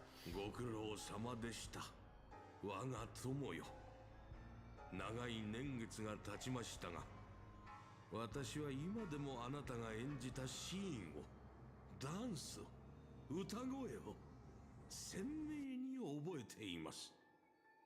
当時のあなたはまるで鮮やかに咲くアイリスのように輝いていました。ですが、今のあなたはそれ以上に美しい。余計なものを取り払った飾らないあなたの方が。 I really like Odie's Japanese voice. I wonder if his Chinese voice is pretty good. If I'm not playing in English, I usually play in Chinese, just because it's like the original language of the company. But because it's a Fate collab and Fate's Japanese, that's why I chose Japanese for this stream. I don't really care for Odie's English voice. Most of the voice acting in this game, I like all of them. Like, whichever one I flip it to, I think they usually do a good job. My problem with old Odie, it's not the performance. I think the performance is fine in English. I think it's probably how they chose to master it.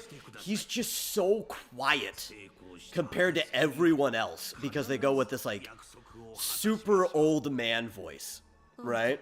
Which, in Japanese here, he doesn't sound super old man. He definitely sounds like an elder. But he's got, like, that Japanese villain sound, right? That old villain. In Chinese, I think it's the same. I don't remember what it sounds like. But, like, that laugh there with his ho ho ho. I love that. In the English, though, kinda just sounds like this. And he's so quiet that it is hard to make out half of what he says unless you turn your volume up even louder. It's a good old man voice. I just don't think it's fitting for the character or the scenes. And even if you're going to keep it, please. One of the things I complain about Star Rail a lot is their mastering on the English dub is not that good. And that's probably the local studio that does the dubs problem. And not Hoyo's. But they're still the publisher. They're still the person doing it at the end of the day. So it's their problem. Please fix your mastering. Sometimes I'll walk into a scene, and the background sounds will just be, like, blaring compared to everything. And I can't even hear what the people are saying.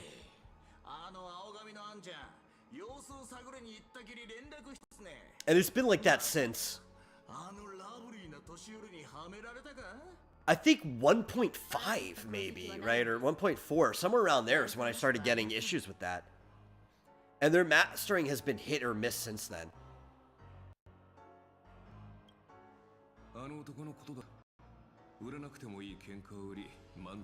Cypher's voice acting is still your favorite? Because she did so good. Oh my god, it was her first time. I love Cypher's voice. So, Rappa was my favorite character. Cypher is currently my favorite character. Cypher replaced Rappa for me in, like, just character I like the most. And it is mostly thanks to the English voice actor. She's great in the other languages too, but the English voice actor absolutely kills the role. I love it. I love the way she meows. I love the way how playful, and her voice just, like, oscillates. It goes all over the place like a trickster should. You never know how she's going to sound from line to line, but she still sounds like a consistent character. On top of, like, all the stuff Cypher does throughout the story, I love Cypher so much. I was gonna just save for Saber even longer so I could easily get more of her. I had to get Cypher. I could not skip her. Shoot, I even tried to pull for her light cone and wasted pulls on that when I probably should have just already been saving.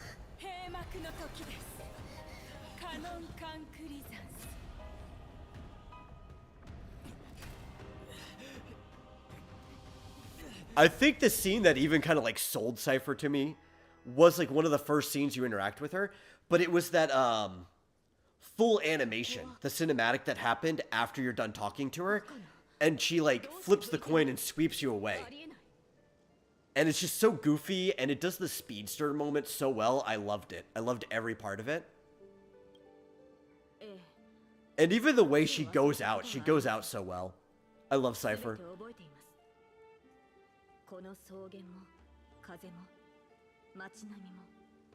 So this is actually the part of the collab that I thought was the worst, right? Everybody was complaining about the silent picture. I like the silent picture. I don't like this dream sequence, this, like, peaceful, restful dream part. The part in Britain's fine, actually. Sorry, we'll wait another couple of minutes or so. Using Amphorius's Aedis Elysiae, or it should be Elysiae, but Aedis Elysiae as Britain, that's fine. There are parts of old Britain that have, like, hay color fields. This even looks very close to how Britain is depicted in Fate during her time. It matches. I'm fine with this. But this whole dream sequence just doesn't feel like it would work. In general, it pulls me out, breaks my immersion. Like, I know we're already in a dream in Amphorius, But the Trailblazer, to me, feels like a character, and Archer specifically. Maybe I could see Lancer falling for this. I could see Aventurine pulling into it. I could even maybe see Saber pulling into it. But like Trailblazer and Archer, I could not see falling into the dream. Like even having the dream affect them and reset. Especially since the Trailblazer, the way dreams have worked on him originally. Like maybe falling into it, but you'd break out of it fast. You've had multiple like eons glance at you at this point. Especially one that has a lot to do with the dreams, right? This is before Emphoria, so Remembrance isn't involved, which has a lot to do with Memoria. But the Harmony has glanced at him. Destruction's glanced at him. Right? What was the other one? Preservation. I just don't see this knucklehead, stubborn, bonk everything person as not immediately and successfully resisting the dream.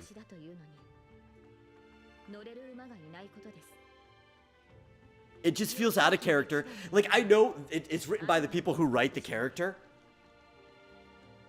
So, like, they know more about the character than me. It just feels out of place, given everything they wrote about the character up to this point. And we want to talk about a sequence that drags on for too long. The Herta Space Station sequence just drags on for way too long. Nothing happens in it.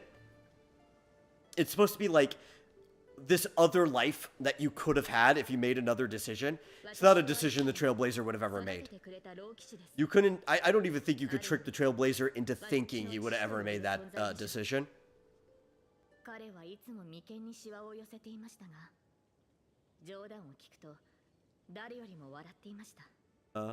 I don't know.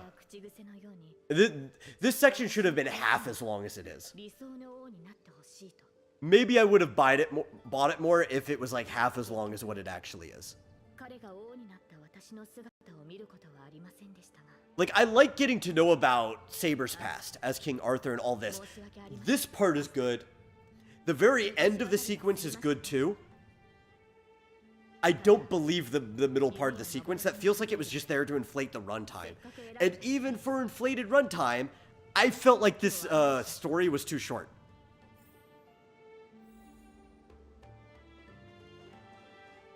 See, Fischoso says that he's back. The MC of Ruri Rocks is apparently a high school freshman. She felt younger, but I mean, I could still believe that. She could just be small. So, gay shipping away. I don't... That still shouldn't, you know, justify that. There's not a huge gap, I guess, between them because the main character is a grad student. But still, I don't think that's supposed to be the nature of this series. But I see your next comment. A bunch of people want the leads of Ruri Rock to be gay. I've seen it on Twitter. I think part of it, too, is A, the person who's writes and draws Ruri Rocks used to do, like, some Yuri stuff before. But that shouldn't inherently justify it. It's Twitter. People are just going to jump there anyway, right? Even if there was never a justification. Personally, I'm anti-shipping. To the point that, like, if a series is set up, like, visual novels are pretty good for this. Certain games, like certain gacha games and stuff, I guess are also fine with that. If a series is set up for ship baiting, go to town. That's what the author wanted. Have fun. But as a creator myself, I've always kind of been anti-shippers. When they make it your problem. If you just keep to yourself, I don't care. Keep to your communities, I don't care either. When you start, like, putting your headcanon in front of canon, then I have a problem with you. You know? If you still respect, though, like, this is my fanfiction, this is my headcanon, this is my universe, my AU, I don't care. Have fun with your AU. Be creative, have as much fun as you want. Just don't assert it before canon. Because at the end of the day, the only ship that matters is the canon ship.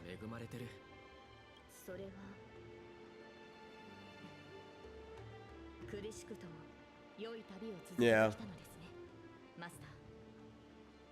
生前の私もそうであればよかったのですが Let's see, Julian says, Puppetmon reminds me of Scott all the time when he was on screen. It was just like, can you shut up, please? The thing is, I don't know, I think I like Scott more than Puppetmon. I like Scott.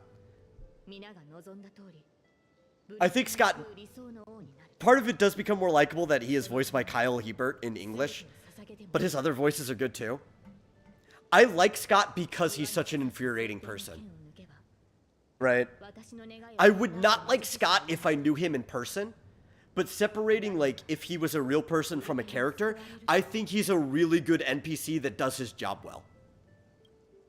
He's a character you want to dislike, a character you want to foil every single time you meet him, and because of that, I like him.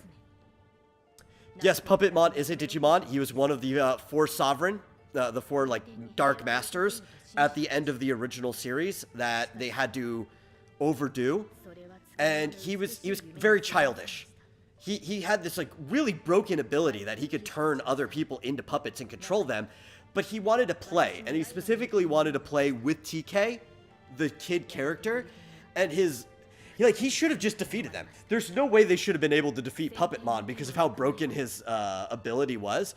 But it was his own childness of wanting to play that got him defeated originally. Julian says, I like Scott, but I think he's annoying. Him being annoying is why I like Scott. Right? Like, I don't think these things have to be mutually exclusive. I don't find him annoying as a character. I do think he is annoying to the characters, though. And I think that's why I like him.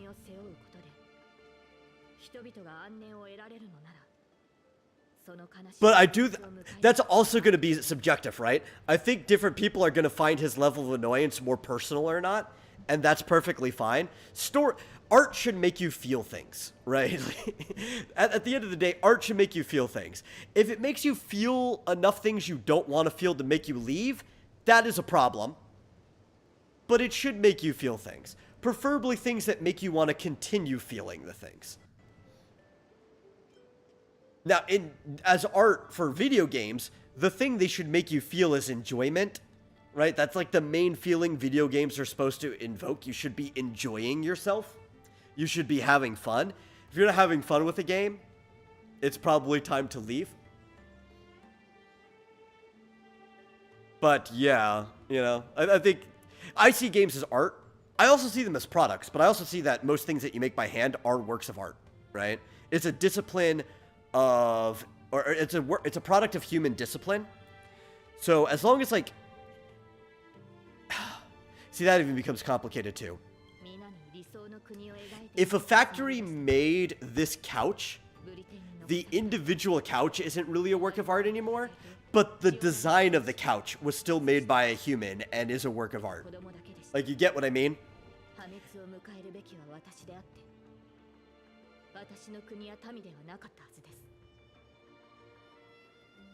Bischoso says they use the same power for the little girl in gushing over magical girls. Yeah, like, that's like a broken power unless it has a stated drawback to it. So I guess they needed to give Puppetmon a personality flaw to make it not as broken.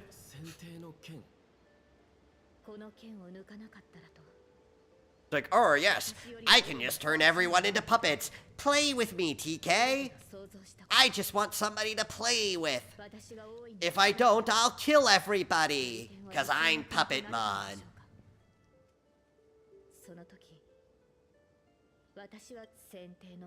That wasn't even me trying to make fun of him too much. That wasn't too far off what his voice sounded in the English dub.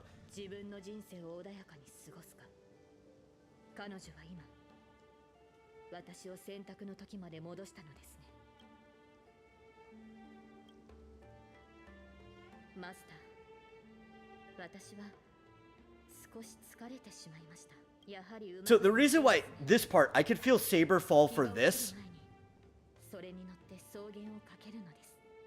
True, you only like Scott because he's funny. Yeah, I mean, he is a hilarious character.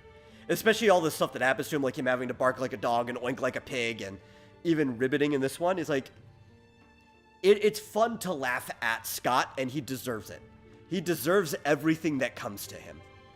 But yeah, I was just saying, I could see Saber falling for this, especially because it explicitly stated during the first Holy Grail War that you experienced in the original Fate Stay Night, the same one that happens in the route that gets adapted to Unlimited Blade Works. It's not the first war by far, there's been many, but it's the first one the audience gets to experience. She has stated her regrets and what she wants to wish for.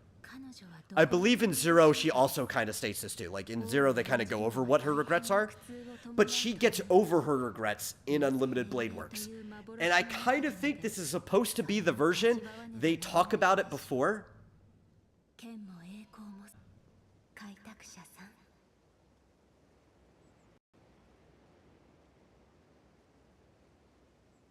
I think I lost internet for a minute. Please, please. I don't want to have to... I don't want to skip the scene either because I don't know where it'll skip to. Which is one of the reasons why I hate the scene skip. So if it does restart... Oh, no. We're going to have to... I'm just have to mash through the scene. No!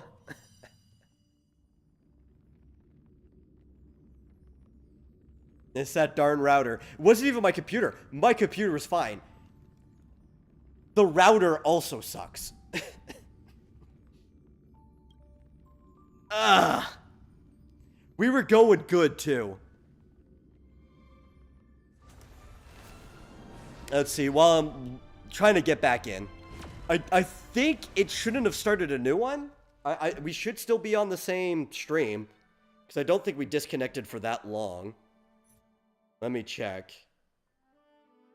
Yeah, I didn't get a notification for a new one, so I think we're still on the same YouTube stream. Oh, okay. I know what I have to do. This happens sometimes. Where, I'm gonna have to... No, not that one. I'm gonna have to kill the game. I'm actually gonna have to kill the game and log back in. Because of our stupid router. Yeah, but the last thing Julian said was Puppetmon also killed his only friend because he told Puppetmon he will lose. Yep, that also happened too. Horrible, horrible person. Okay character. I don't really like hate him, but yeah, horrible person. I don't particularly like him either. He was kind of just like a character for me. I don't think he was handled particularly well. Like, if they replaced Puppetmon with a different character for one of the Sovereign, I would not lose sleep over it, you know? Are we back in? Yes, we are. Okay. We're gonna mash.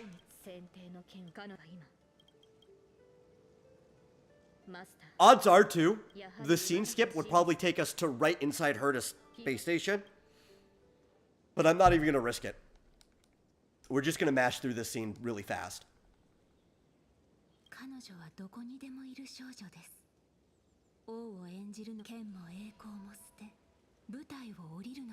Like, while we're mashing through the scene, I'm gonna go fill my water up.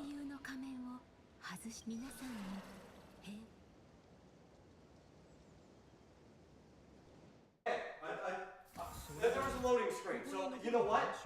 That probably is where the skip would have taken us anyway.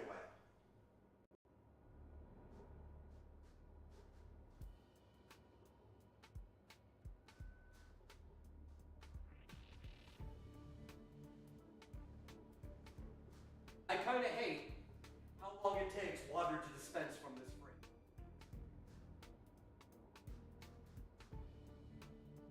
But our tap water here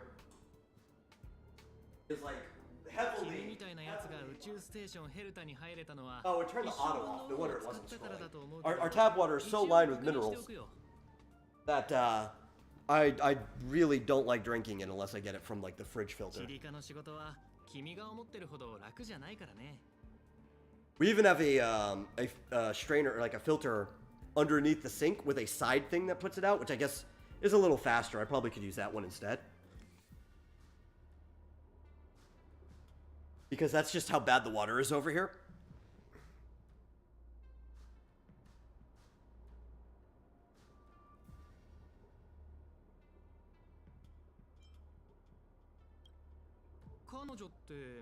But this is the part that I actually disliked. This section right here.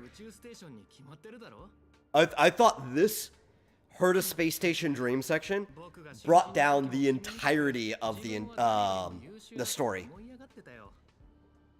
けど時間が経てば分かってくる。ここにいる自分は一階の職員に過ぎないってね。誇りに思ってるその才能も他の人からすれば大したことないんだ。I also hope they end up doing more with Fate. Honestly, I hope they kept some of the stuff secret, because they usually only tell you up to like a patch or so at a time. Because like the banner is gonna last at least into the next 2 patches. And each patch is like 6 weeks, right? It's like 3 weeks per banner. For like normal characters. So like,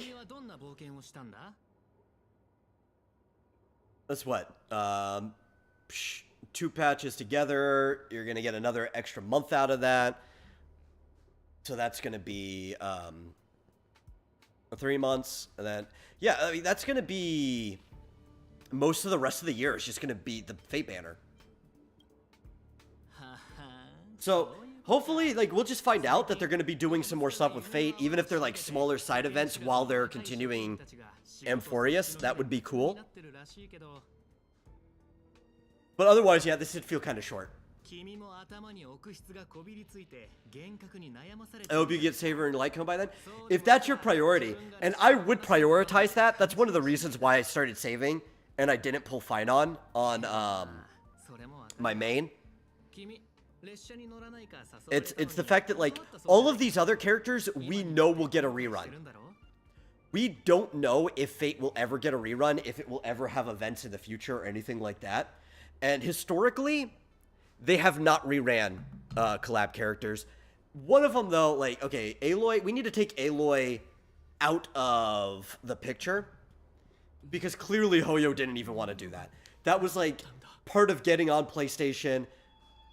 They were coerced into putting Aloy into Genshin. They gave her for free. You'll never even get constellations of her, right? There's not even a banner for Aloy. But even with look at their other games, Honkai Impact 3rd, right?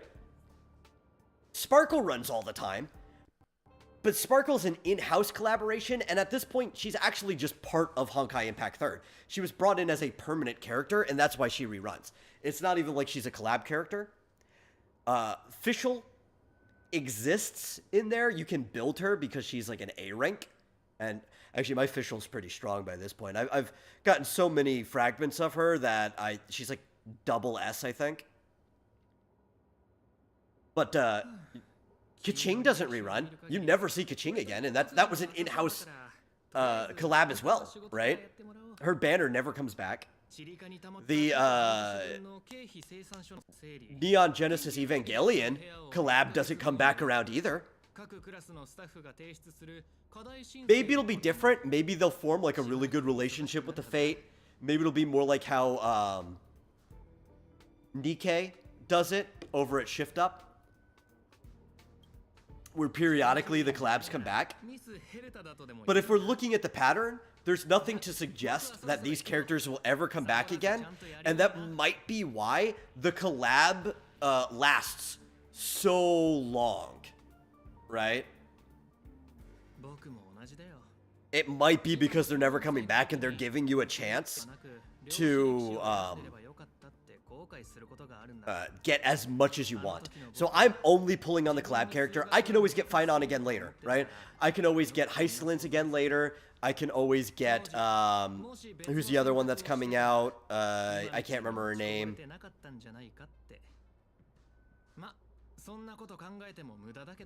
Oh my god, I can't remember her name. But anyway, like, these characters will always come back. They will always rerun because they're part of the game. I don't know about Saber, you know? So I want to get as much Saber as possible. Realistically, though, even if you lose like a 50-50 here and there, the banners are going to be running long enough that you can get Saber in her light cone, you know? This also says, talking about collab characters, apparently every sexy video game character the company can get access to appears in Nikke. Well, I play Nikke, so I'm kind of aware of this. Yeah, we got Evangelion also showed up in Nikke. I've got those characters, even though I don't care for them. I'm not a fan of Evangelion, but their banners are running, so I pulled them all during that time. Here, Automata is rerunning right now. I got some 2B. A2 is on banner. Eve, though, is a different story from Stellar Blade. Eve is in-house. That's a shift-up property. I think they were just waiting until they were no longer stuck under just Sony. There was probably something with their Sony contract. So as soon as Eve hits PC, they start working on the Stellar Blade collab. Which I got Eve. Eve is great. Julian says, I wanted to try to get E2 Saber, but I will only do that when I get Saber. Yeah. Light Cone first is the priority for me. I think E2 is the best quality of life improvement. Actually, it's more in quality. That's actually just straight up a mechanic improvement.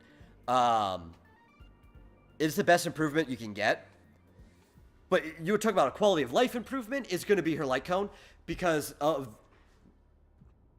Not so much the crit aspect, though the crit is nice. You get so much free crit and crit damage in Saber's kit. You don't have to worry about that too much. The real thing is the energy that you get back and the core resonance so that she could just Excalibur all the time, right? That's...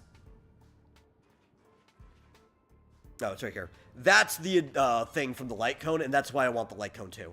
Then I can work on Eidolons after that. So I think we're probably on the same page there. This shows us, I don't get what the point of playing Nikke. You don't really play the game, like literally just watching butt jiggles. So you actually do have to play the game, just not often, right? So like for your dailies and for a lot of the story stuff, you don't have to play the game, right? It kind of just plays itself. Auto is fine. A lot of the more challenging stuff, you actually do have to play it. Like, you have to direct where they're firing. You have to switch. You have to save their bursts. Like, auto will actually just lose you, even if your characters are built on some of the more challenging stuff. And there's also a lot of mini-games you have to play, too, in Nikke. So there is actually a lot of gameplay. Maybe not enough for some people. I think the story of Nikke is what carries it if you're just not there for hot women. It's got a pretty good story. But yeah, like it's one of those games that it's not going to appeal to everyone. And I even think the actual gameplay doesn't appeal to everyone. I think most people who play the game are in that category of what you described, where they're not even playing it and they're just watching butt jiggle.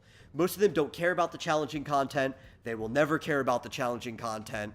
I would say upwards of 80% of the people who play that game, it's not an actual statistic, it's just coming out of my ass, are probably in the demographic of what you just described.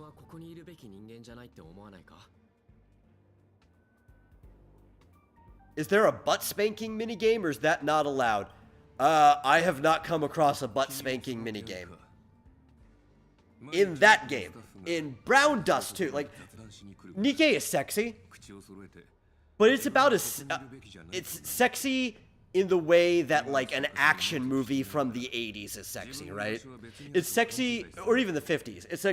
It's sexy in the way that Charlie's Angels is sexy, where there's flirtation, there's sexy designs, but they never actually play into sex, right? Like, it's flirting with sexiness the whole time. Brown Dust 2, on the other hand, that is ecchi. That is almost like eroji. If you want, well, I know you don't want specifically, because you don't like that stuff. But if other people want that type of thing, there are mini games where you get to, like, physically tease the characters and stuff. I'm not into that. I like the RPG mechanics of it, but it's there if that's what you're into. Julian says, I didn't play that game yet because it's too much cake, but I wanted to play it back then. Yeah, it is. It's a lot of cake. It's a lot of cake. Cheesecake specifically. Like, it's cake in the way that comic characters are cake. Though sometimes the proportions will even make somebody like Power Girl put to shame. But it is a lot of cheesecake. It's Cheesecake the game. That's what Nikkei is. Guns and girls. In fact, Hoyo made Gun Girl Z, and Nikkei's like, we're gonna completely one-up you with the Guns and Girls genre in every way. We're not gonna let anybody one-up us with that. The characters are very likable, though. Like, I like the personalities of the characters. The girls are fun.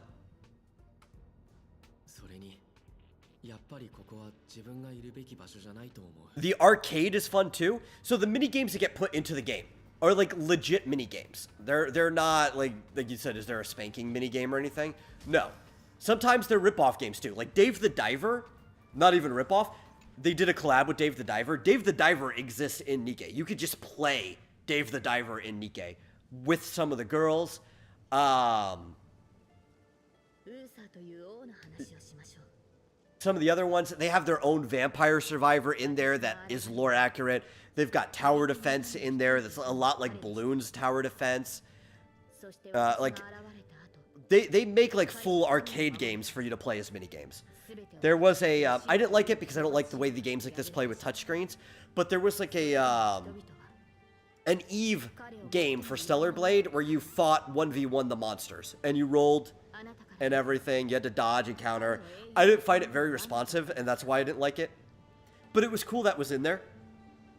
And that was in full 3D. That wasn't even like sprites or chibis or anything. And the cool thing about the arcade is like you could just open up and play it at any time if you're bored that day. I think ZZZ does a good job with that. I love ZZZ's arcade. You can just go in and play like a legit arcade game anytime you want. Julian says, Girls Frontline 2 is better because I would rather look at feet. Fair, if that's what you're into. I'm not really a foot guy. I can appreciate a foot, but not like in a sexual way. More of like, I'm an artist, so I have to draw a lot of parts of the human body. In one of my comics, the main character is basically like the adventures I've had in real life pulled up to the extremes. And I walk barefoot everywhere, so I have to draw my own feet a lot. That's just something that happens. But to each their own. I'm not going to shame somebody for being into feet. I played a little bit of Girls Frontline 2 at the beginning. I think mechanics, it wasn't doing much for me. I could probably get back into it. I just wanted to make sure I started at the start so I could get all of the launch rewards. And then I could put it to the side and come back to it later.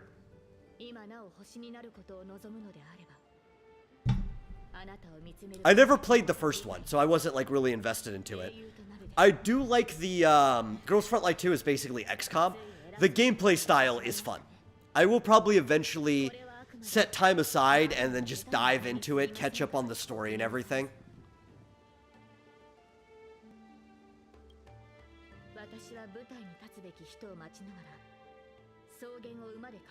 In fact, I know some people wouldn't like it because of maybe the gacha aspect. That turns a lot of people off. Obviously, that's not a problem for me. I play tons of gacha games. Mechanically, I was already digging Girls Frontline 2 more than XCOM 2.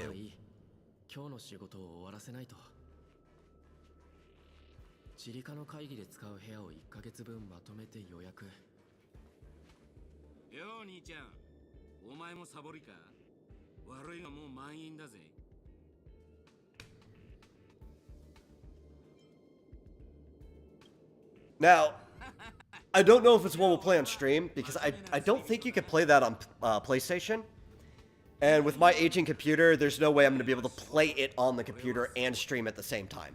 There's a lot of these games I can play just fine on the computer, but I can't do both, right?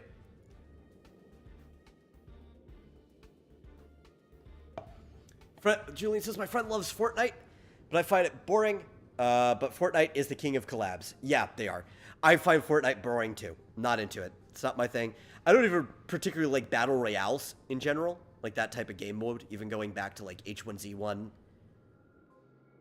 and then PUBG and all that. It's not my thing. I get why people like it. I also don't really like the UGC stuff, the user-generated content. That's usually not my thing either. Though, I mean, it's... User-generated content in games like that is kind of what I want from mods. Which Fish Shows was asking too, how much of a sandbox is Fortnite? Because of the user-generated content, it's as much of a sandbox as you want it. There's the main game mode, which is also where most of the collabs come in. But you can also play other game modes. People can make their own game modes. The UGC is a lot like Roblox in that way, just using Fortnite as a sandbox. So it depends what you want out of it. It is the type of stuff, like when people make mods, that I want mods like that, where people make entire content for games. But also because I don't like Fortnite, that's not going to be the game I dive into for user-generated content. Also, for some reason, I'm never going to be a Hoyo partner in my life. Not enough people watch me, but even if they did, I don't care about their restrictions, so I'm not going to worry about it. I'll talk about leaks. Apparently, user-generated content is coming to Genshin. It's going to be probably over a year from now. It's going to be after Nodcry if things keep in line with how they have been leaking.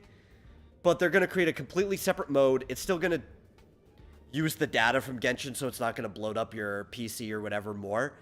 But it's going to launch separately, have its own main character you can kind of customize with skin pieces and stuff, clothing outfits and everything that you can get from a internal gacha to that mode. But they're going to make a mode where people can make user-generated content from Genshin as a sandbox. I probably won't jump into it myself. But, or maybe I will. I don't know. I'm not going to make anything in it. If I have friends playing it, maybe I will play it, but I'm not going to spend time in it myself, single player.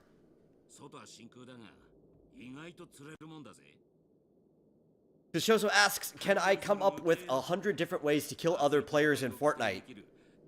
Sure. Like, I don't know why you wouldn't. There's tons of different weapons, but also you can run them over. You could involve the crafting. Like, yeah, I'm sure you probably could come up with 100 different ways to kill people. The building stuff, which is no longer part of competitive Fortnite, but you can still play build mode. It's there. I've seen people do it. That opens up the door for you to be able to do all kinds of things to kill people. I think because of the original build mode, because Fortnite is like Battle Royale if it was Minecraft. That was kind of like the original thing Fortnite had going for it before competitive kind of got rid of build mode. And I guess because it just really wasn't fun for people to watch. That made people want to build stuff in Fortnite. So, user-generated content. Here we go. Julian, the Vampire King, says, I like Roblox more than Fortnite, but Roblox is kind of getting boring now because people only want to make, pay-to-win games, and now I only play, like, Dinosaur Simulator, Tower Defense, and a fan-made Pokemon game. Yeah. And it's kind of cool that people can make money off of it because of the way the Robux system works. But people are just way too greedy about it, you know? Like, if you made a cool balanced game, I'd be all for it. But I never got into Roblox. I don't even want to say I was too old when Roblox came out, because I believe Roblox started in 2006. I would have been like, what, junior high? Maybe going into high school in 2006. But obviously most of the advancements happened after I already graduated. I kind of like too old, I guess. I'm still going to say that. I wasn't, but when most of the hype of Roblox happened, I was too old. And it's not something I would get into now. 噛むなら相変わらずよ。 You know. でも立て続けに乗客が減ってしまったからちょっと寂しそうではあるわね。たまに考えるの。 Because Joseph says, I would like to play a game like Minecraft, but as a battle royale. Well, Minecraft has battle royales too, because Minecraft also has user-generated content. One of the things that people used to love to play in Minecraft back in the days, I think actually both in Minecraft and Roblox, is they had their own version of the Hunger Games, right? Like, you literally go in and it would just call Hunger Games. And you were just in Minecraft playing Hunger Games, but, like, all of the normal rules of Minecraft applied. Like, user-generated content exists in Minecraft if you're into that kind of thing.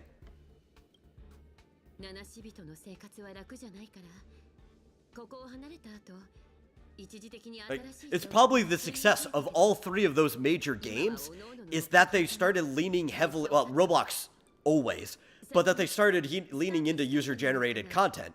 And I think it's actually because of Roblox that the other two started doing that.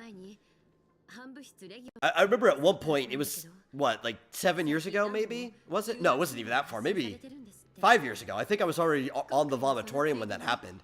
4 or 5 years ago, Roblox passed up Blizzard as the video game company, software developer in the US that made the most money.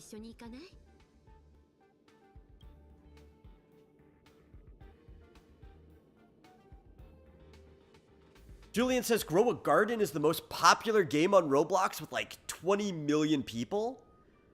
But it's overrated, probably.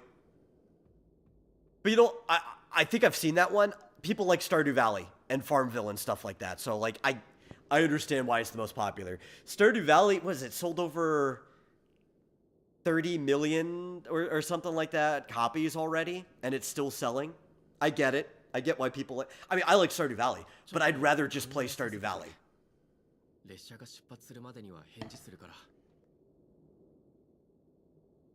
I have to figure out how to make death puzzles in Roblox. So actually, that's also pretty common too. A lot of people make like obstacle courses and mazes or all kinds of things where it's like, figure this out or your character dies. Like, no, death puzzles are super popular in Roblox. If this just, you know, I think this is actually probably the world that you should be existing in. And Roblox is very low, what's it called? Low demand on performance, right? It's low load bearing. Your computer could probably play Roblox.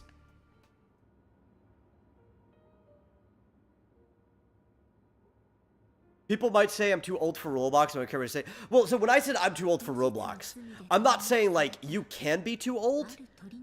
I'm saying to get into it, right? I think a lot of older people who are still into Roblox were into it when they were younger.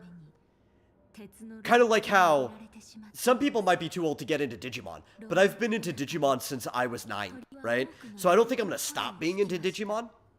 And maybe some older people could get into it, but it is harder for an old person to get into it, right? That's all I'm saying. I don't think you're ever too old to enjoy stuff that you enjoyed when you were younger. I think maybe there might be times in your life where for a little while you put the toys away, but like I think you'll still enjoy them when you take them back out. Yeah.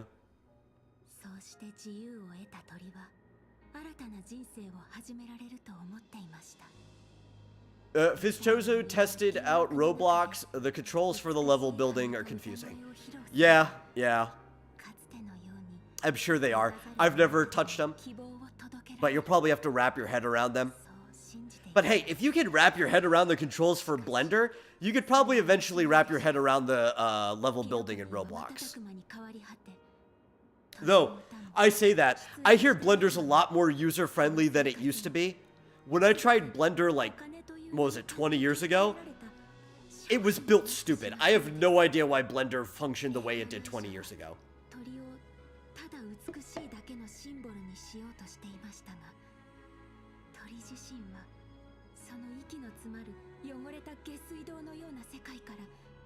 If it was even 20 years ago. It was like somewhere between 15 to 20 years ago when I first tried Blender. back when it was like way younger than it is now.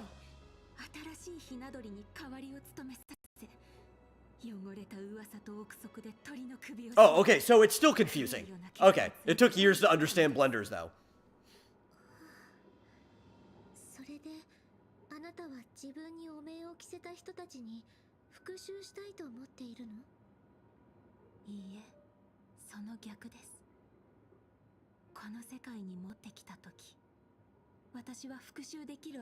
I doubt, because of the way people do this, and even like people hop into Roblox and start doing it, I doubt it'll take more than a month to really get the hang of it though. Like honestly, the Roblox controls can't be that confusing.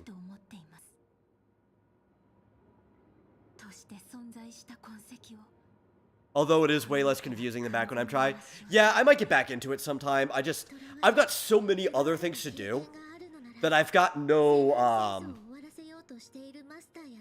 right trying to figure out Blender right now. That's a better thing too, right?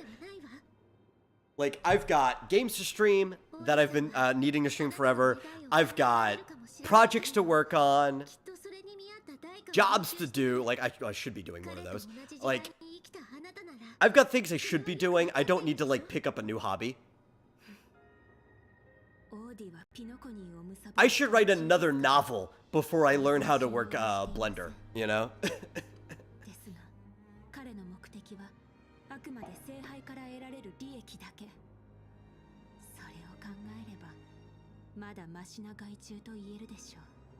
Tower Defense Simulator is one of Julian's favorite games on Roblox right now, but it's just a copy of another game, and the devs gave up on it. On the other game? Oh, okay. I like Tower Defense in general. Balloons is fun, though that's like Baby's first Tower Defense.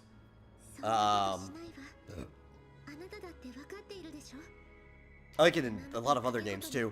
One of my favorite Tower Defense is really, really fucking hard. Honestly. Crazily hard. And it was a mod, or a user-generated content in in Warcraft 3. I used to play a lot of user-generated content in Warcraft 3. Warcraft 3 was built for user-generated content. And it was called Skibby's Tower Defense.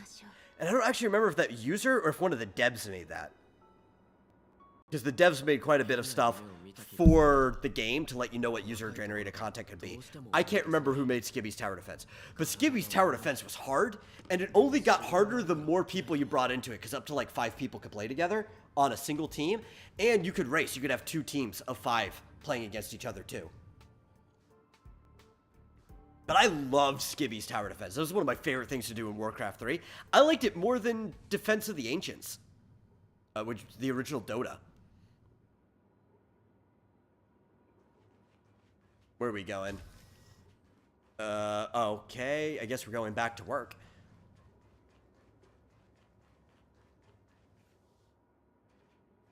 Fisher says, the thing is, Blender is a Swiss Army knife. Come on, activate. It took years to learn most of the features and become decent at most of them. But you just learned the play, sanctum, blah, blah. Oh, that's something else. I thought they might have been together, but broken up. Yeah, and there's certain things like Blender's really good for video editing if all you care about is video editing, and you could probably learn that on its own. I know a lot of people who actually use Blender for like basic effects and for compiling videos together. And it's very low resource compared to most of what Blender can do.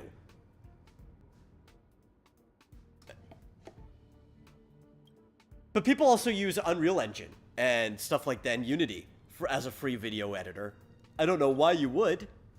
When stuff like Olive, and I think there's like a free version of DaVinci Resolve that you can use for that too, where you don't need all the features for it.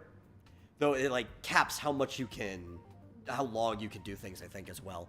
But Olive is completely free, and if you want to learn something confusing for video editing, you might as well just learn Olive. I think the only reason you should learn Blender for video editing is if you plan to eventually do more things in Blender.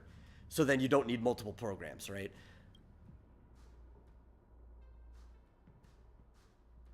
Oh, I think I had a sneeze, but it doesn't want to come out.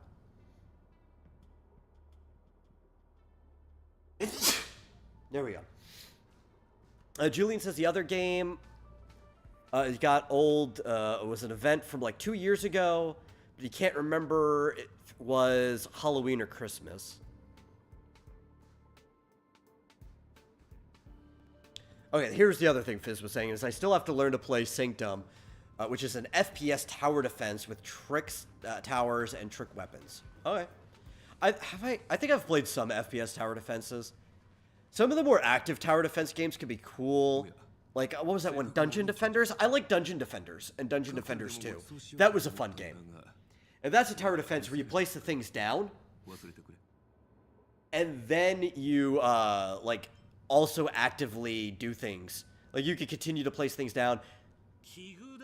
I think you had some skills you could do, but it was mostly just about, like, continuously altering the playfield throughout the defense. That was a fun game. I think Dungeon Defenders was free to play too.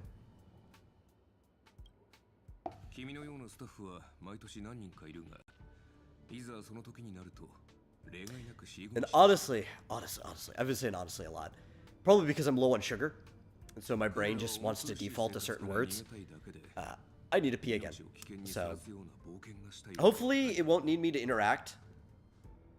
Or I'll wait until I interact. And then I will hopefully, yeah, right here, take the time to pee in between interactions.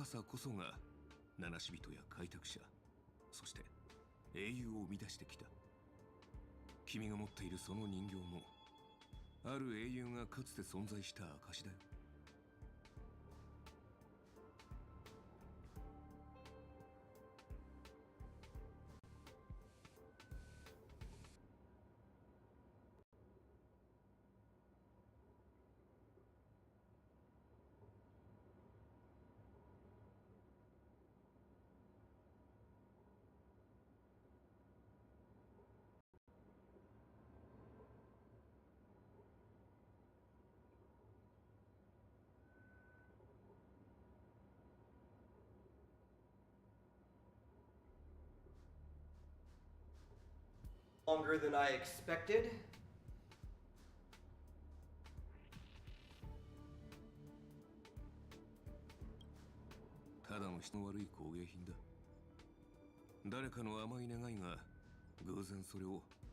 Julian said it was actually more than 2 years ago, and it was 2017 Halloween event. Oh my god, that's way more than 2 years ago.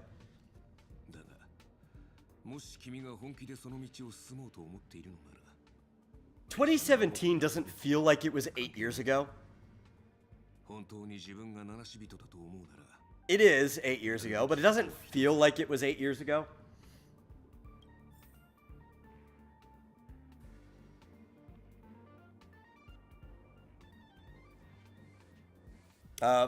Fizz doesn't use Blender for video editing. I mean, yeah, but you could. I don't know if that would be harder on you. Or not. Especially with how your render things are, your issues with rendering. Maybe it would be easier if you didn't. But, yeah.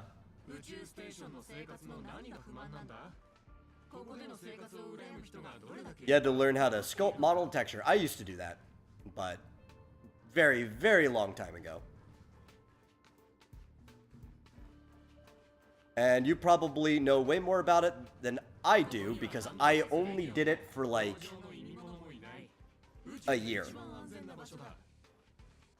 I did it for maybe a little over a year. I mean, I had to do some of it in college too, briefly, because I was going to college for making video game art, and I did it a little bit in between. when I was in junior year of high school is when I did the class. And I did some outside of school because I got a copy of 3DS Max for home. I did some on my own in senior year, even though I wasn't in the same school, and I had to do some in college. So 1 year plus a bunch of random change, right? But you've definitely been doing it for way more hours than I have.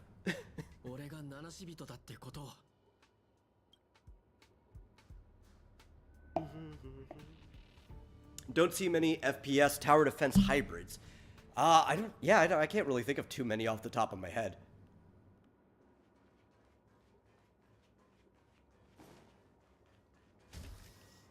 There probably should be more.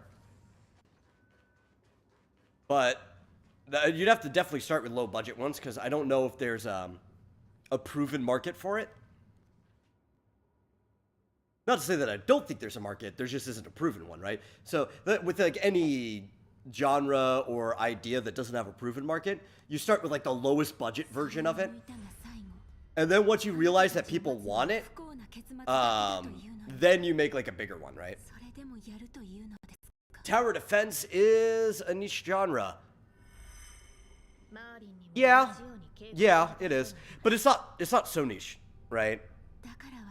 Because you have Arknights, which is a gacha game, and Arknights as a gacha game is entirely a tower defense game. Now, I think Arknights 2 is not, which I'm excited for Arknights 2.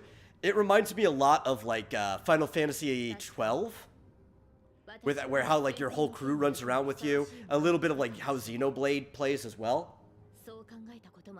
Though I did see that there's base building and there's probably some tower defense in it too. That's just not it's an open world exploration game. But the original Arknights is very much just like stage after stage after stage of tower defense. And it's a very, very popular game.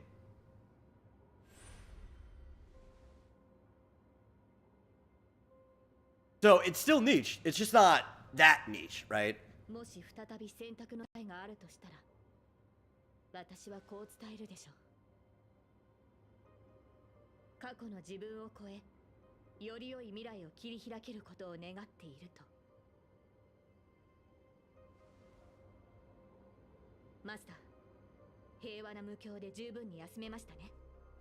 Hardly any games about setting traps. Deception from the 90s is the only one you can name. Games about setting traps.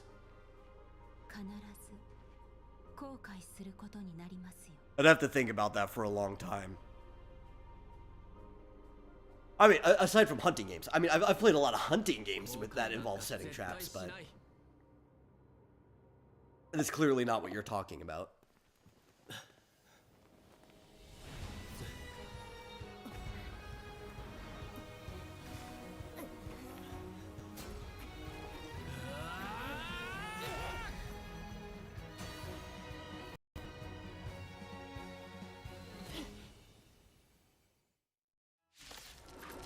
Cool.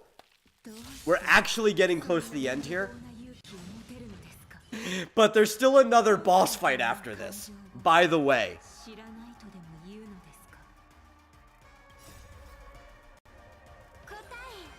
I'm only using Sparkle because I just don't really have a lot of other options here.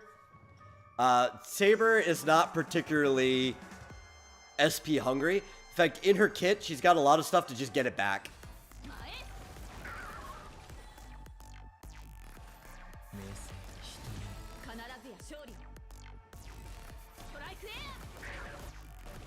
Oh, okay. Yeah, here we go. What's cool is if Saber has enough core resonance and energy that she should be able to ult with it, you'll get another turn where you'll get the ult afterwards. I don't want to ult yet, though. I want this because I want Sparkle's buff. Hua Hua, which is fine to do Hua Hua right here because Saber can have up to 120 energy of rollover. That will just be there. And then with all of the buffs, I want to try to nuke. It won't be the strongest nuke because we have to spend several turns ramping Saber up. Ah, I didn't realize that we were gonna get 見るがいい。 Sunday from it. I should have done it in that order. Oh well.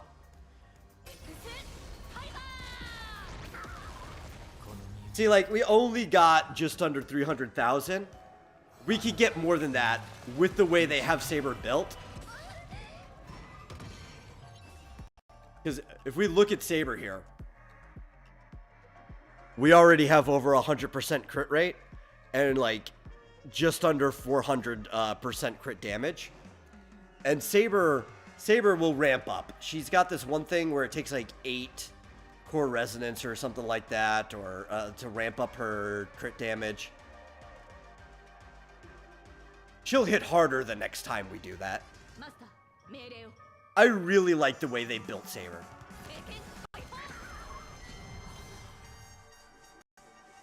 Oh no, but I think we're gonna lose Saber. Right? Or is it the one after this? Okay, it's this one. That's fine. That's perfectly fine. So we're gonna advance Saber forward. He's gonna take Sunday. And then the nuke should give us Sunday back. 血を照らす。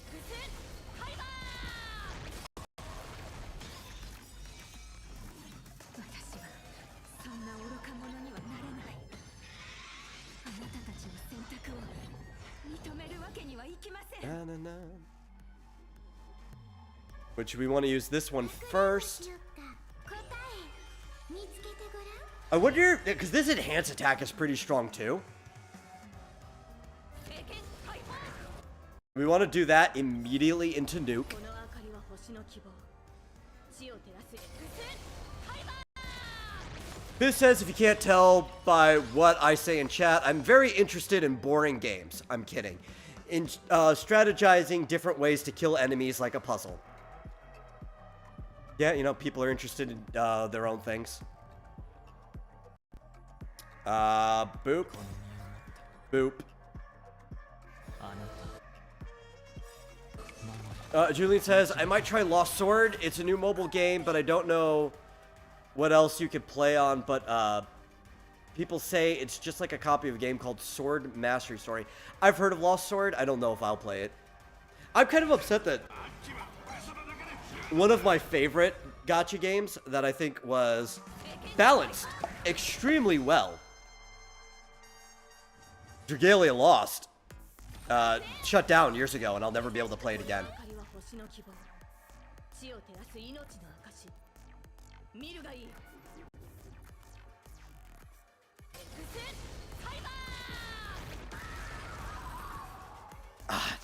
I don't think I will ever get tired of that animation. It's so satisfying してしまいました。 just seeing Saber yell Excalibur. 裏切り者にはふさわしい結末ですね。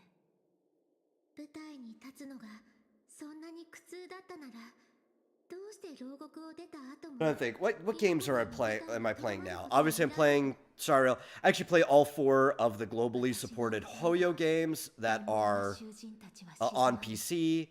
I might go back to playing Tears of Themis. I don't know. I never did dailies in that one, though. Like, 些細な出来事 I don't even really care about pulling. I'm a dude. I'm not into husbandos. The gameplay mechanics, though, like doing the whole Ace Attorney stuff and even the debates, those are fun. でも That's enough, and the story's pretty good, so that's enough to keep me playing the game. 琥珀期を経て But yeah, I'm playing Brown Dust 2. 失われ I'm only like half interested in that one, though. The mechanics are fun. The story doesn't do much for me. そして私は この新しい Uma Musume, pretty derby. I've been playing that one a lot. I really like Uma Musume. もう That one's really fun. 全てを I occasionally play Wuwa, like when there's new content I play it. I'm such a tourist in Wuthering Waves. The world and the aesthetics of Wuthering Waves can't hold me. I don't even think the combat's particularly that fun. It's not bad, right? But I think the real thing is that the combat doesn't match the exploration. It's great for the hologram and for like the tower and all of the arena stuff. 名を変換するわ。 It doesn't really match the exploration well, so there's like I get pulled apart there. 全てを奪われたのだとしても、あなたは And there's not really a lot of characters in Wuwa that appeal to me. アイリスの母よ。I like Encore. Here's a free character if you start it because you get to pick from the standard banner. But she's like an easily obtainable character for free to play. You could lose your 50-50 to Encore. I've got Jinshi, who's one of the few characters I don't hate the design of. At like E1 S1, or I guess what would it be in that game? W1. I don't know what the superimposed for weapons are. But I've got waveform 1 and I have her weapon. At random, just casually pulling. But aside from that, there's not like a lot of characters I like in that game. I really enjoy the dungeons. That's what keeps me playing. But you only get the dungeons when they add a new patch, right? When there's a new story event and when there's a new character story, or like a new main quest and a new character story. If there were more dungeons in Wuthering Waves, I would probably be locked into that game. But they just don't do enough. Oh no! I dropped the controller! このお芝居はもうすぐ幕を閉じるけれど、その前にどうか大劇場を出てその目で今のタレントたちを見てきてちょうだい。どれだけの誹謗中傷を浴びても。So you used to play Swordmaster story, but you lost your collab characters when you got a new phone and didn't let you transfer your data? Oh, man, that sucks. My condolences. 魔力に似た強い力を感じます。儀式はすでに完成に近づいているようですね。Did you know that my first playthrough of Fallout New Vegas, I killed the Nightkin at the Repcom launch station, mostly using mines, Fizchosa says. I did not know. I did not need to know that. Very useless bit of information. Of course, then the thing is, right, because New Vegas is one of those games where it's about like how you decide to play it, I don't really care about anybody else's playthrough of New Vegas than my own.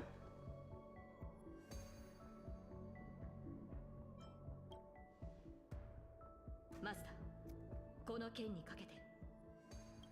ブートヒルたちも出てこれたみたいだし、様子を見に行ってみるか。もう一つの人生か。I don't even think that's a game I would ever watch somebody stream. Nor have I. I don't think.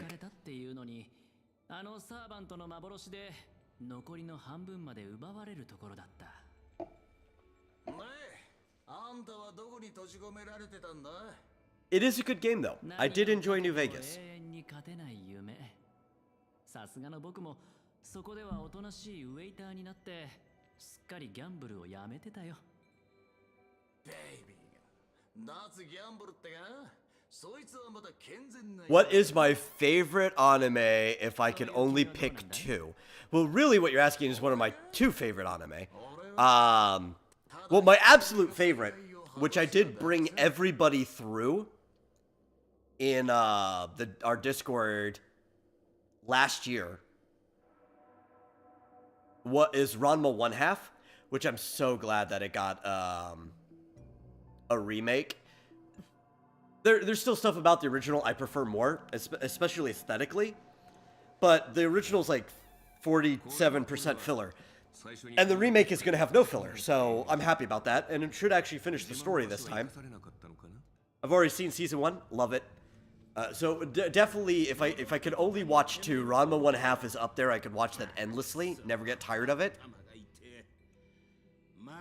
And the number 2, you know, I might actually just go with another Rumiko Takahashi creation, because Rumiko Takahashi is my favorite comic creator, like ever. I love all of her stories. I'll probably go with Inuyasha. I don't think I could ever get tired of Inuyasha either. And the series are long enough that like I could watch them back to back, and by the time I'm done with one, I'm ready to watch the other one again.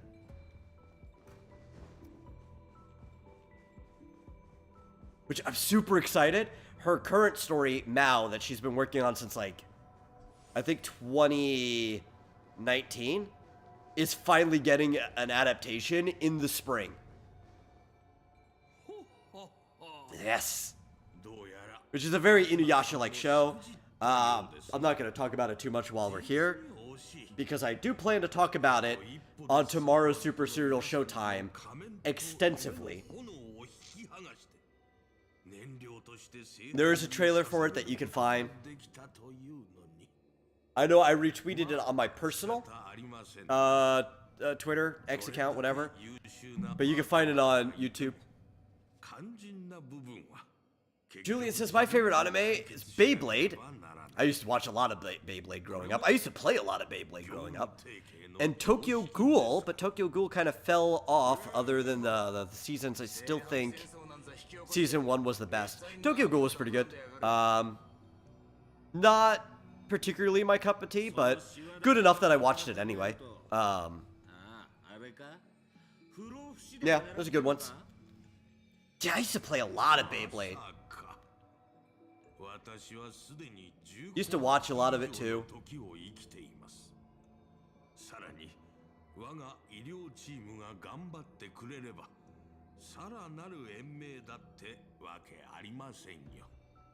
This show says, I thought about having Takahashi as a villain in one of my tunes. Don't know if that's a good idea. Well, I mean, you're going to immediately lose me. But, I mean, I'm usually not interested in your stuff anyway. Takahashi is great. And she's also basically, she's borderline a saint as a person.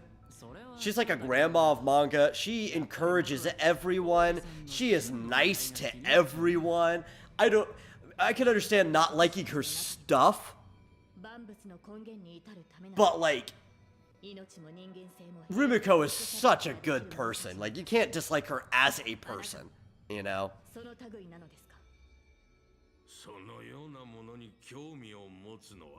Fizz Joseph said, you probably already know my 2 favorite anime. Well, you've talked about it a lot too. I'm going to guess that you're still consistent that it's Full Metal Alchemist #1 and then Monster. I don't think you've changed your mind since the last 12 times you've told me.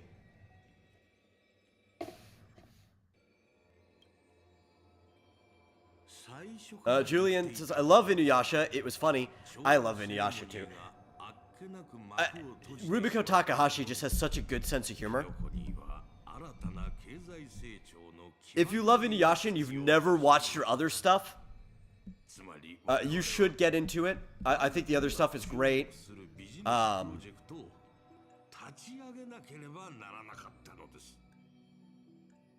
Monsters #1, Full Metal Alchemist #2. I had it backwards. Okay. But like, Ranma 1/2 is great. That's my personal favorite.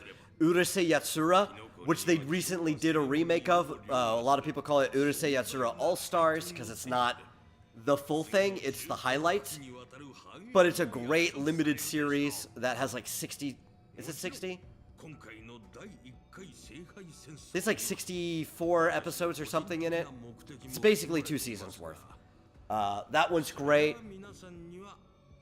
All of her stuff's great. Mermaid Saga's great. I don't know if you can find the adaptation easily.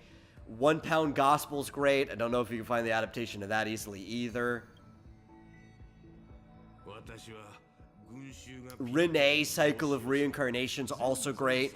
Never been dubbed, but you know what? Watch it in Japanese, right? Subtitles are great.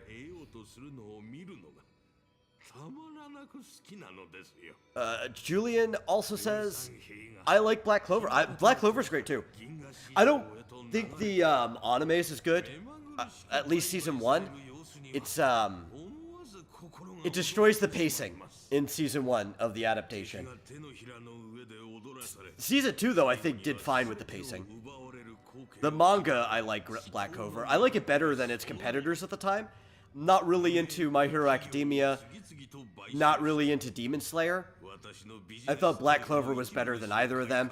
Probably because even in the previous cycle, I preferred Bleach to like Naruto and stuff. And Black Clover, storytelling-wise, is closer to Bleach. And I think if you liked one, it was pretty easy to guess that you'd probably like the other better, right? Black Clover's getting a season 3, though. That's pretty cool. That's exciting. By the way, this is the stuff we usually talk about on Mondays anyway. will be on Tuesday this time. We usually have a show on Monday at 9 Central called Super Serial Showtime. And we talk about movies, shows, mostly anime. We end up talking about anime more than anything else. Manga, comics, stuff like that. And my co-host Marsupial Gamer, who I live with, is also usually on.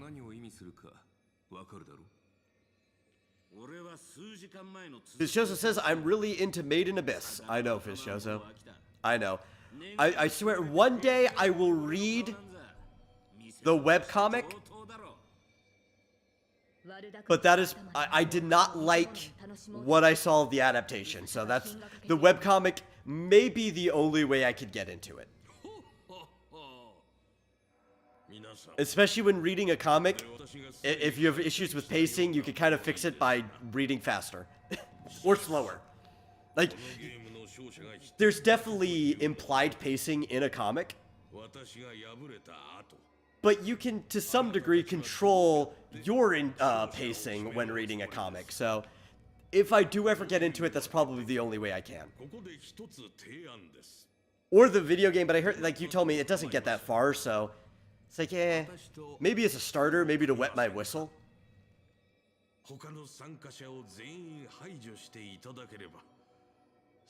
See, Julian says in Black Clover, I simp over Noelle and Gray, though. I mean, that's very, it's to each their own. Whoever you simp over in anything, it's all going to be down to personal taste.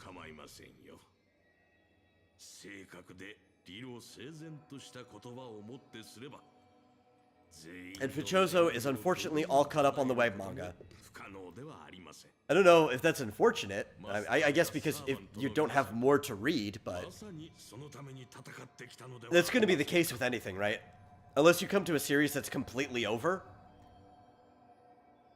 Which then you could still say, unfortunately, it's over, so I don't have more to read. But eventually, you're going to be caught up on something. Right? That's just how things go. That's the... Unless you drop something, that's the nature of engaging with it.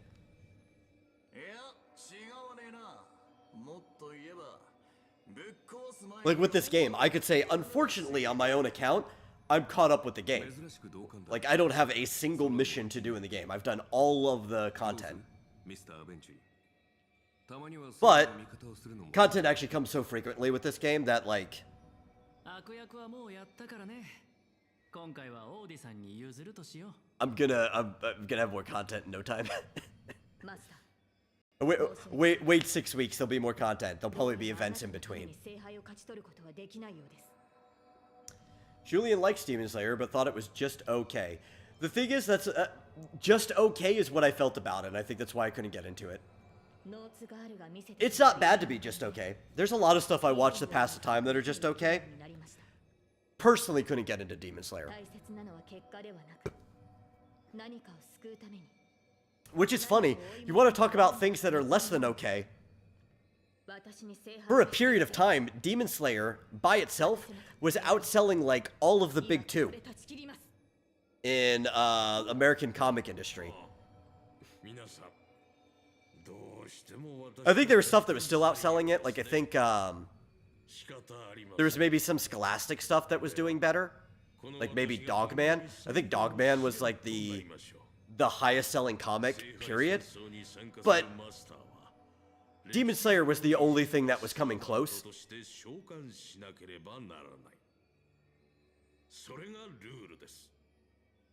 And some other manga.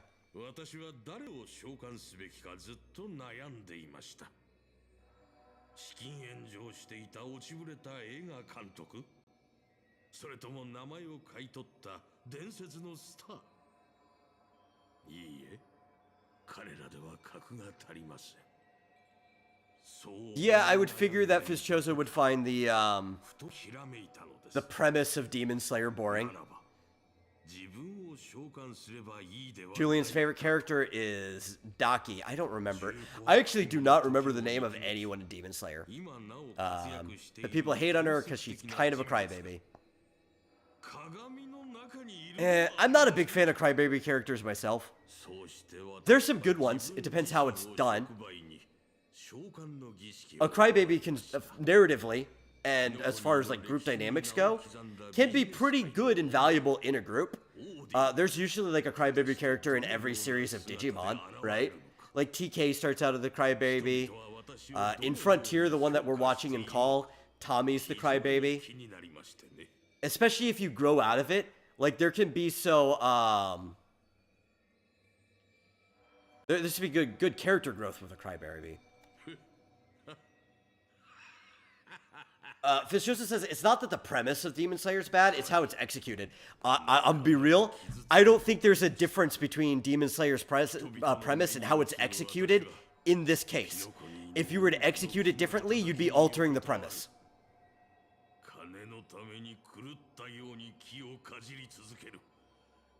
Like, if you handled even how demon slaying goes and their world at all, you're altering the premise.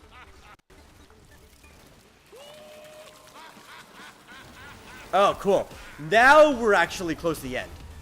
This is the final boss fight of this event, of this story. So there's like a little bit of story after this, but we're actually getting to the end here.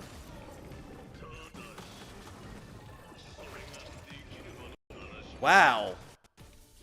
Just completely screw all my people over right at the start, why don't you? That's okay, we have Huohua. Huohua doesn't care about your silly crowd control. Huohua cleanses everybody when their turn comes up.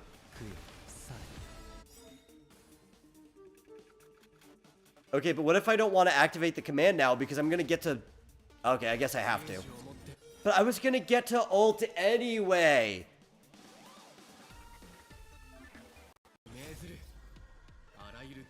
This is what I hate about hand-holding tutorials. They force you to do things you don't want to do. Oh my god. Do you see that, like, 500,000 damage right there? From the Trial Saber?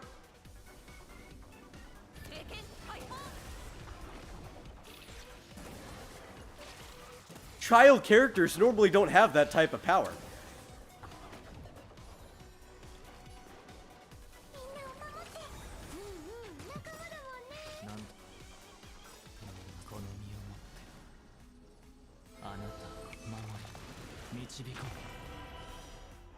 That's okay, Saber gets to go again anyway.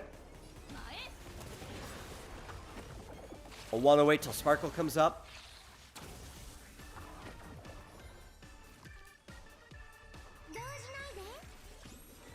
And, oh, actually, you know what? Both of them. Even though I think his buff was already up anyway, I don't care. Big Excalibur!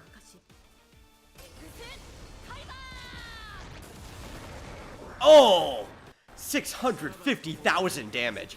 I'm gonna be so happy on my main account when I start nuking people with 1,000,000 damage on Saber.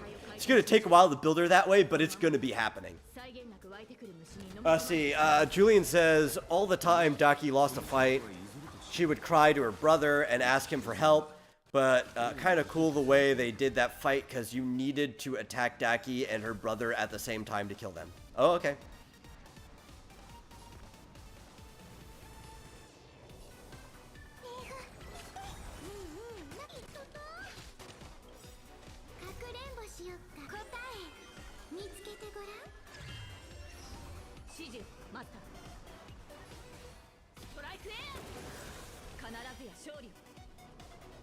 Yeah, I don't want to use that yet. Because if I do that, and I put you forward, and then we do this, and then we do this, we can get back-to-back Excaliburs.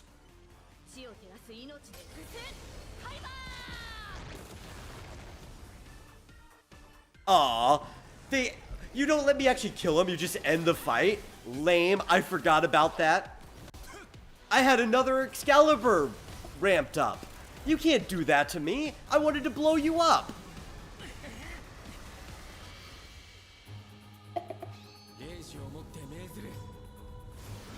Oh well, we get the big cinematic one though.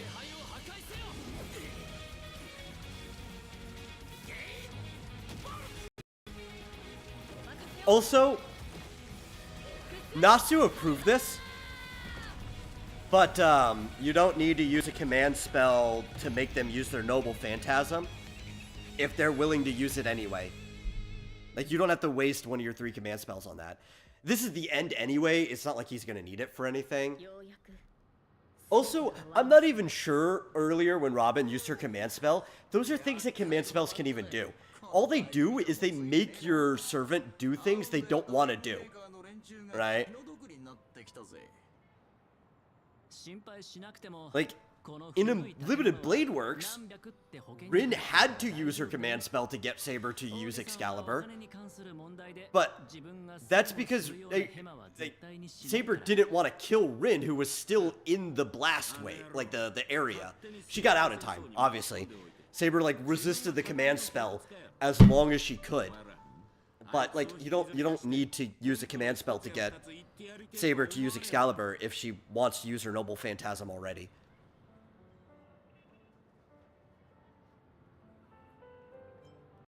I'm gonna be a little pedantic here about how the mechanics of Fate work. She could technically use that whenever she wants. It requires a lot of mana. If you like channel your own like mana to her, that would be something. But like, I think they even thought about like the night before, right? Didn't they do a mana transfer or something? Well, they did a mana transfer to what's his name, Shiro? I think that's his name. But Saber gets her mana from him anyway, so that's probably fine. But yeah, it takes a lot of energy to use your Noble Phantasm like that, especially hers. She kind of only ends up using it once every time. But you don't need your command spell to use it.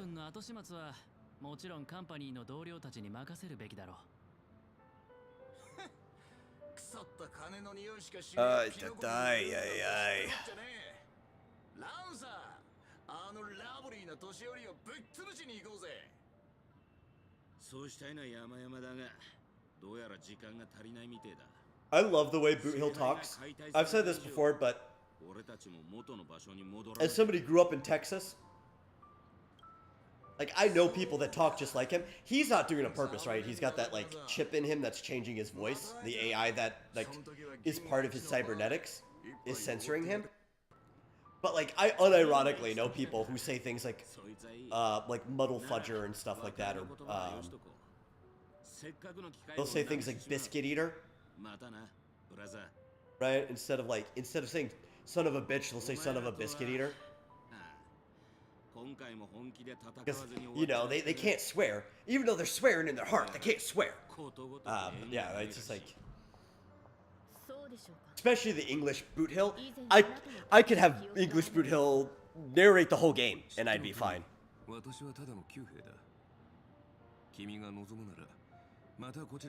Well, fork me!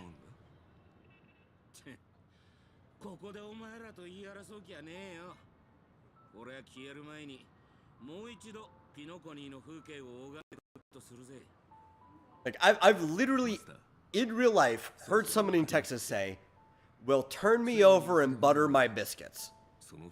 In that way, it's like, "Well, turn me over and butter my biscuits."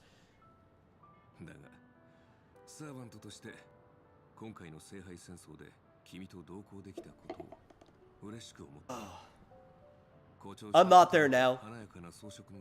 I don't know. I don't care wherever I go. I think even if I spend years away, Texas will always feel like home.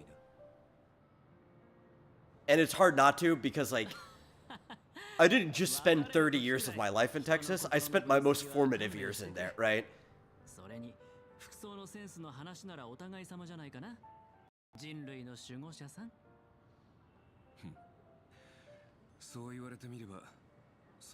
And Boot Hill's just a general Western guy. Yeah, but you really find that everywhere. Like, Arizona's got it too, right? Tombstone, Arizona. That's where, like, a lot of the end of Wyatt Earp's... Well, not the end, he went on. But, like, the biggest story about Wyatt Earp's life happened here in Arizona. Yeah. Oh, you joined the Discord? Well, welcome. Anybody's welcome to. We do put posts in there in the news channel when we go live, so.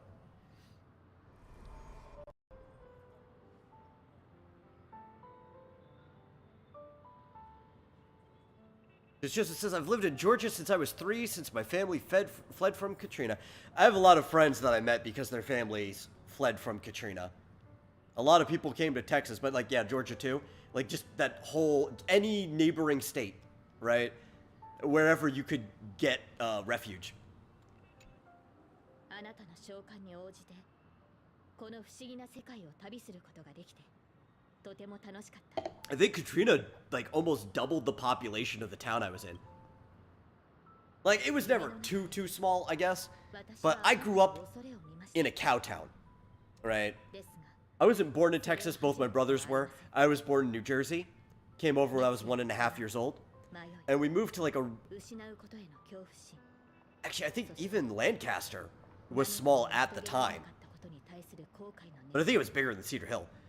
We moved to Lancaster. After that, when I was about 5, we moved to Cedar Hill. And that area was kind of like a cow town when we moved to Texas.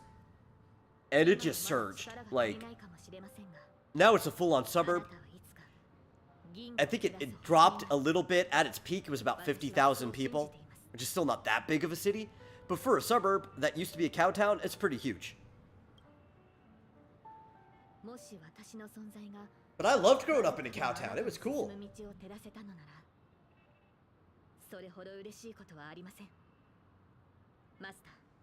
Because Joseph says Hurricane Katrina was one of the most devastating natural disasters in human history. I don't believe that. At all. Maybe most devastating and impactful in recent history, but no, there have been way more disasters in human history.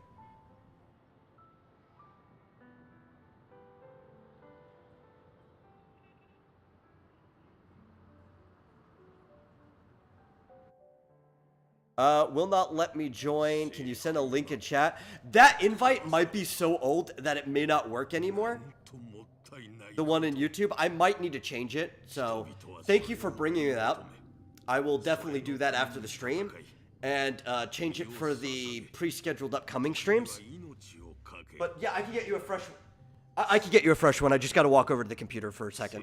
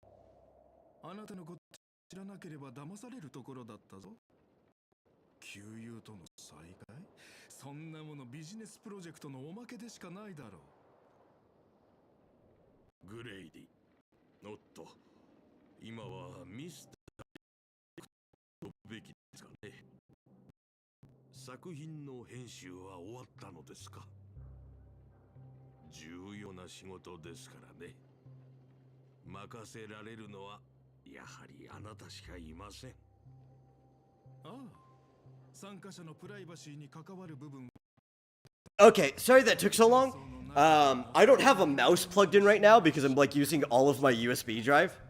slots.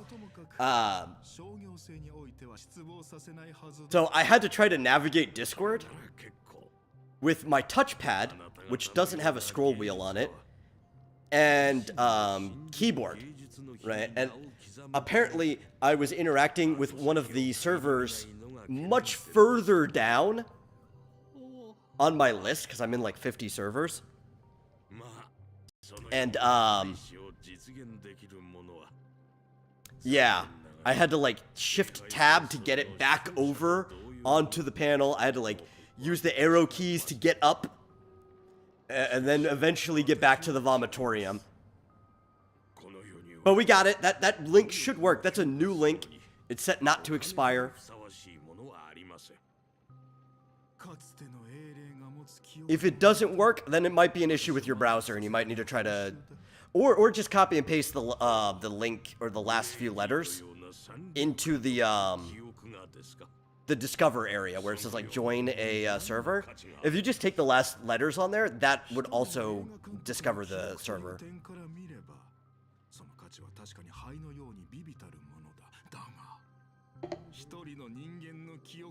Oi, what time is it? Midnight? Okay.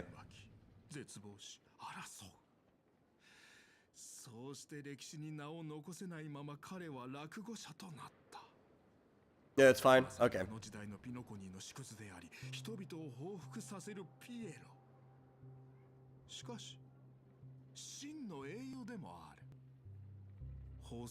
Mr. Rekka.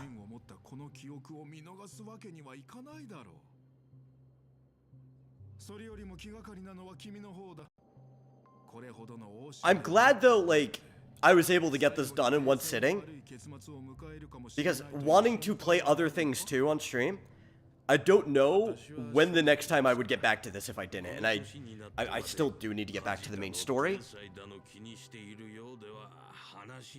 But, God.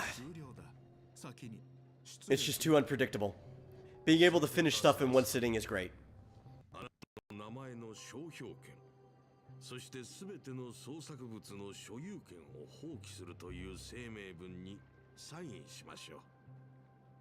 Also, it must be pretty late for you guys too. Like, you know, don't feel like you have to stick around. I can finish this on my own. If you want to stick around, I'm not going to tell you to leave, but if it's midnight here, it has to be even later there. Get some sleep if you need it.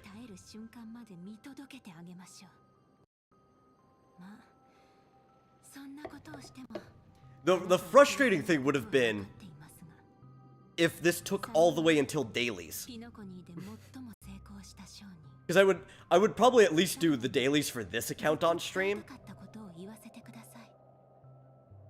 But I don't want to do the dailies on stream at all, so it's good that it's ending now, because dailies are like in another hour and 50 minutes.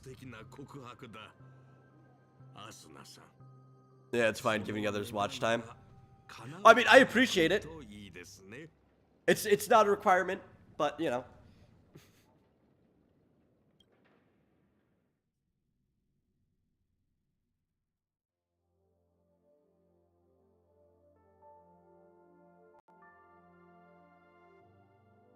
This scene got me a little bit.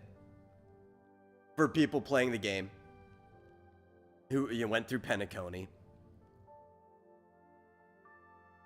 At the very beginning, they showed that Pom Pom was also going to be a master and that a servant was going to show up. And here they reveal that Misha, who is like a data copy of a younger version of Mikhail, who used to be part of the Astral Express and left to go do Penacony. Like, he was one of the founders of Penacony. The watchmaker, he even made Clocky the cartoon and everything. But he died before Pom Pom could ever see him again. So Misha comes here, and Pom Pom, in some way or form, gets to see Misha again. This was a pretty touching scene, honestly. I really liked this.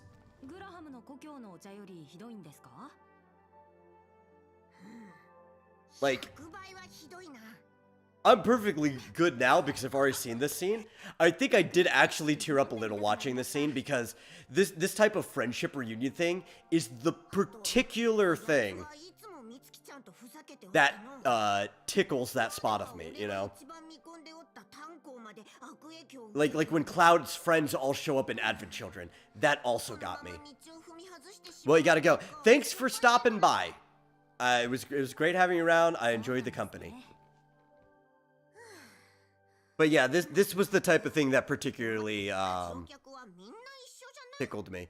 Gotta do daily stuff in ZZZ and go to bed. Yeah, don't let those dailies slide. That's this polychrome that you're missing if you do.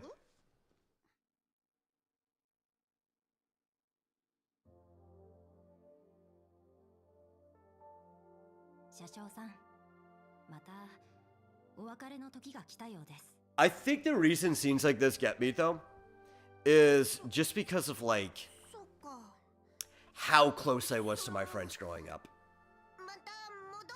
Which should be. I always assume that's just how close everyone is, but I hear that used to be more common, but as I got older, people became more and more distant, and it is still there, but rarer that people are that close, right? Like I was close enough to my friends that we practically lived together, you know, like even living at our own parents' house, like we would spend all weekends together, we'd go on adventures together. We were practically family.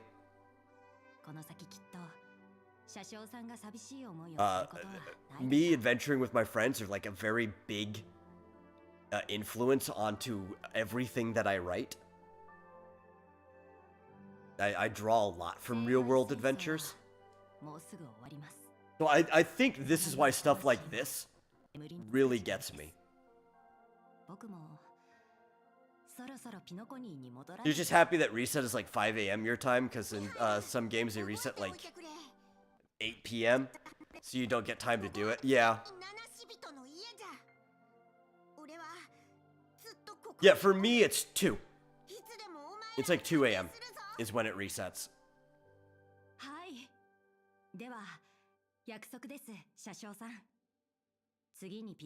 But I'm a night owl. As Joseph said in the previous one, I'm practically nocturnal. I think nocturnal plus is a better term for it because I'm more than nocturnal. Truly nocturnal things are pretty much only awake at night. I do have a lot of daytime hours, I just don't sleep a lot. But I'm pretty much up until the sun. And then I'll sleep throughout the morning, and I'll be up all of afternoon, sometimes even some of the late morning. So I'm nocturnal plus. I'm awake when reset happens. But that's it. That was the end of the story. Just a little wrap up between the two of them. And there is a battle event. Because we're going so late as it is, I don't think I'll do that on stream. Like, at all. I don't think I'll do any of the event on stream. I'll just play it off stream to get the Stellar Jade. But we will be back to continue the story. We've literally all of Amphorius to do on this. I haven't even finished the War Dance story. I don't even know if, like, I usually don't do any story off stream. I don't even know if I'm going to do that one on stream anymore. We started it. Maybe we'll hold off on it, because we don't, the way things have built now, we don't need March. The hunt. Like, we don't need March 7th, the hunt, so I think we're fine. We can hold off and actually just finish that story sometime. But I really just want to get to Amphorius, because I enjoy the story a lot, and also, I need Remembrance Trailblazer.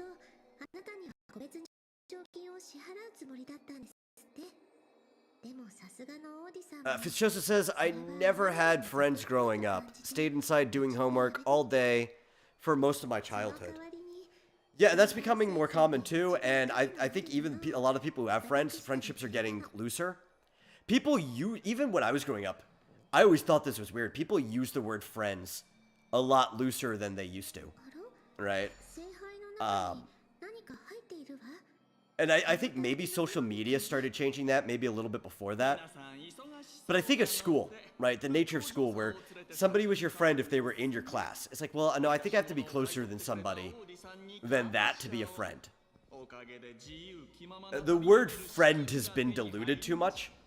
Most people, like in your class or whatever, or most people you even hang out with, are associates.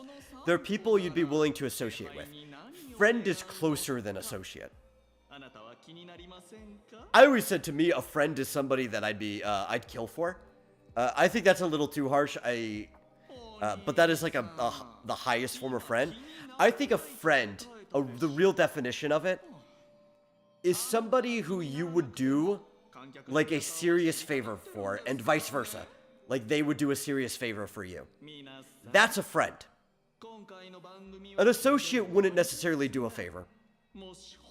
A friend would. Most of the people in your classes are acquaintances. They're not even associates, right? Like, you don't even hang out with most people at school. These are the layers, and they have words for them, and people don't use the words for these different, like, layers of relationships. An acquaintance is somebody you've met. You are acquainted. You've exchanged names with them. Most people aren't even your acquaintances. If you've never exchanged names with somebody, they're not an acquaintance, right? So an acquaintance is somebody you've exchanged names with. That's everyone you had a class in. If you've had to, like, go up and introduce yourself, at least in kindergarten, they make you do that. An associate is somebody who you are actually willing to associate with, where, like, if a police officer asks, do you know this guy? You're like, yeah, I know that guy. That's an associate. Somebody that you wouldn't mind being seen with. Maybe you're at a club with them, maybe you work with them, maybe there's some other affiliation, but you're associated with that guy.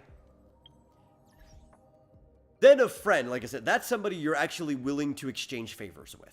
That's the level you get with friends. Some friends are closer than your own family. That's how I feel with my friends. Like the people that said I had friends growing up. And I even, like, those friends, I do kind of feel that way. Like, the people, like Buck. Buck's been on here. Buck is my friend, right? I would consider Buck a friend. I would consider Marsupial a friend, too, obviously. You wouldn't live together with a guy if you wouldn't consider them a friend. But, like, Buck, Sentry, who's another character who shows up in X Dynamis Chaos. These people, if they seriously asked me, like, hey, I need you to kill this guy, I probably would. I'm not the type of person that for my own means, outside of self-defense, I would ever have the inclination to kill someone. But if they seriously ask me, like, hey, this is important, I need you to, I would probably become a hitman for that. They mean that much to me as people.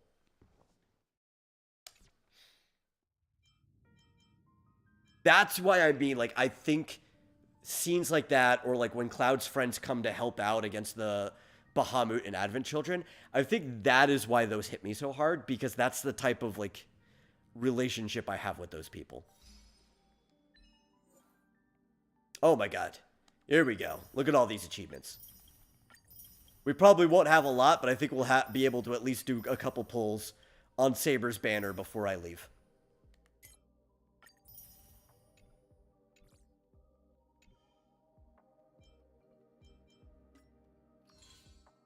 We also got a little bit of this.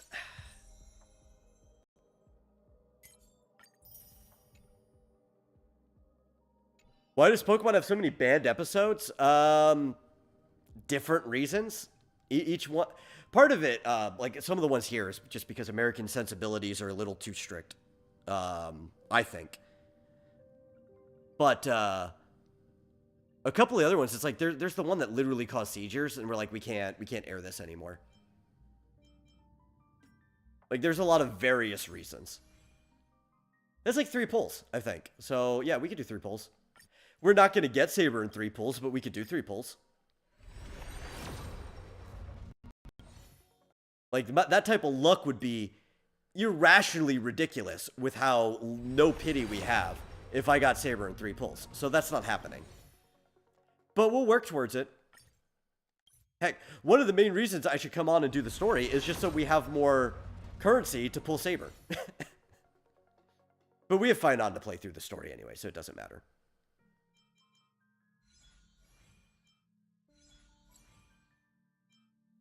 I don't think we got any standard banner ones. No. Okay. But anyway, that's the stream. Thank you for watching. Thank you, Fish Joseph, for being here practically the whole time. I think you only missed some at the beginning. Anybody who, for some reason, makes it this far in the VOD, nobody watches this much of a VOD. But if you happen to, you're cool. Thank you for watching. I hope you are subscribed or following wherever you are. And anybody who happened to watch who's not still here, in spirit, I'm still going to thank you.